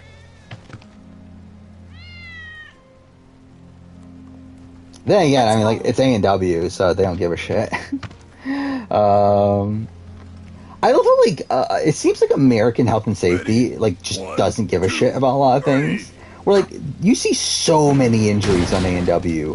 When, like, on Sasuke, it's like, there's very rarely, like, a true injury. Especially, like, like, one that isn't, like, based around, like, a previous injury. Is this all that's left of Wedge's place? Where, like, you see so many people in A&W get injured. And to be fair, you don't see it because they usually edit it out. But at least you hear about a lot of people getting injured. And then to be fair, you still see some of them.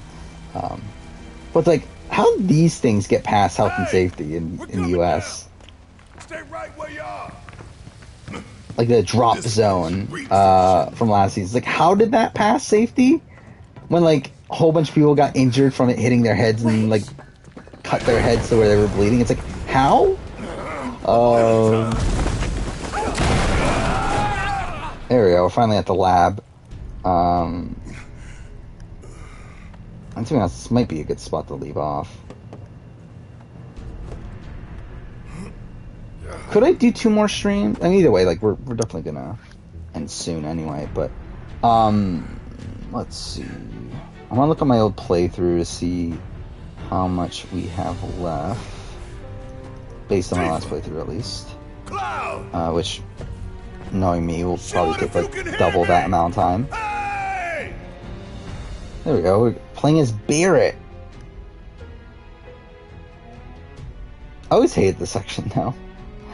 Well, again, when was the last time I played Final Fantasy VII Remake? There we go. Okay, so this is what, chapter 13 still? Fuck, we still have so much left. Oh, fuck me, we still have the Don Corneo stuff. Oh my fucking god. This game keeps on fucking going on. Like, how is that a thing in this game? Oh, I forgot the entire, like, climb also takes, like, a long time. Fuck me, dude. We definitely have at least 3 more streams. It took me 2.5 hours to get past chapter 17 last time, or my first time. Wow, this is actually probably, like, closer to 4 streams. Here's how I'll play as, how Red 13 will play next game. Yeah, I mean, it should be fun. See how they approach. I'm really, like, Kate Sith, like, we're probably gonna, I mean, I assume we're gonna play as Kate Sith. Like, that'll be funny, too. There's so much filler in this game, though. It's like like a lot of this shit does not need to happen. Like at least this is like kind of excusable because like it kind of plays into the remake part of it. But like, why is the Don Corneo stuff there? Like, why do we have to go to Don Corneo again? Oh.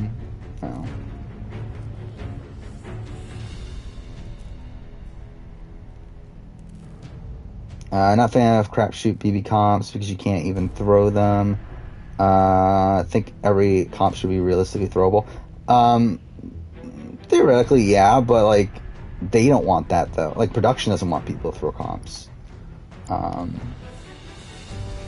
Like to them, it's bad if people are throwing comps. It takes away from the prestige of their competition.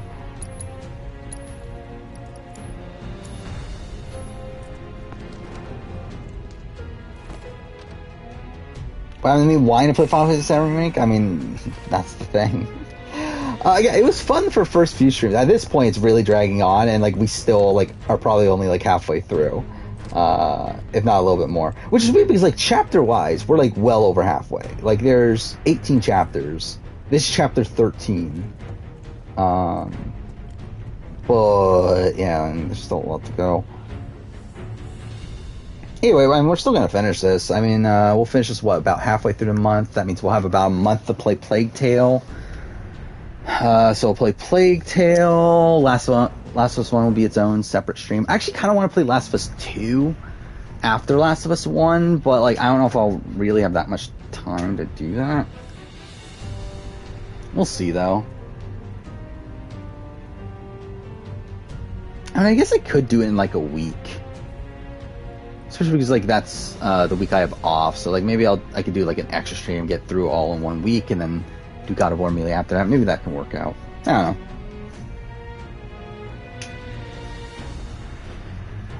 know. Ariel Winter was the Moogle in Final Fantasy 13 too. That's really random. Like yeah.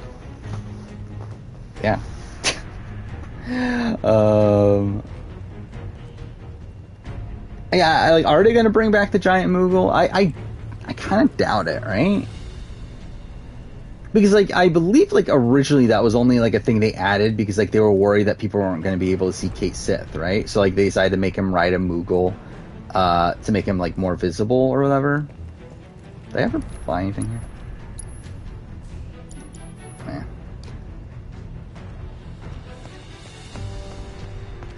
Yeah. Still can't believe they let Christmas get thrown in the comp in V19. I mean, yeah, that's just funny though.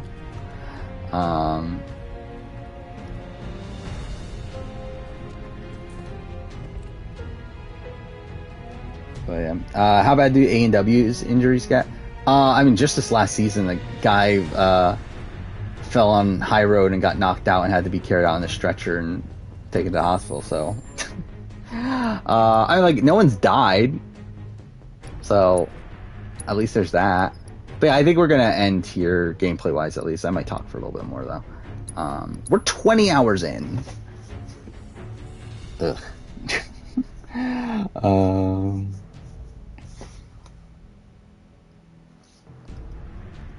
What other injuries are there with A&W? Like I know what Jake Smith, that was his name, right? A&W 2, or 3, like injured his eye on the salmon ladder.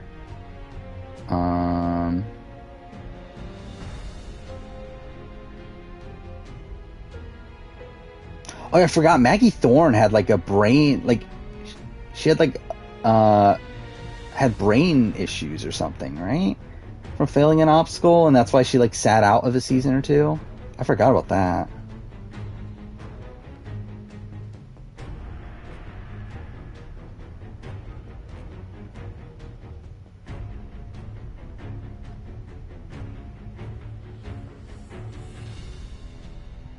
Yeah, she faceplanted and got mild traumatic brain injury. So, that's fun. You're 67 hours in the Fire Emblem? God damn. I don't know if I can do that anymore nowadays. Like, play a game for 67 hours. especially like even on stream. I haven't even played a game that long on stream, have I? Like, what's the longest I played? I think the longest I played a game on stream was like 40. I haven't updated that spreadsheet in forever at this point. I used to keep a spreadsheet of how much time I've streamed a game, but I don't think I've updated that in like over a month. But if nothing's being, you see, yeah, Origins 37 hours. That's the longest I've streamed the game. Is 37 hours. Judgment was 36. Last of Us I've done for 36 hours. Mass Effect 2. This is including collections because, like, technically, Mass Effect Legendary Edition I've streamed for 77 hours. Ezio Collection I've streamed for 76. But I'm talking about like individual games. I haven't played a game for more than 37 on stream. And then trying to look up my gameplay thing. Yeah, like what was the last game? Well, I guess Horizon. I forgot. I did like how many hours of Horizon I played this year? I guess that was like 70 something, right? Oh no, I'm at 98 hours. God damn, I didn't realize that. So I guess I did play a decent amount of Horizon, but like outside of Horizon, I think it's been a while. Like last year my most played game was Mass Effect 2. At 72 hours. I don't know if I played it for 72 hours. I played 53 hours of Origins last year. Yeah, 2020, I played like a ridiculous amount of games. Now I'm looking at it. Actually, when I'm looking at it, I actually played around the same amount of time. So yeah, I've kept track of all my playtime since 2019.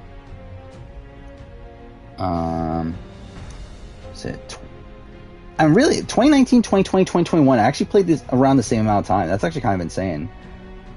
So yeah, 2019 I've played 1,161 hours.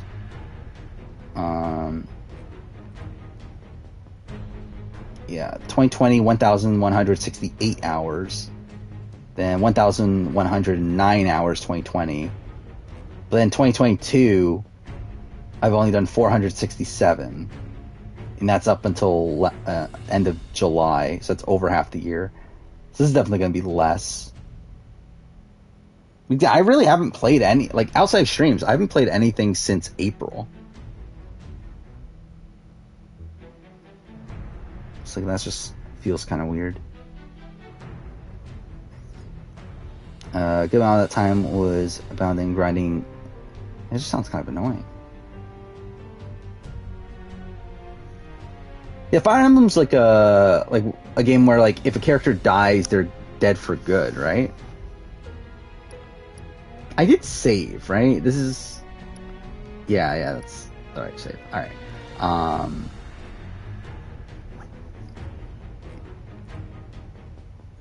I still find it funny that there was a point where Assassin's Creed Odyssey was my most played game on PS4/5. At the time, PS4. But I put 314 hours into Assassin's Creed Odyssey. It's like, what a waste of my life that is. That I've spent 314 hours. Oh, that's not like a thing anymore? Like that's only on classic mode?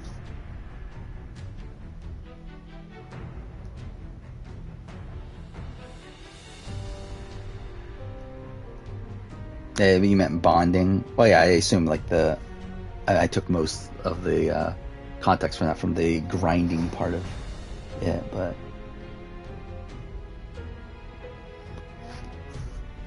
yeah, I played almost 400 hours of Assassin's Creed Origins at this point. That's kind of insane to me too. Witcher, I played 300 hours. Persona 200, even though I've only done 2 playthroughs of it.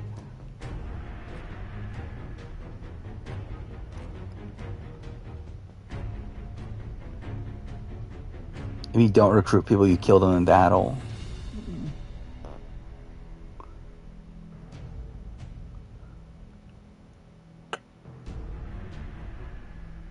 Actually, it's kind of disgusting how, like, 3 of my top 5 most played games on the last 2 generations are the modern Assassin's Creed games.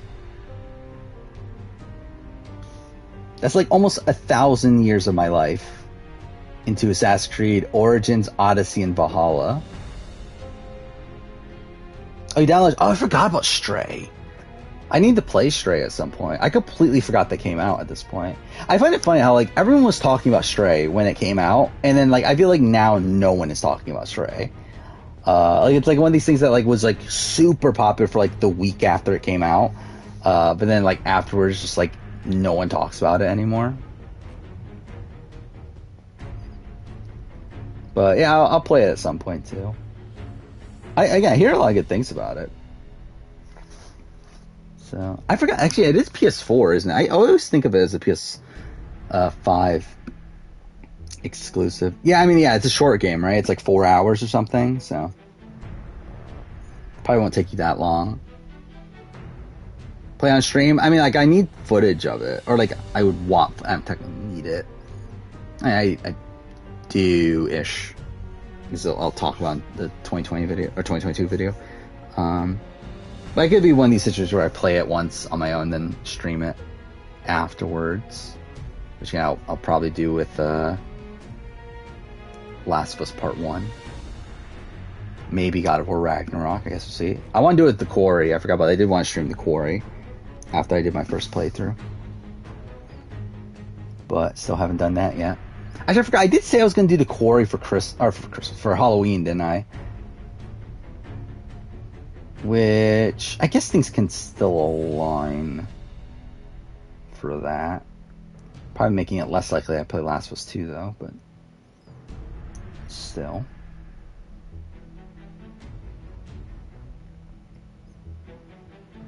Oh, there we go. I finally got a dislike on my Turn the Outcast player ranking. That took a while. It's a shock that one of my player rankings has above a 95% like dislike ratio. That's not normal. I would love to I mean, we'll see how the speedrun of Last of Us Remake is, but if it's not complete shit, then I would love to try it. Shit as in, like, what Last of Us Part 2 is, where, like, Last of Us Part 2, like, there's so many loading screens that's like what's starting me off of doing Last of Us Part 2. And then also, like, I'm shit at it. Like, even shittier than Last of Us 1, where, like, I'm shit at Last of Us Part 1, but, like, at least I can, like, get middle of the leaderboard. Like, I think I'll be, like, at the bottom for, like, anything Last of Us 2 related.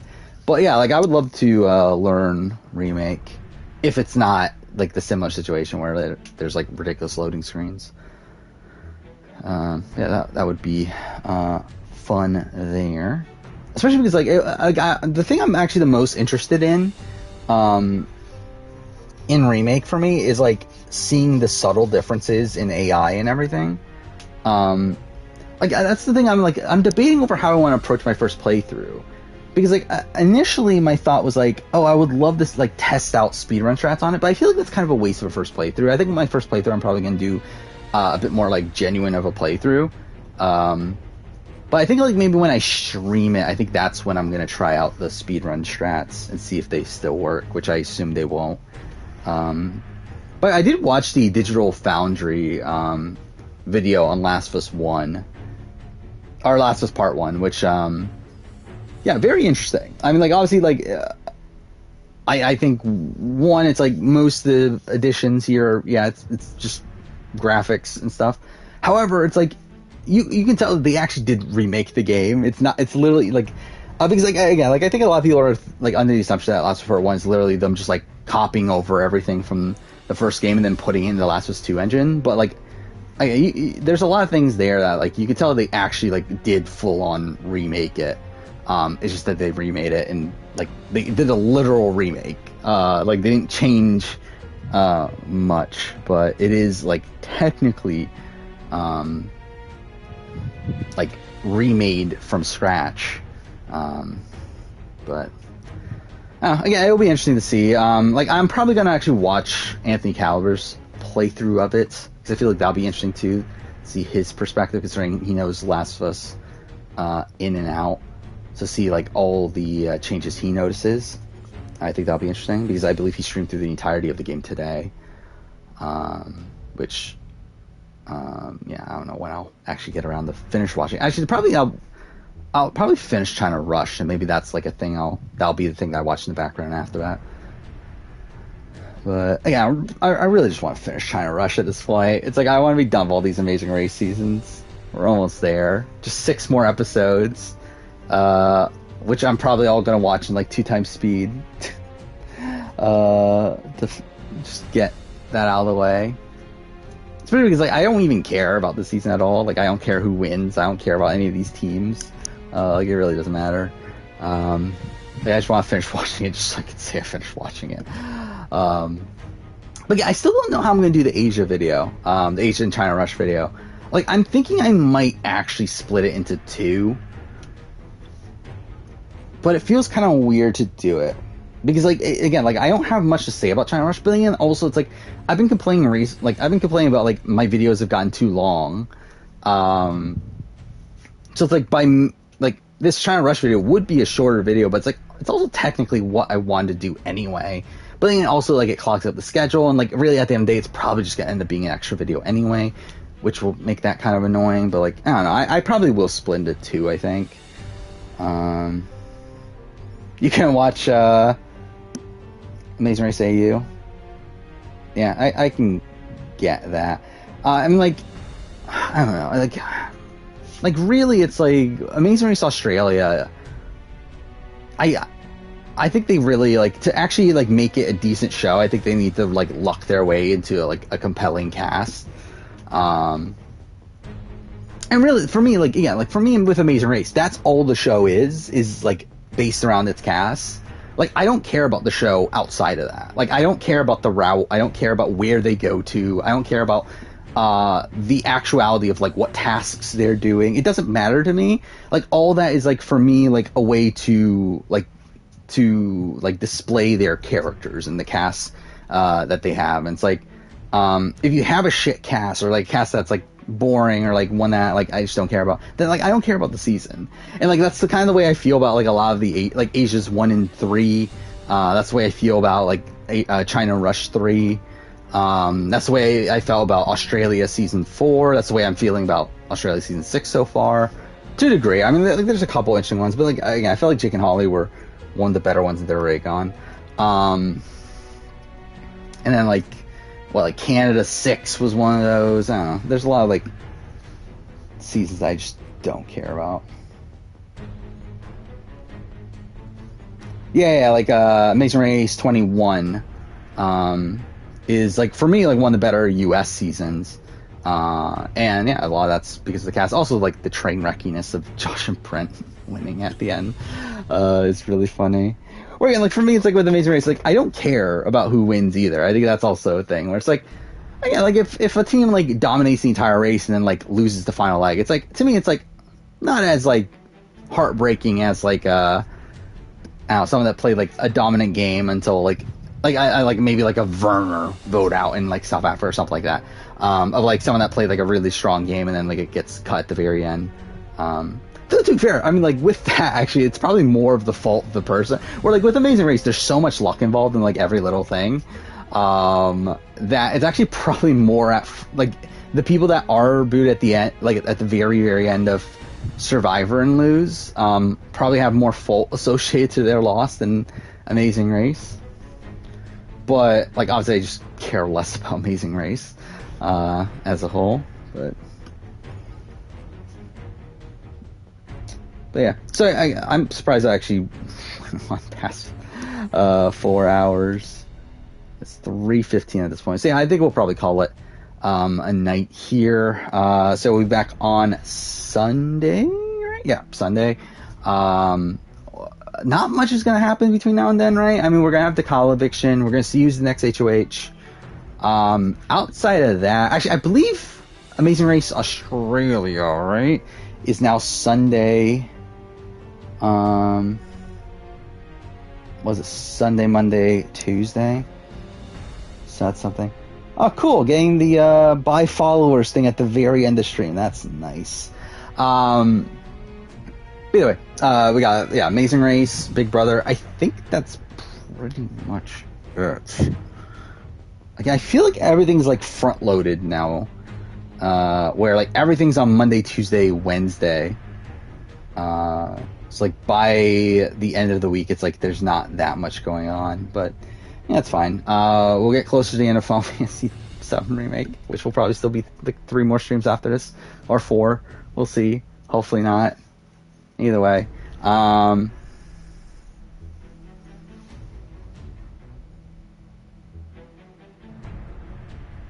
Yeah, you think Vern might be the biggest snub on reality TV?